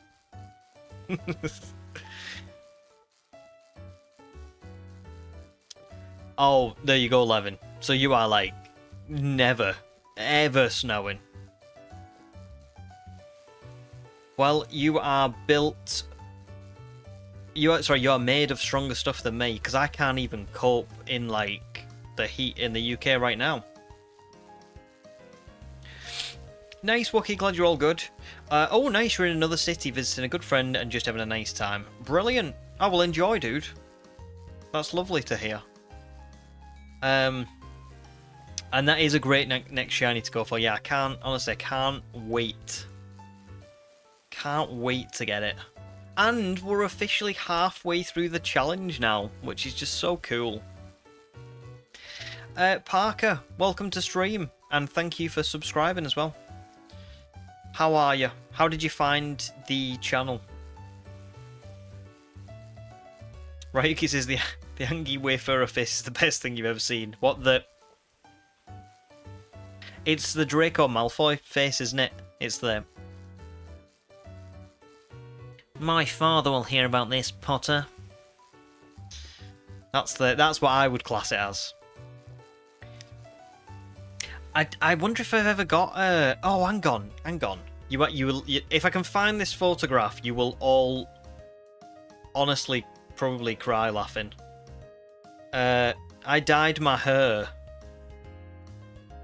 when COVID happened, right, and I was really bored at home. I bleached my hair blonde, and I have got an old photograph of me with bleached blonde hair doing the Malfoy face. Let me just see if I can find it.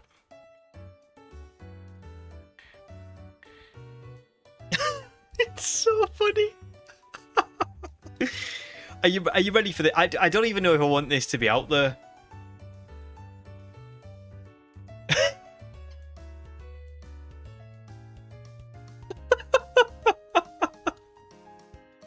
Oh god. Isn't that hilarious? But the caption for that does say, "My father will hear about this, Potter." Oh god. That's so funny. That's so funny. Oh. Oh, brilliant. And do you know what? I did that and I immediately shaved it all off. Like the day after. Oh, that's so funny. But I only did it because one, I was bored, and two, I thought, do you ever think, like, obviously, you can't dye your hair in normal life, can you, without there being consequences, right? So, like, if I dyed my hair today, I would have to go into the office next week, and people would have to, like, see it. So if I tried to dye my hair, like, grey, and it didn't look good, like, it went terribly wrong, I'd have to either shave all of my hair off, or I would have to go into the office, and people would see me. Not just the office, I'd have to go to Tesco, I'd have to go to, like, you know, various places, and people, I'd have to stream, you guys would see me with this shocking haircut. So, back then, because obviously the pandemic happened and we got, like, locked down and we couldn't leave the house, and particularly, can I just say, I had some, like, personal circumstances at home where I couldn't leave the house for like a lot longer than the rest of the population. So I ended up staying at home during COVID. I'm talking for like for getting on for like a year. I don't think it was a year, but it was like a long time. Like even between the lockdowns, I couldn't go out, right? So I thought, well, what's the one thing? What, you're never going to get a chance like this ever again, are you? Do you know what I mean? Like if you ever were going to dye your hair and see what it looked like, this is the time. You are never going to be able to do this ever again. And so I did it. And it was terrible. I remember literally the second that I did it, it was funny for the Malfoy picture, but other than that, it was just terrible. It felt horrible as well. I remember my hair was like wire to touch, and my head was really itchy. It was just not nice. Never again. Oh, there's Parker's notification. It's always late, that thing. Calamari asks, is that the reason you became the bald and bearded wayfarer? Sort of. It set me on the path of bald wayfarerness. I think I had shaved it before then. But in fact, no, it wasn't actually. I mean, I shaved it then, and then I grew it back, and then I shaved it not long before we got Bucky, because there's a lot of pictures of me when I met my wife, and I had like not long hair like I've got now, but I had hair. And then when we got Bucky, all the pictures of me, I'm like bald, and I've got a beard. Oh, and also when we moved in, so I must have been bald and bearded for like a good 7 months or something. So there you go. There you go. But yeah, I'm glad I'm not bald and bearded anymore. I must admit, I look back at pictures of when I was bald and bearded, and I did not look really all that good. I think I looked a lot older than what I actually look like now, which is really bizarre because we're going back like 4 years, and it looks like I've de-aged.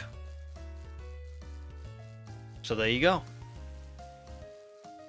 Calamari says, I love my hair too much to dye it, then regret it. That's fair. And Calamari, don't you have like quite long hair as well? So I would, yeah, if I was like giving you advice, I would say 100% don't do it. Like I did it because I just didn't really care. I was just like, well, I couldn't go to the hair, because this is nothing you've got to remember. I couldn't go to the hairdressers because I couldn't leave the house for like a year. So in my head, it was like, well, at some point my hair is going to get so long that it's going to need cutting, and no one's going to be able to cut it anyway, so it's going to have to be shaved off. So I may as well just dye it and see what it looks like. And then it was terrible, but here you go. 11 says, according to your mum and grandma, when you was a little lad, you was fully blonde. It is funny how your hair colour changes. I was like, oh god, let me find another picture.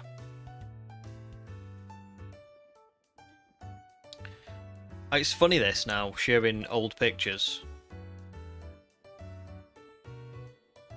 This is what my hair colour used to look like.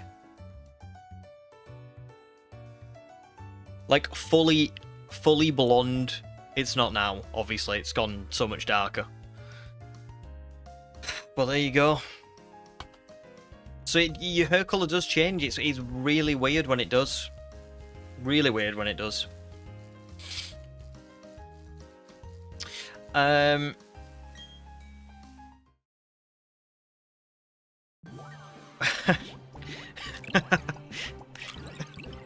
Alright, Yuki, that's good. He's got squid tentacles on his head, so yeah, it's pretty long. And yeah, Parker, Calamari Spawn as well. I have got a shiny only run in Let's Go. So if you ever want to check it out, it's on the channel. It was the first video I ever made that was a shiny only run. So, yeah, so it was a long time ago. There was a part of that video that said, I don't really like shiny hunting. And here I am, 2 and a bit years later, a veteran shiny hunter nowadays.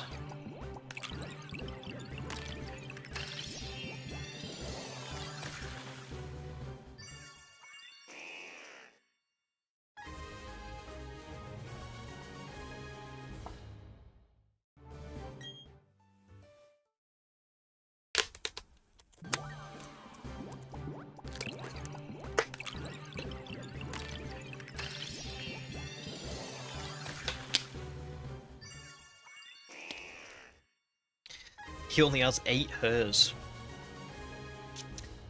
But they are very thick. I know, well, like, the two pictures are just because, well, it's come up twice in conversation, and funnily enough, the bleaching my hair blonde one, I didn't really intend to show you, but it was appropriate for the conversation we were having, and then the other one, I was actually talking about this the other week with someone. I think it was my mum and dad, because they were saying that, like, my hair's got quite long now. And I was saying, like, did they have the picture of when I was, like, I had really, like, golden blonde hair? Because I really miss it being, like, proper golden blonde. It was really cool. And now it's kind of just, like, brown. Which is okay, but it was like golden blonde, and it's kind of all like gone now. So, so I had the picture to hand. It was like literally in my like text messages.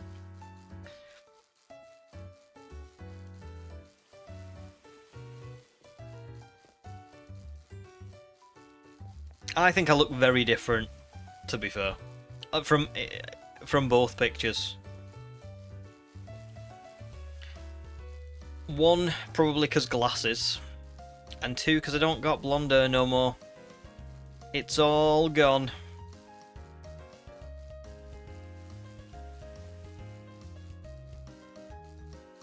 Oh.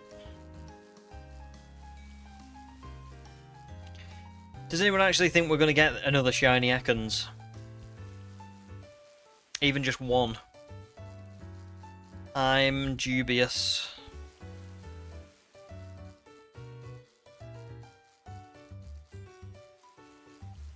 Ryuki and Emilia think yeah. We'll see. No problems, Forsaken. Enjoy, well, I say enjoy work. As much as you can do, enjoy work. And thanks for stopping by. And I will see you soon. Calmray says, I don't know if I mentioned this last time, but I should add one of those pictures as an Easter egg for my future uploads, like a split second on a corner or something. Just like a split second of bald fur. I think it would be funny. It would be funny. I would love to see if anyone actually ever saw it. Just like a big flash and gone. Yes, we need the Roomba. We do actually. I would love to be able to say. I would love to be able to nickname it Roomba. Parker's always a brown hair.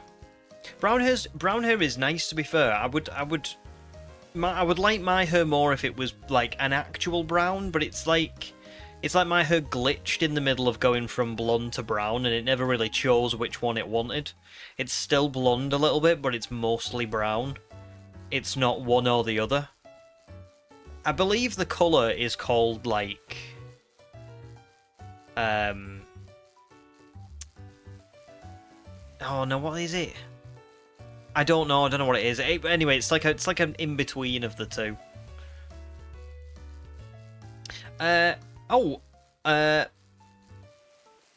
Mickey-con? Mickey-con? Would you mind if I call you Mickey? Welcome to stream. How are you? Parker says, I used to play Sword and you lost the chip. Do you mean you lost the little like game cartridge that goes in the Switch? Because that is pretty unlucky, to be fair. That is pretty unlucky. I have quite a few on digital, me, because I know why people like physical copies. I like physical copies too. But I must admit, I love the convenience of, like, going back to the home menu and then just being able to, like, load up any game that I want without having to swap the cartridges and stuff. And obviously you avoid the whole thing of, like, being able to lose them and stuff as well. So, but I'm sorry, because that is kind of rubbish, isn't it? And Not Safe, welcome to stream as well. How are you? What classifies as a prehistoric Pokemon? Well, I've had to take some, like, creative liberties with what counts as a prehistoric Pokemon. So, basically, I've got a list. I had a list of 30 Pokemon that I had counted as prehistoric. Some of them are prehistoric because they are literally prehistoric, i.e., they're canonically prehistoric. So they're in the Pokemon world, they are like Unknown or Claydol or Relicanth, where they are described as an actual ancient Pokemon. And then some of the Pokemon on this list are Pokemon that just look prehistoric, but might not necessarily be. So good examples of that would be like Meganium and Tropius are like sauropods. A Mamoswine is like a woolly mammoth. What else have I got on the list? I've got more than that. Oh, Dodrio, a terror bird. Things like that. Some of the Pokemon will be subjective. Some people might say that Arbok doesn't count. We're counting Arbok as being representative of a Titanoboa. So, and I could have had Seviper, but I didn't really feel like Seviper was big enough to count as a Titanoboa. It's kind of like, it's in that odd in-between kind of phase where it's not big enough and long enough, etc. Whereas Arbok kind of does tower above humans a little bit. So so there you go. And then what I do is every time I find a shiny, I run a randomizer between these 30 names, and whichever Pokemon gets chosen is what I've got to hunt for next. So Arbok and Unknown, as an example, were picked by the randomizer. I didn't pick them. The randomizer picked them from the list of available names. So there you go, I hope that makes sense. Wookie loves the convenience of digital games as well. Your first playthrough of each Pokemon game is on a digital copy, but if you buy the other version, you buy a physical. That is sort of what I've started doing. Nice, I like that. I've got Brilliant Diamond on digital, but Shining Pearl physical. I've got Shield physical, but I've got Sword digital. I've got Legends Arceus just digital. Scarlet and Violet, to be fair, both of them are digital in my case, but that was just because I ended up, I think at the last minute, I wanted Violet as a physical, but I realised that like I needed it on that day, so I just kind of went, I'll just get it now. But yeah, I've sort of been doing that as well, so nice, I like that. Oh, Skipper's all done with cooking as well, so I guess Skipper's going, so thanks for stopping by, Skipper, and thank you for the good luck as well. Let's hope so. Parker says, why do Pokemon games cost like $70 US? Well, they are expensive, aren't they? When you consider there's two versions. Yeah, I think it would be good if in like the store, after like a year or two of a game being out, if they released like a digital double pack, so you could just kind of buy both of them if you'd never had them before. They do that with physical copies, but they only really do it when it first releases. I don't think it's like a thing that stays around for very long. But that would help. Notsef says, so basically Pokemon based off prehistoric animals. Sort of, yeah, so some of them are based off prehistoric animals. Some of them are Pokemon that are canonically ancient. So Pokemon in the Pokemon world that they class as being ancient. So Unknown, as an example, is in the Pokedex as like being this mysterious Pokemon that nobody really knows who it is or what it does, but it's been around since as long as people can remember. Aerodactyl and Kabuto and things like that are the fossil Pokemon, so they're always going to be canonically ancient, even if they weren't based on a real-life prehistoric animal. They are canonically ancient in the Pokemon world. And then I've added in my own ones that I'm like, yeah, I think that counts.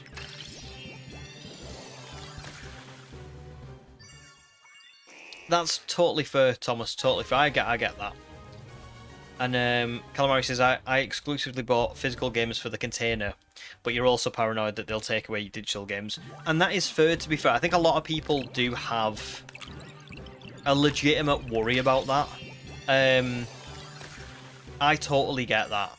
I just don't do it because, like, for me, I look at it as, I guess, if they take away...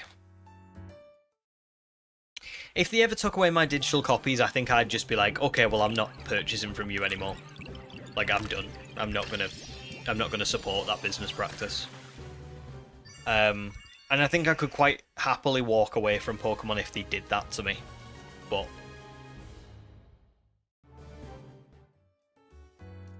I do understand. I do understand. I guess it's what you value more. It's like, some people might value convenience more, and I think I would be one of those people. I do like the... I must admit, it does... I know this is really lazy, but it does bug me a little bit when, like... You know when you go into Pokemon Home to transfer a Pokemon into a game, and then you transfer that Pokemon from that game into... No, sorry, you load up a physical copy of a game, so you put the cartridge in, you go in that game, you put the Pokemon in Pokemon Home, you go into Home, you put it into another game, then you take that cartridge out and you put it in, you put the new one in for the game that you're gonna go to, and then you might go back to that other game later on. It's a lot of swapping, and for me, I'm just a bit like, yeah, I'd just rather have digital.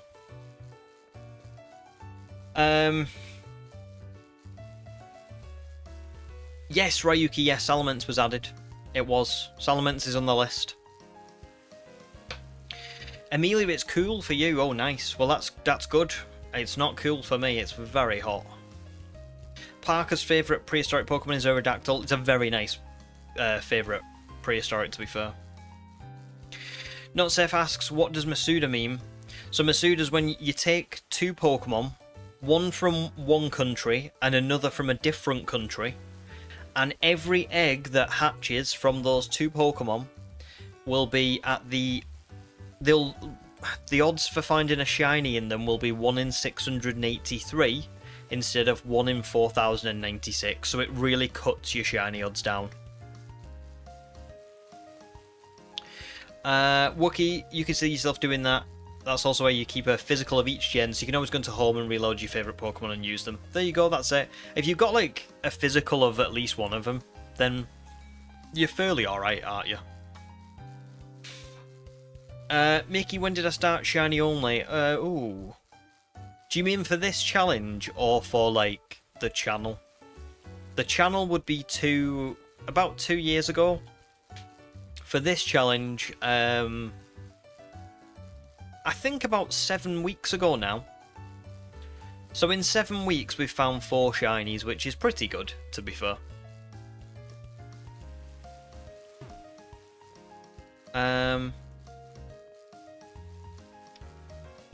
What do you mean, Levin? Have you found a shiny Piplup?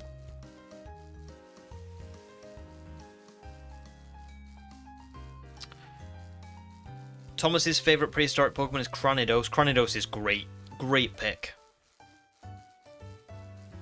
And Ryuki's got physicals of all. Very nice. Very nice. That's great. Parker, no, I don't have the shiny charm. No, I don't. And Levin's favourite prehistoric Pokemon is Aurorus. Oh, Aurorus is nice. I think Aurorus might be my favourite prehistoric Pokemon as well, to be fair. Yeah, I think it would be.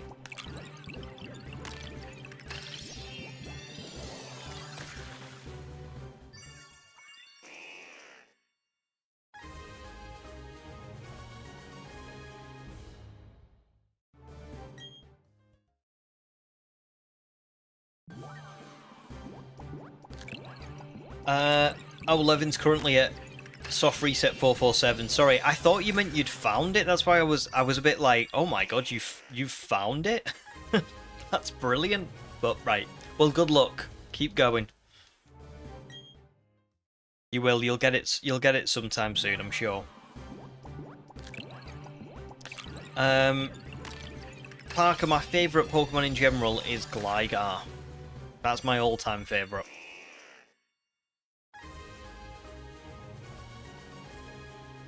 Has been for a while, to be fair. Like, I'm talking probably about 10 years, maybe? Maybe longer than that, actually. I think when I was a kid, I probably had a different favourite.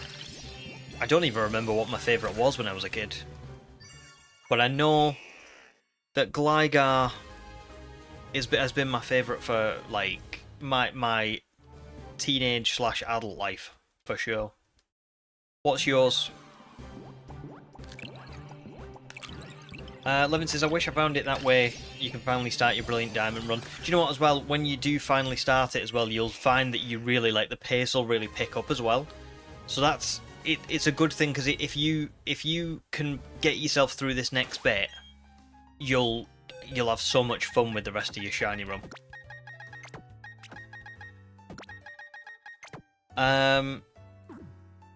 Right, because there's so many people choose the Scorpion. Do they really? Is Gligar a lot of people's favourites? Because I never hear people say it's the favourite. Like, I'm... Obviously, I love Gligar. But I've never really come across someone else whose favourite is Gligar. And whenever I see, like, Pokemon tattoos and stuff being ticked off on people's lists, Gligar never gets picked. So, I don't know. I didn't really think it was that big of a favourite for people. Oh, Parker's is Ditto. Oh, I like Ditto. Ditto's a good favourite. Thomas's are Wobbuffet and Haxorus. Very nice. I like Wobbuffet being on there as well, especially. Haxorus is awesome. But you don't see many people say Wobbuffet as well, so good favourites. Oh really? People do... Well, I can imagine people liking Gligar and Gliscor, but I didn't realise a lot of people... Like, it was the absolute... like, the #1 favourite. Furs? I didn't know that. I mean, like I say, man's been Gligar for probably about... I reckon between 10 and 15 years. I don't know exactly when, but it's been a long time. Calamari's is Zygarde Doggo form. Very nice. And I also hope that you can get ZA. I know you said that you're going to avoid it for now, but I hope you can play it someday, because it looks like that's going to be somewhat of a big part of it, the Doggo. Levin's is Mudkip. Mudkip's great. Mudkip's great, isn't it? Gligar also has a great shiny. It really does. I love Gligar shiny.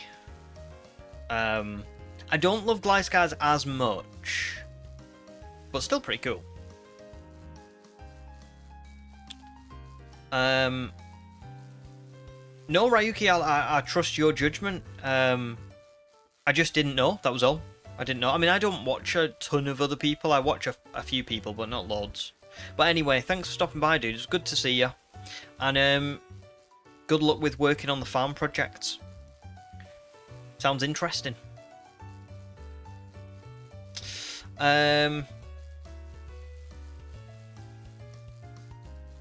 Amelia, I don't know. Yveltal might be prehistoric. Maybe. They are kind of like held in these like weird... I mean, I feel like all legendary Pokemon are probably somewhat prehistoric, right? Because they're legends, so they should be. I don't know.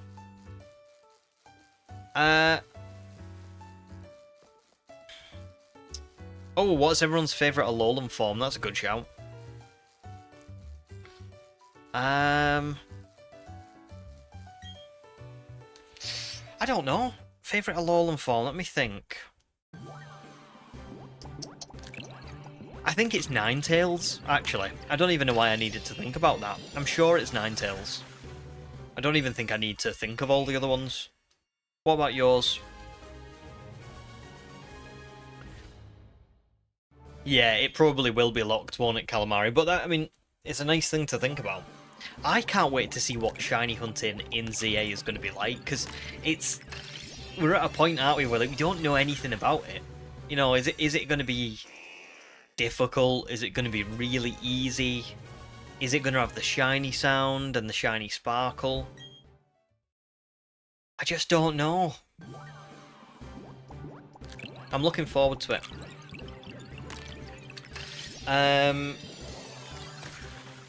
We've got some good ones. Alolan Geodude, Alolan Vulpix, and Marowak. Oh, Marowak's a great shout. Marowak's really good as well.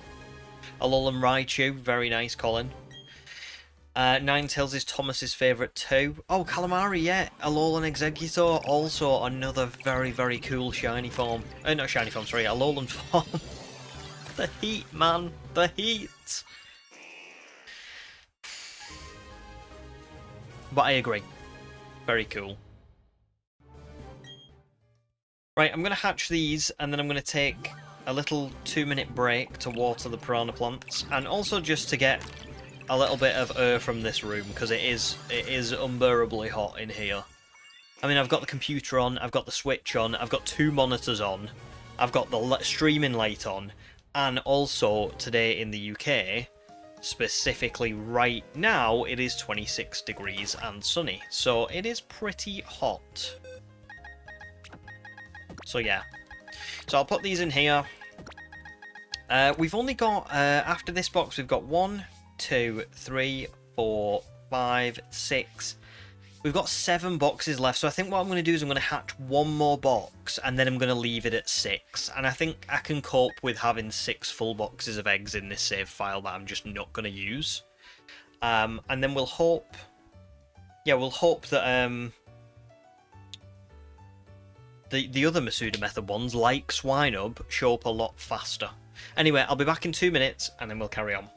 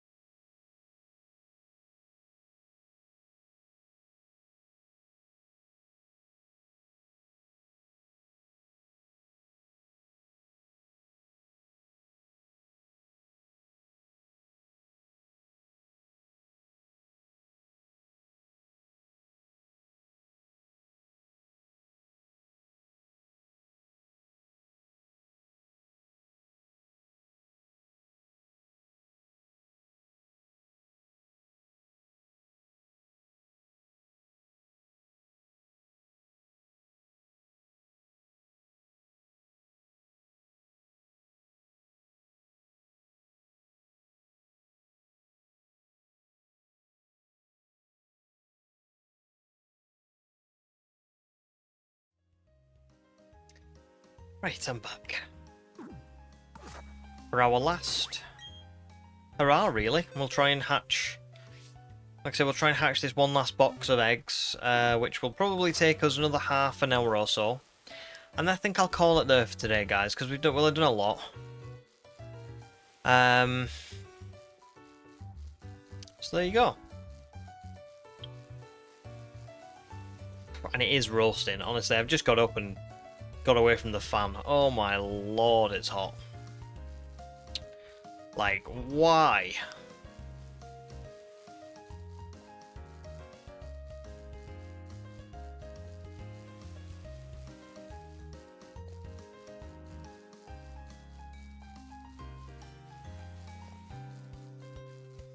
I feel like it's funny, really. I picked an exceptionally hot British summer to do a prehistoric shiny only run. And it's like the UK is mimicking prehistoric times. Very hot, very tropical. Oxygen rich. I can't cope. I don't like the prehistoric era. Please take me out of it.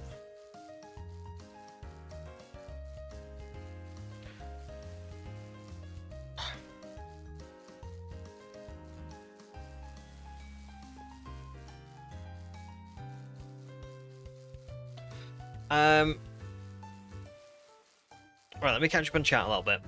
Because Parker said, if every Pokemon were real and you had a Master Ball, who would you use it on?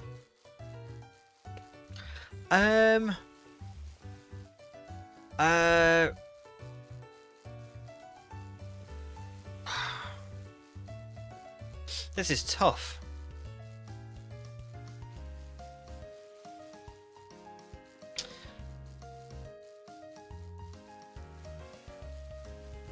I mean, right now, I want to say some sort of ice type that would act as like a little Urkon unit for me.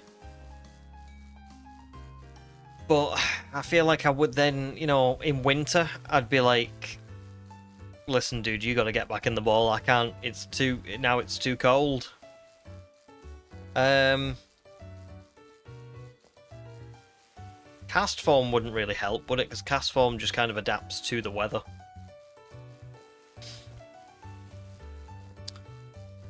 It's tough, this.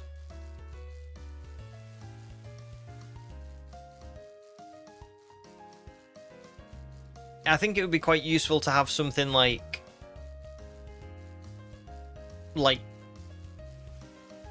Chansey or Blissey that would be able to like heal you if you were, you know, if you ever got into a bad situation. But I also like Calamari's answer of Rotom. Rotom's a great shout. But does Rotom need No, Rotom doesn't need devices that work for it, does it? It can just inhabit anything. So yeah, let's go. I reckon maybe Rotom. Park would pick Ditto because it could be any Pokemon. But would it be a good enough match of all the Pokemon? I suppose it would be, wouldn't it? In Detective Pikachu, that Ditto was like crazy. Levinwood says for next summer do like a beach theme for Pokemon. It's a tough. Well, I have said that in future I might try and do more themed shiny hunts. I mean, we did Halloween last year, and it was nice. I really enjoyed Halloween. And it would be nice to do something. However, I also have a lot of ideas of videos that I want to get out, and as you can obviously tell, these take a long time to, you know, record, stream, put together, all that kind of stuff. So the problem is with every themed shiny hunt that I do, I take away time from the actual challenges and the actual videos. If this was my full-time job, I 100% would do that. You know, like if we were at a point where I could do this 6 times a week, we could have 3 days where I stream challenges like this, and the other 3 days could be some sort of like themed shiny hunting or just, I don't know, just whatever. I would 100% do that. But as it stands, it's kind of like I only get so much time to do this, so I've kind of got to be really careful with what I pick. Like I said, there may be a day where I do kind of say, you know what, I will do that.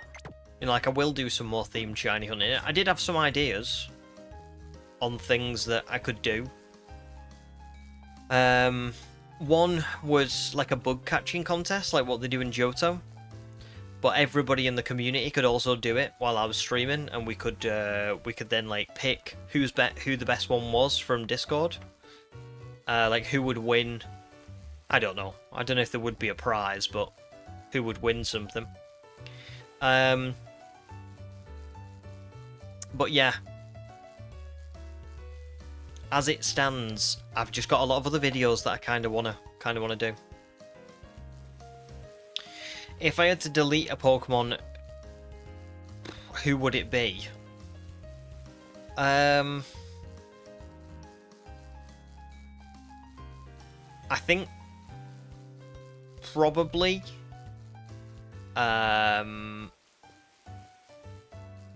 probably Jinx. I don't think Jinx is a well-designed Pokemon, so I'd get rid of Jinx. There are other, like, probably, like, notable mentions. Ordino's pretty useless. But Ordino's, like, you know... I don't mind Ordino too much, because I feel like it's not about how useful it is, it's about, like... It's still got a nice design, and it's got that whole thing of, like, it giving a lot of XP and all that kind of stuff. It's kind of like a Gen 5 Chansey, isn't it, right? And it's a healer. But I think Jinx, just for me, the design is just not good enough. And it creeps me out a bit. Yeah, it was Calamari, it was, and that's the thing, it's listen, it would be nice. I'm not saying I wouldn't, I'm not saying I'm never going to do it again. But what I am saying is, for me, streaming takes up a lot of time. Doing the channel takes up a lot of time. And for me, as much as I enjoy streaming, and I do really like it, I have a lovely time, the videos are like that's what I like doing. That's my creative outlet, not the streams. The streams are like, oh, I enjoy doing it, and I really like... I want to keep doing them. But I only want to keep doing them if they contribute to the videos, you know? So if they're not contributing to the videos, then my brain kind of goes, well... that doesn't work for me. In future it might do. If I release all the videos that I've got planned and all the stuff that I want to do, and I kind of go, actually, I do have a bit more time on my hands now, and I might, you know, I'd entertain the idea of doing more streams that were like community based, then I might do it. I might do it. But right now, I've just got too many ideas. What is a Pokemon you think is really underrated or overrated? It's a good question, Thomas. I like that. Ooh.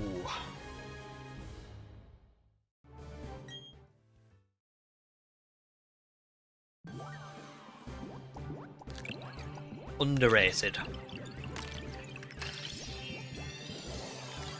Let me have a little look at my favourites list that I made on stream a while back. Because that may give us the answers that we're looking for. Where is this list? Oh, I have no idea where I've put it. Let me go to the channel updates. It's here somewhere. No, it wasn't even in there, was it? Was it in PokePix fan pics, maybe? It was. Here it is.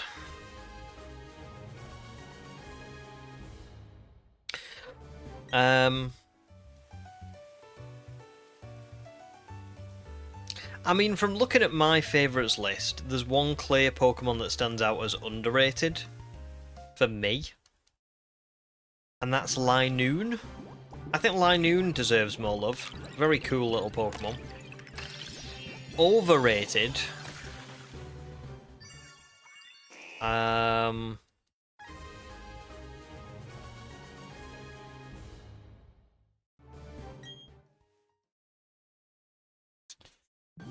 Ooh, overrated's tough. Overrated's tough.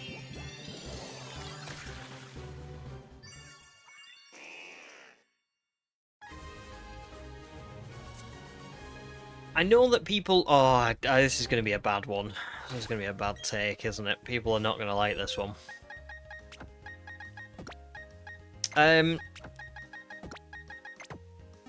I think a lot of people would say Charizard here, right? But I'm not going to say Charizard, because I think Charizard is overused But I think a lot of people have started to kind of say, listen, Charizard's good, but like it gets far too much attention and it needs to be toned down and all the rest of it.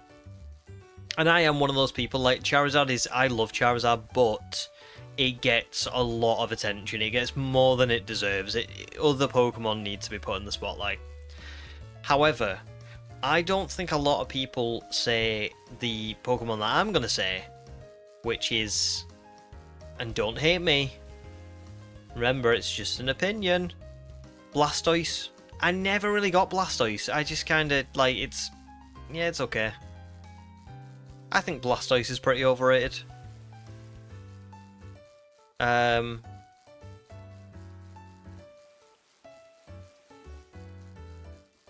Calamari says, if there's a Pokemon that you would erase, it would probably be Vulpix and Ninetales so that Motorstoke never happened. True. True. Yeah, me too. Parker says, did you know people eat Farfetch'd? I don't know, you know, did I? I don't feel like I did know that. Demi says Incineroar.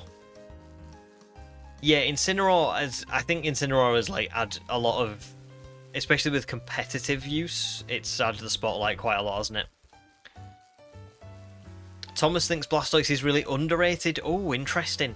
Well, listen, it's just an opinion, isn't it? We're all certainly entitled to them. I just think Blastoise for me is like I think Blastoise gets away with not being hated on like Charizard does, because Charizard is put into the spotlight so much. I think people go for Charizard as like the like, oh, it's just generic, it's just a dragon or whatever. Venusaur, I think, is like a really lovely design. I don't think Venusaur is overrated at all, but Blastoise is just a little bit like, I don't think there's much going for it. It's just big turtle with cannons. So yeah. But again, that's just an opinion. You know, do you remember the other week when I said that I would probably put Ruby and Sapphire down as my least favourite Pokemon games at this point? And virtually nobody agreed. So I can respect your opinion of thinking Blastoise is underrated for sure.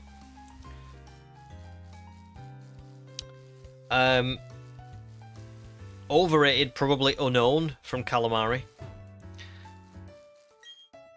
Does Unknown get quite a lot of love? I don't really know much about Unknown and like how people perceive it.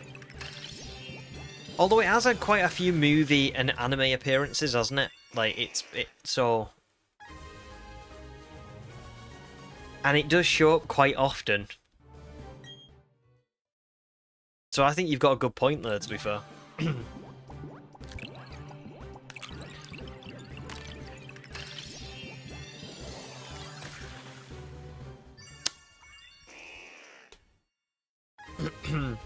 Parker says, in the first Pokemon anime, Ash and Misty tried to hunt Farfetch'd when they were food scarce.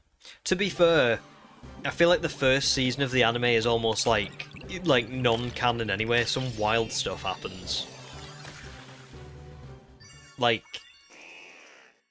some of the banned episodes that were from that first season were just actual insanity. I don't think they knew what they wanted to do at the time. Whereas, yeah, so like I don't really, I mean, I'm not saying I don't count it, but I'm saying that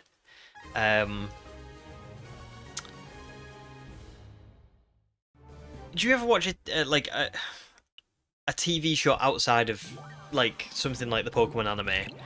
And in season 1, the characters are a certain way, and the show don't like they've got an idea, but they don't really have the tone and the feel and everything down yet. I think that's what the first season's like, isn't it? It's like they didn't. I don't think they knew whether they wanted it to be for kids or teens and adults. There was like an almost let's see how people react, and then we'll go with the most popular tone and feel and stuff. Maybe I'm wrong in saying that. I don't know.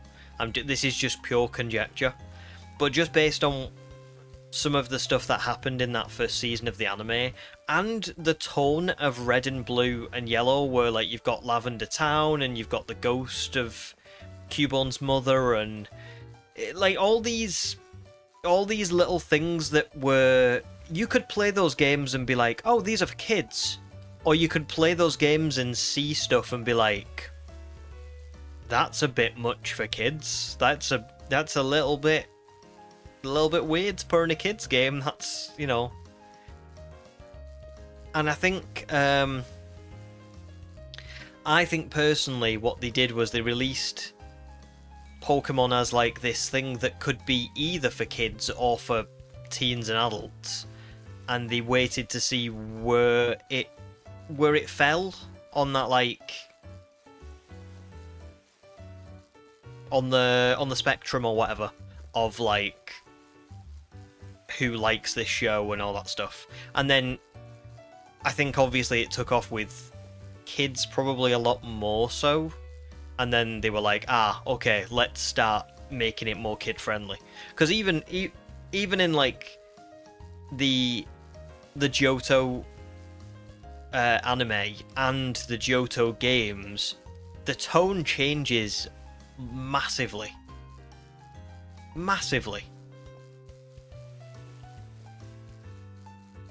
So there you go. Oh yeah, Porygon's episode. Jeez. Demi says Ash is overrated. Liko and Roy get way too much hate.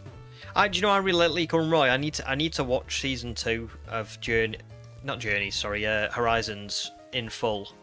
But I thought season 1 of Horizons was brilliant. Like really, really good.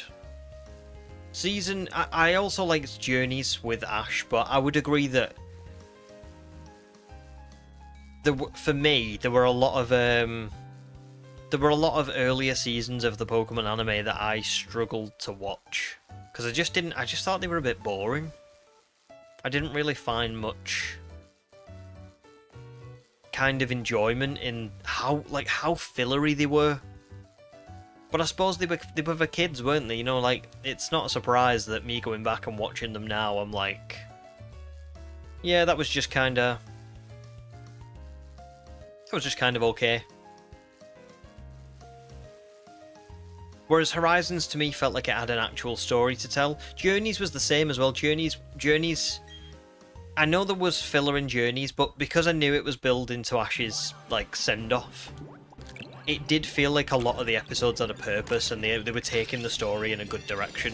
There's a lot of earlier episodes of the anime where it's just like, it's just they go to this one place and they do something that's not related to anything to do with the journey of Ash going beating the league or Brock becoming a Pokemon, you know, breeder or whatever it was that he was going to be. Like it's just filler, which makes for great kids cartoon, you know, TV, but not so great for you to rewatch.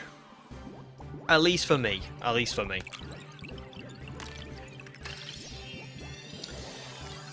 Where does it end off with? With Journeys. You're up to date, not to get too spoilery, but Pokemon actually has progressed in timeline and there was a time skip. Oh, sorry, no. Do you mean? Oh, sorry, hang on. I don't think I know what you mean. Where does it end off with seasons?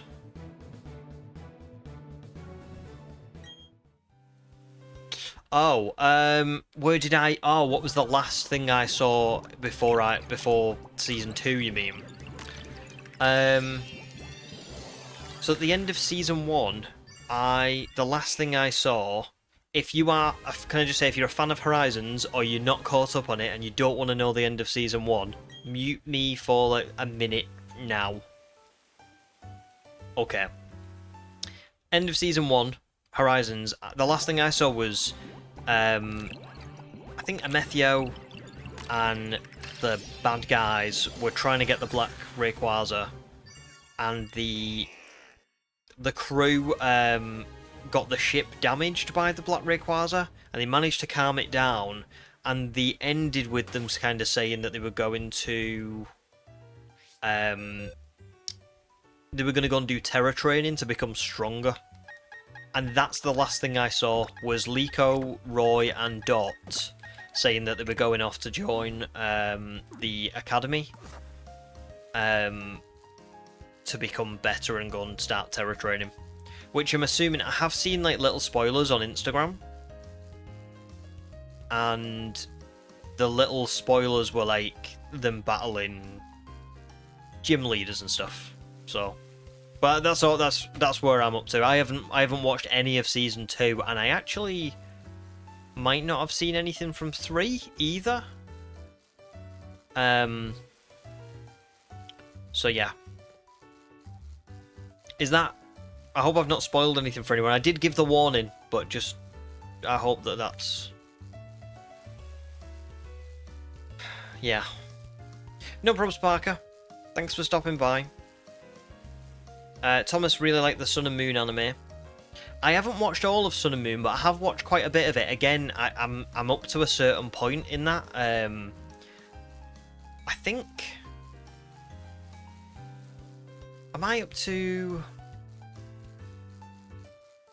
the 2nd season, I think. Maybe even the 3rd season of that. It is good.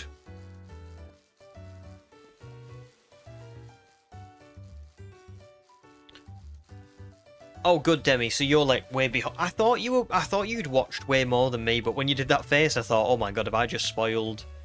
Have I watched more than you somehow? But no, I see. Right. Yeah. I don't think the dub is that far back. Can I just say it's not? That's the end of Season 1. All of Season 2 is also dubbed, but I haven't watched it yet. So I am like 45 episodes behind the dub, I think. So I'm probably... Yeah. Oh, no probs, Thomas, as well. I will see you next weekend, probably. Enjoy your week. And thanks for stopping by again. We won't be going too much longer ourselves as well. Did I put new eggs in? I did. Oh, we've only got like 15 more to do. Demi says it's good, don't get me wrong, but it keeps climbing. Nice. So it does get even better. That is good news, because I just think... I think that's why I like it so much is with Ash, it was always just like battling, filler, battling. Horizons is like... It's like an actual story, isn't it? Like, it's got a mystery to it, and it's got these questions that you keep thinking, I want to keep watching, even if this episode mostly is filler. It's not, because there'll be a part or two in it where it develops someone's character, or it develops you're on the edge of your seat, like kind of thinking like, when's the next reveal of, oh, this is going to happen. When that, do you know what I mean? And it, because it's all contributing towards that mystery that you're so eager to find out about, you don't really mind sitting through the middle part that is the journey. Whereas Ash's journey, I always just felt was like he was just doing stuff. There was no real meaning to any of it. It was just like, another adventure. I'm off doing something new. But that's not enough, really.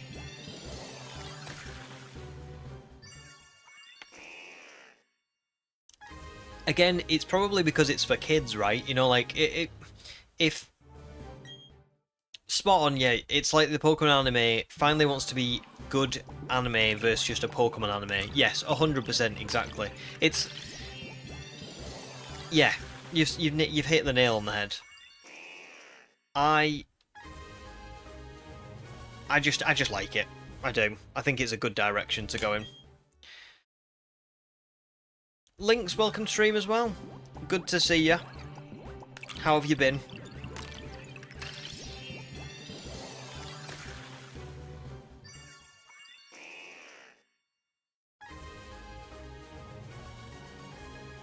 Whew.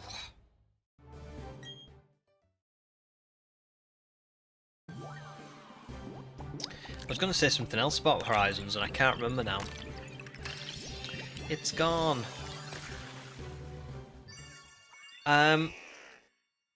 Nice links. Well, that's always, well, usually good news if you've been busy. And there you go. Been busy, but good though. Good to hear. Yeah, I've been all good, thanks. I've been all good. Made a lot of progress in this. Done a lot of nice stuff this week. The only thing really is just that it's roasting hot in the UK, which is not fun. But other than that, all good. I feel as comfortable in heat as a slug does in salt. I think that's the only way I can describe the feeling of being in heat. Is that... I know that might be a harsh analogy, but I hate the heat. That's real. It's just as bad in the Netherlands. Oh no. It's rough, isn't it? I just don't feel like I'm built for the heat, you know what I mean? England is cold, rainy, miserable 9 months of the year, so I get used to it being cold and rainy and miserable.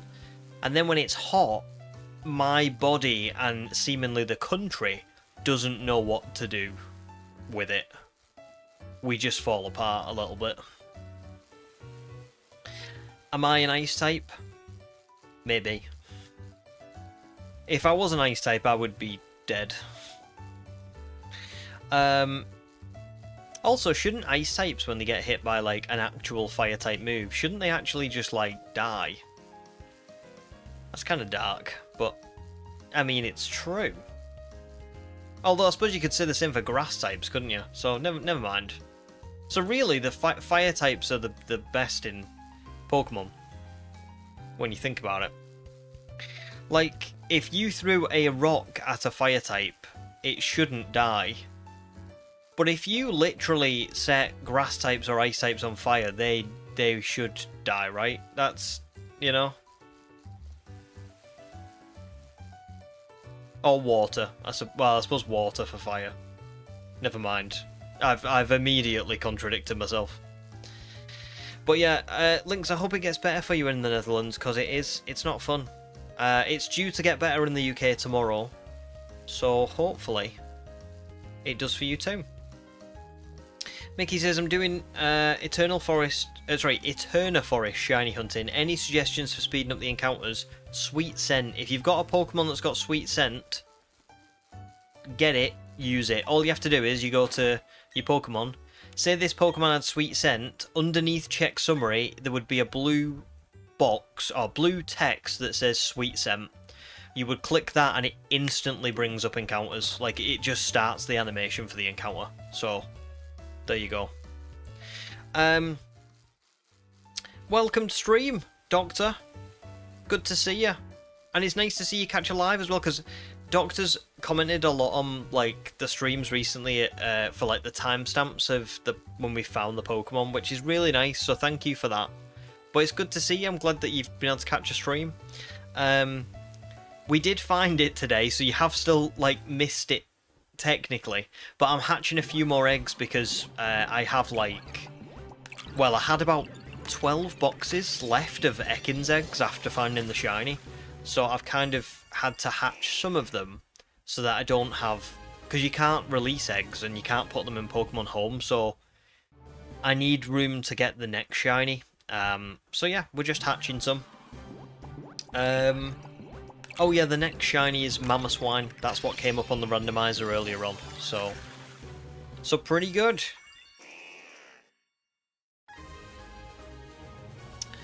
Um.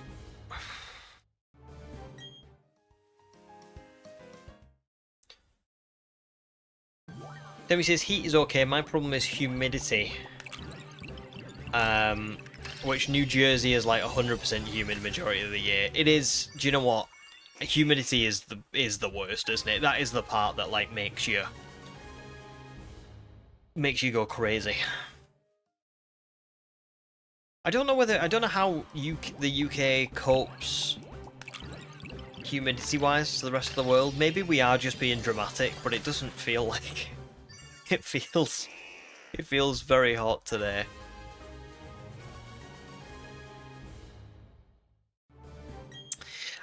Nice, Doctor. Glad to be able to catch the stream, even if late, and congrats on the shiny. Thank you very much, and thanks for the time stamping as well. Listen, only if you want to. Don't ever feel like you got to. But I do appreciate it. It is really nice because I always think, oh, I'll timestamp this later on, and then I just forget. Guaranteed every time.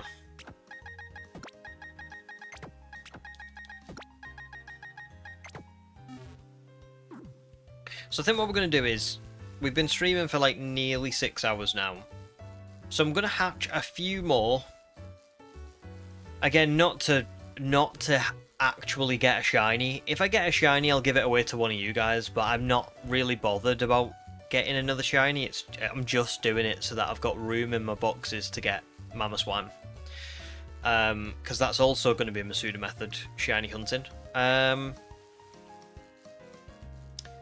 I'm so happy that we're going to get a Mama Swan. I can't tell you how good that is.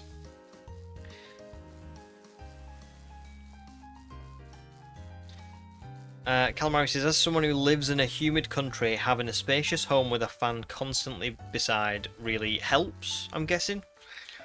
Yeah, I can imagine.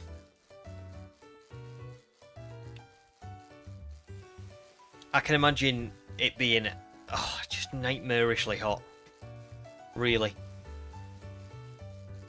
What are the Calamari? What are like the bugs like near where you live? Are they quite frustrating or anything, or are they not too bad?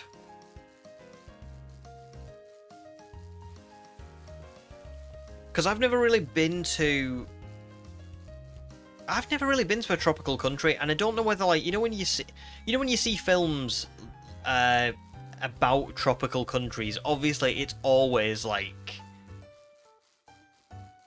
these giant bugs and they're everywhere, and like, do you know what I mean? Is it like that, or is it not really like it's portrayed?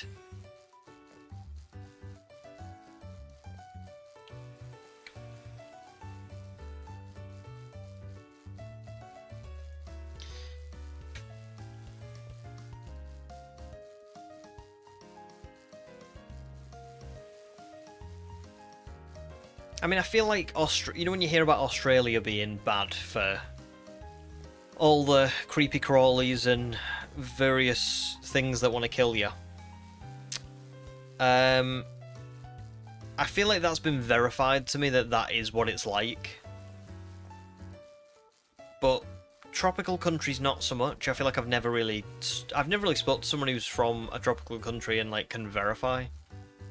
You've got lots of house lizards and spiders, so there's no mosquitoes. Oh. Now listen, house lizards, I approve. I'm not so sure I like the house spiders. That's not really my vibe. I'm not a big spider fan. I'm going to be really honest with you. I do like some spiders. Some of them I find a bit cuter than others, but yeah, I'm not a big house spider person. House lizards must be very cool, though.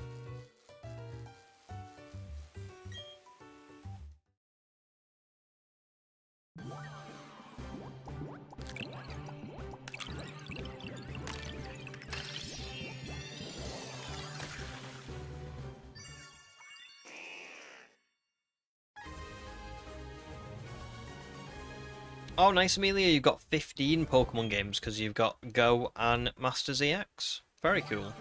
Never played Masters EX. Do you know what else I've not played and I would like to, but I don't know whether it's actually any good? Unite. Is Unite actually, like, is it worth playing at all? I don't think I'd ever play it on stream, but I just wonder if it's worth a little go. Ooh, calamari's just made me shiver. Yeah, spiders here are the size of my palm. I don't like that. No. Let me picture what that's like if it was on my leg. No, I'm all good, thanks. I will stop complaining about the UK, my beautiful homeland, because I don't want that. But they help to erase the roach population, which is scarier because it constantly flies. Oh, damn. Okay, so it sounds like the spiders are helping, which is good. I mean, here's the thing, I do quite like spiders in a sense, because spiders do kind of... Is it true that spiders, like, learn your routine, and they don't really kind of... They try their best not to disturb you? You know, like, they try their best not to get in your way. They're around the house, but they're not really constantly on the move and doing stuff. Because if that is what they're like, I like that part about them. I just don't like seeing them. I don't like them being around. They freak me out. I don't know why. They just do.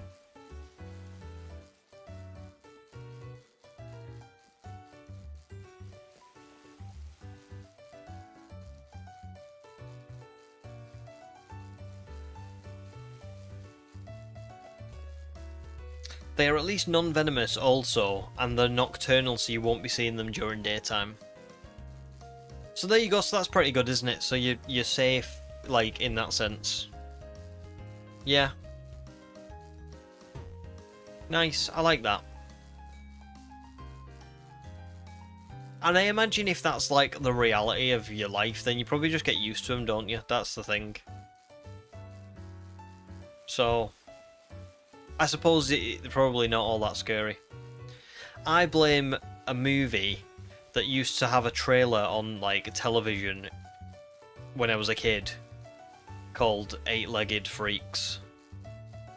That was a movie about giant spiders, and I think it came out when I was like 4, and the trailer came on TV and terrified me.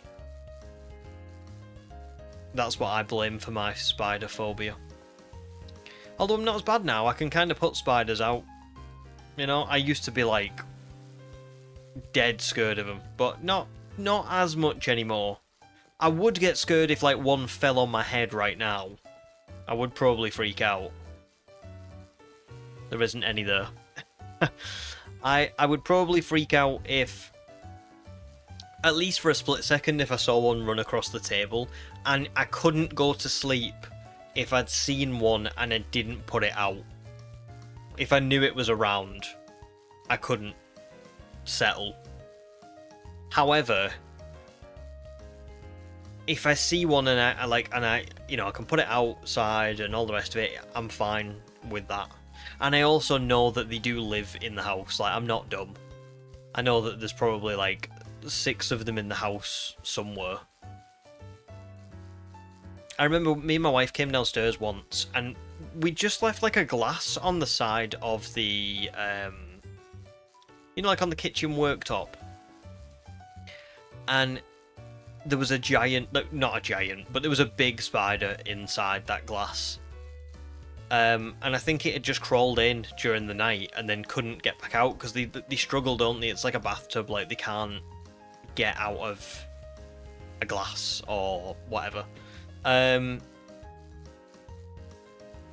So I know that when we go to sleep, they're like moving around and doing stuff, and like I'm totally fine with that, but it's more just like, yeah, stay away from me. Don't come near me. Calamari's more bothered by jellyfish because you can't enjoy your beach day. That's fair. That's fair. Jellyfish, yeah. That's another thing, I don't really go in the sea. The sea ain't for me. too much in it that we don't know about. Amelia's scared of big spiders as well.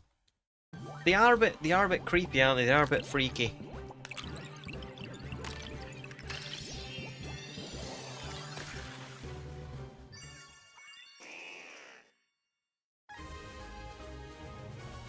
Doctor finds spiders fascinating, but is mildly spooked by them too. I do find them fascinating. Like, like, obviously I don't do this for very long, can I just say? But like, you know, like if you catch a spider in a glass and you put the paper underneath the glass and then you throw it outside.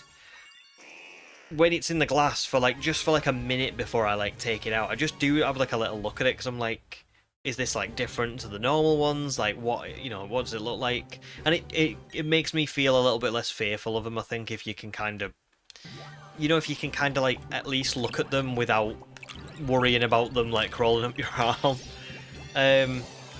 They are fascinating. They are. I just don't know what it is about them that like freaks me out. It's odd.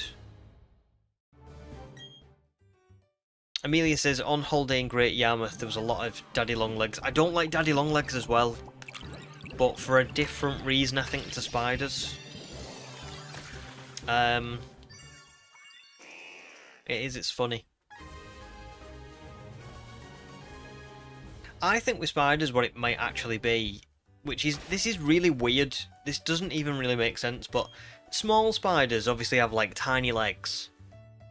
And bigger spiders have long legs, but it's not the length of the legs that bothers me. I think it's the, you know, like the crookedness of them, like where they're like that. I don't like that, really. I think that's what freaks me out about them.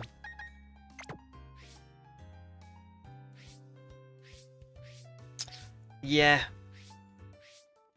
Think so. You generally maintain a live and let live attitude or catch and release, except from, oh, brown recluses, which you will kill. Oh, well, there you go. And that's fair. I don't know what brown recluses are, but I've got to assume they're like a big or some sort of like harmful one.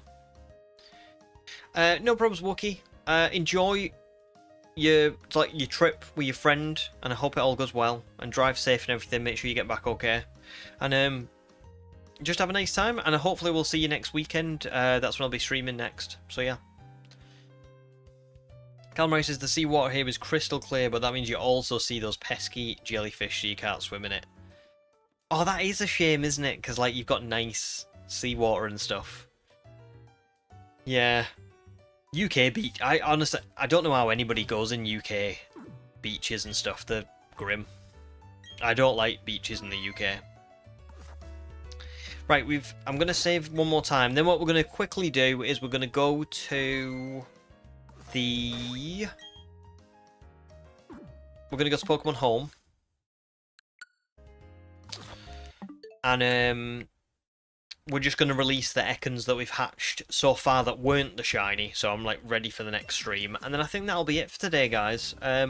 Sorry to end slightly early, but I mean, we found the shiny, we've hatched a lot of eggs, and I would genuinely stay on if it wasn't this hot. It's so hot in this room, like I don't think I can sit here for a good 8 hours, you know? Otherwise I'll end up feeling ill, and I don't want to feel ill. So let's get these released. You would not believe how much I had to do this, by the way. And also, Pokemon Home has an absurd rule with releasing Pokemon. Get ready for this, right? So you can release 30 Pokemon out of this box, 30 Pokemon out of the next box, and the next one. But when you get to the 4th box, you can only release 10, because you can only release 100 Pokemon at a time. Before I release this, I need to check something. There's my shiny. Just making sure. You know when you're like, oh... But it's just really bizarre. Because... like... I can transfer in more than 100. So why can't I release more than 100? I don't like it. It is a very silly rule. And what some of you may have remembered from when we did the Shield run, in the Shield run, I did 3 egg hatching shiny hunts. One was Riolu, one was Honedge, and one was Tyrant. So when I transferred all of the Ekans in into home from our last shiny streams, I had like 575 Ekans that were all not shiny, right? Which is a lot of boxes, as you can imagine. I also had like 600 Riolu, and I had 900 Tyrant, and I had about 120 Honedge, right? I went from box 93 to box... Let me go back a little bit. To box... Keep going. Box 154, releasing them in batches of 100. It was painful. Can't tell you how many times I had to do this. But you'll see what happens, right? So if I release another 30, that'll take us to 90. So that's good. Another 3 boxes released. And then we get to this one. And it'll be 1, 2, 3, 4, 5, 6, 7, 8, 9, 10. You can't release any more Pokemon right now. You can only release up to 100 Pokemon. If you want to release more, you'll need to stop and save before you can continue. So you release these, you save your current box settings.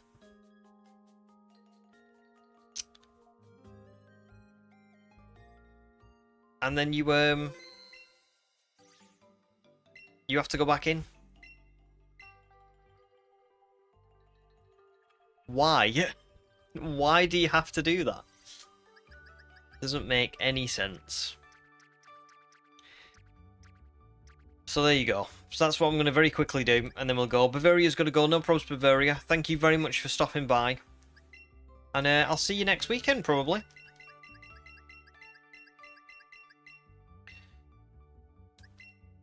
You are spot on, Calamari. I've got a lot of eggs in Shield that I haven't hatched as well. But hopefully any future shiny runs I do in Sword and Shield, I'll just do in Sword. But we'll see. We'll see. I have a feeling that I'm not going to be able to release all of these before stopping and saving again, which is annoying.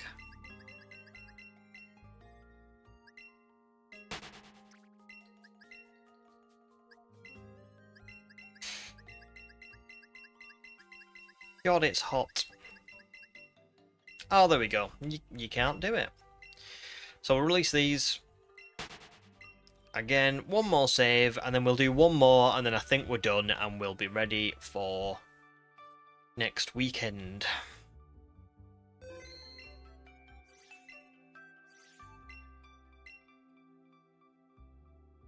The good thing is you can't, I mean, if you really want to, you can kind of just that's why I had, like, all of the Riolus and stuff in home, because they were getting me more battle points.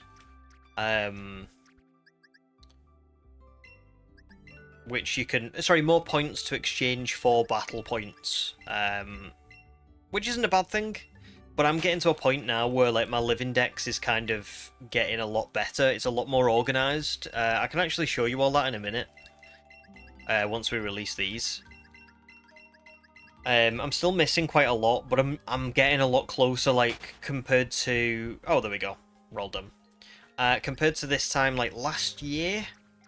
I didn't have any of this organised. But you'll see in a second when we get to it.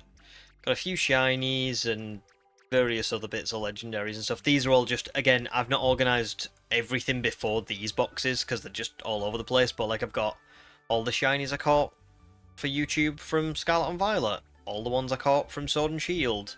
All of the BDSP ones. A couple of YouTube regulars like Ordo I've used, and that's not very organised. But then here's my living deck, so I've got like quite a lot of the Kanto ones. I think I've got actually think I've got a full Kanto dex, to be fair. Most of Johto, but I am missing one or two. Oh, Celebi is what I'm missing. Hoenn, I'm definitely missing one or two.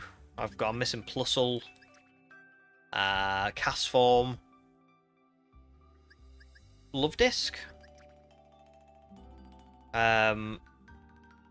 which is bizarre because I've got the mythicals, but I haven't got a few common ones. And then, as you can see, I've got a few more from like Sinnoh, and then Gen 5's looking a little bit sparse. Gen 6 is also looking a little bit sparse. Gen 7 kind of looking a bit better. Gen 8 is pretty much done, because obviously Galar, I had a lot of them. I'm up to Hisui, but then I haven't done Paldea, because I'm missing a lot of the Paldea decks as well. I need to go and catch them all in that game at some point. And then I've got a few more like boxes of just Pokemon that we caught, you know, on various like challenges and stuff that just need to be released because they're a duplicate or whatever. So yeah, I'm pretty much getting to a point now where I want my home boxes to be a little bit more organised, so I've started releasing those Pokemon. Anyway, that's that. And that is the end of today's stream. We'll very quickly load up Shining Pearl. I'll just show off the Ekans that we caught one more time so you can see all you can see it. And then we'll be back next Saturday and Sunday, shiny hunting for a shiny Swinub. And hopefully we'll get that one really quickly, because this one was, well, it wasn't over odds, but it was right on the border. So the hope is that next time we'll be finding it really quickly. And especially next weekend, you know, I'll have about 12 to 14 hours worth of shiny hunting next weekend. The odds are that I should find it. So we shall see. But here's our shiny Ekans. We nicknamed her Calaba, or Calaba, something like that. She's very good. She's got a plus defense nature, which is great for being a support Pokemon. She's got the Intimidate ability, which is really going to help me to lower the opponent's attack. She's going to be great for being a support Pokemon for those things. She's going to be able to paralyze the opponent, lower the stats for other Pokemon to come in and like bury them. So it's all good stuff. Calamari wants to see the Roomba. Go on then. Let's do the Roomba. Here's the Roomba.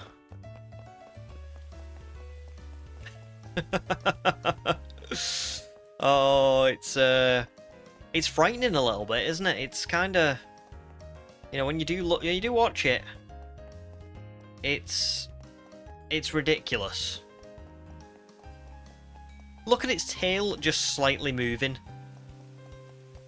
Why did they think this was a good idea? Someone signed this off. Someone has approved this.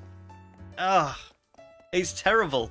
Do you know what? Can I just say, just for context so people can see, this is mainly terrible because look at what they did for like Kamado.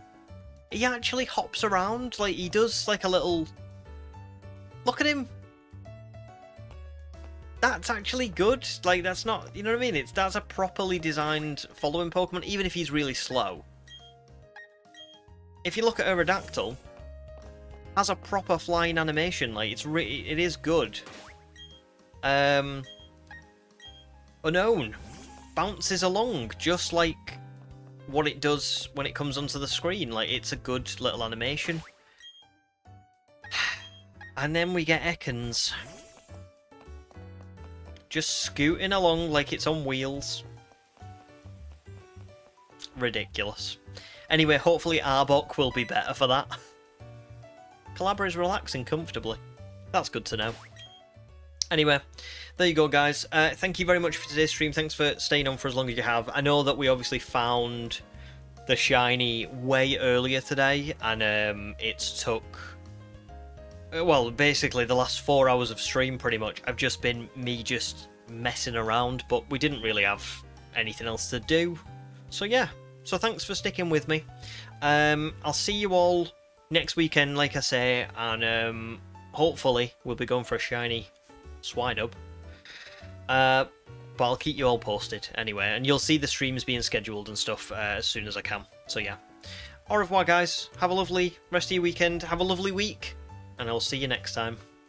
Bye.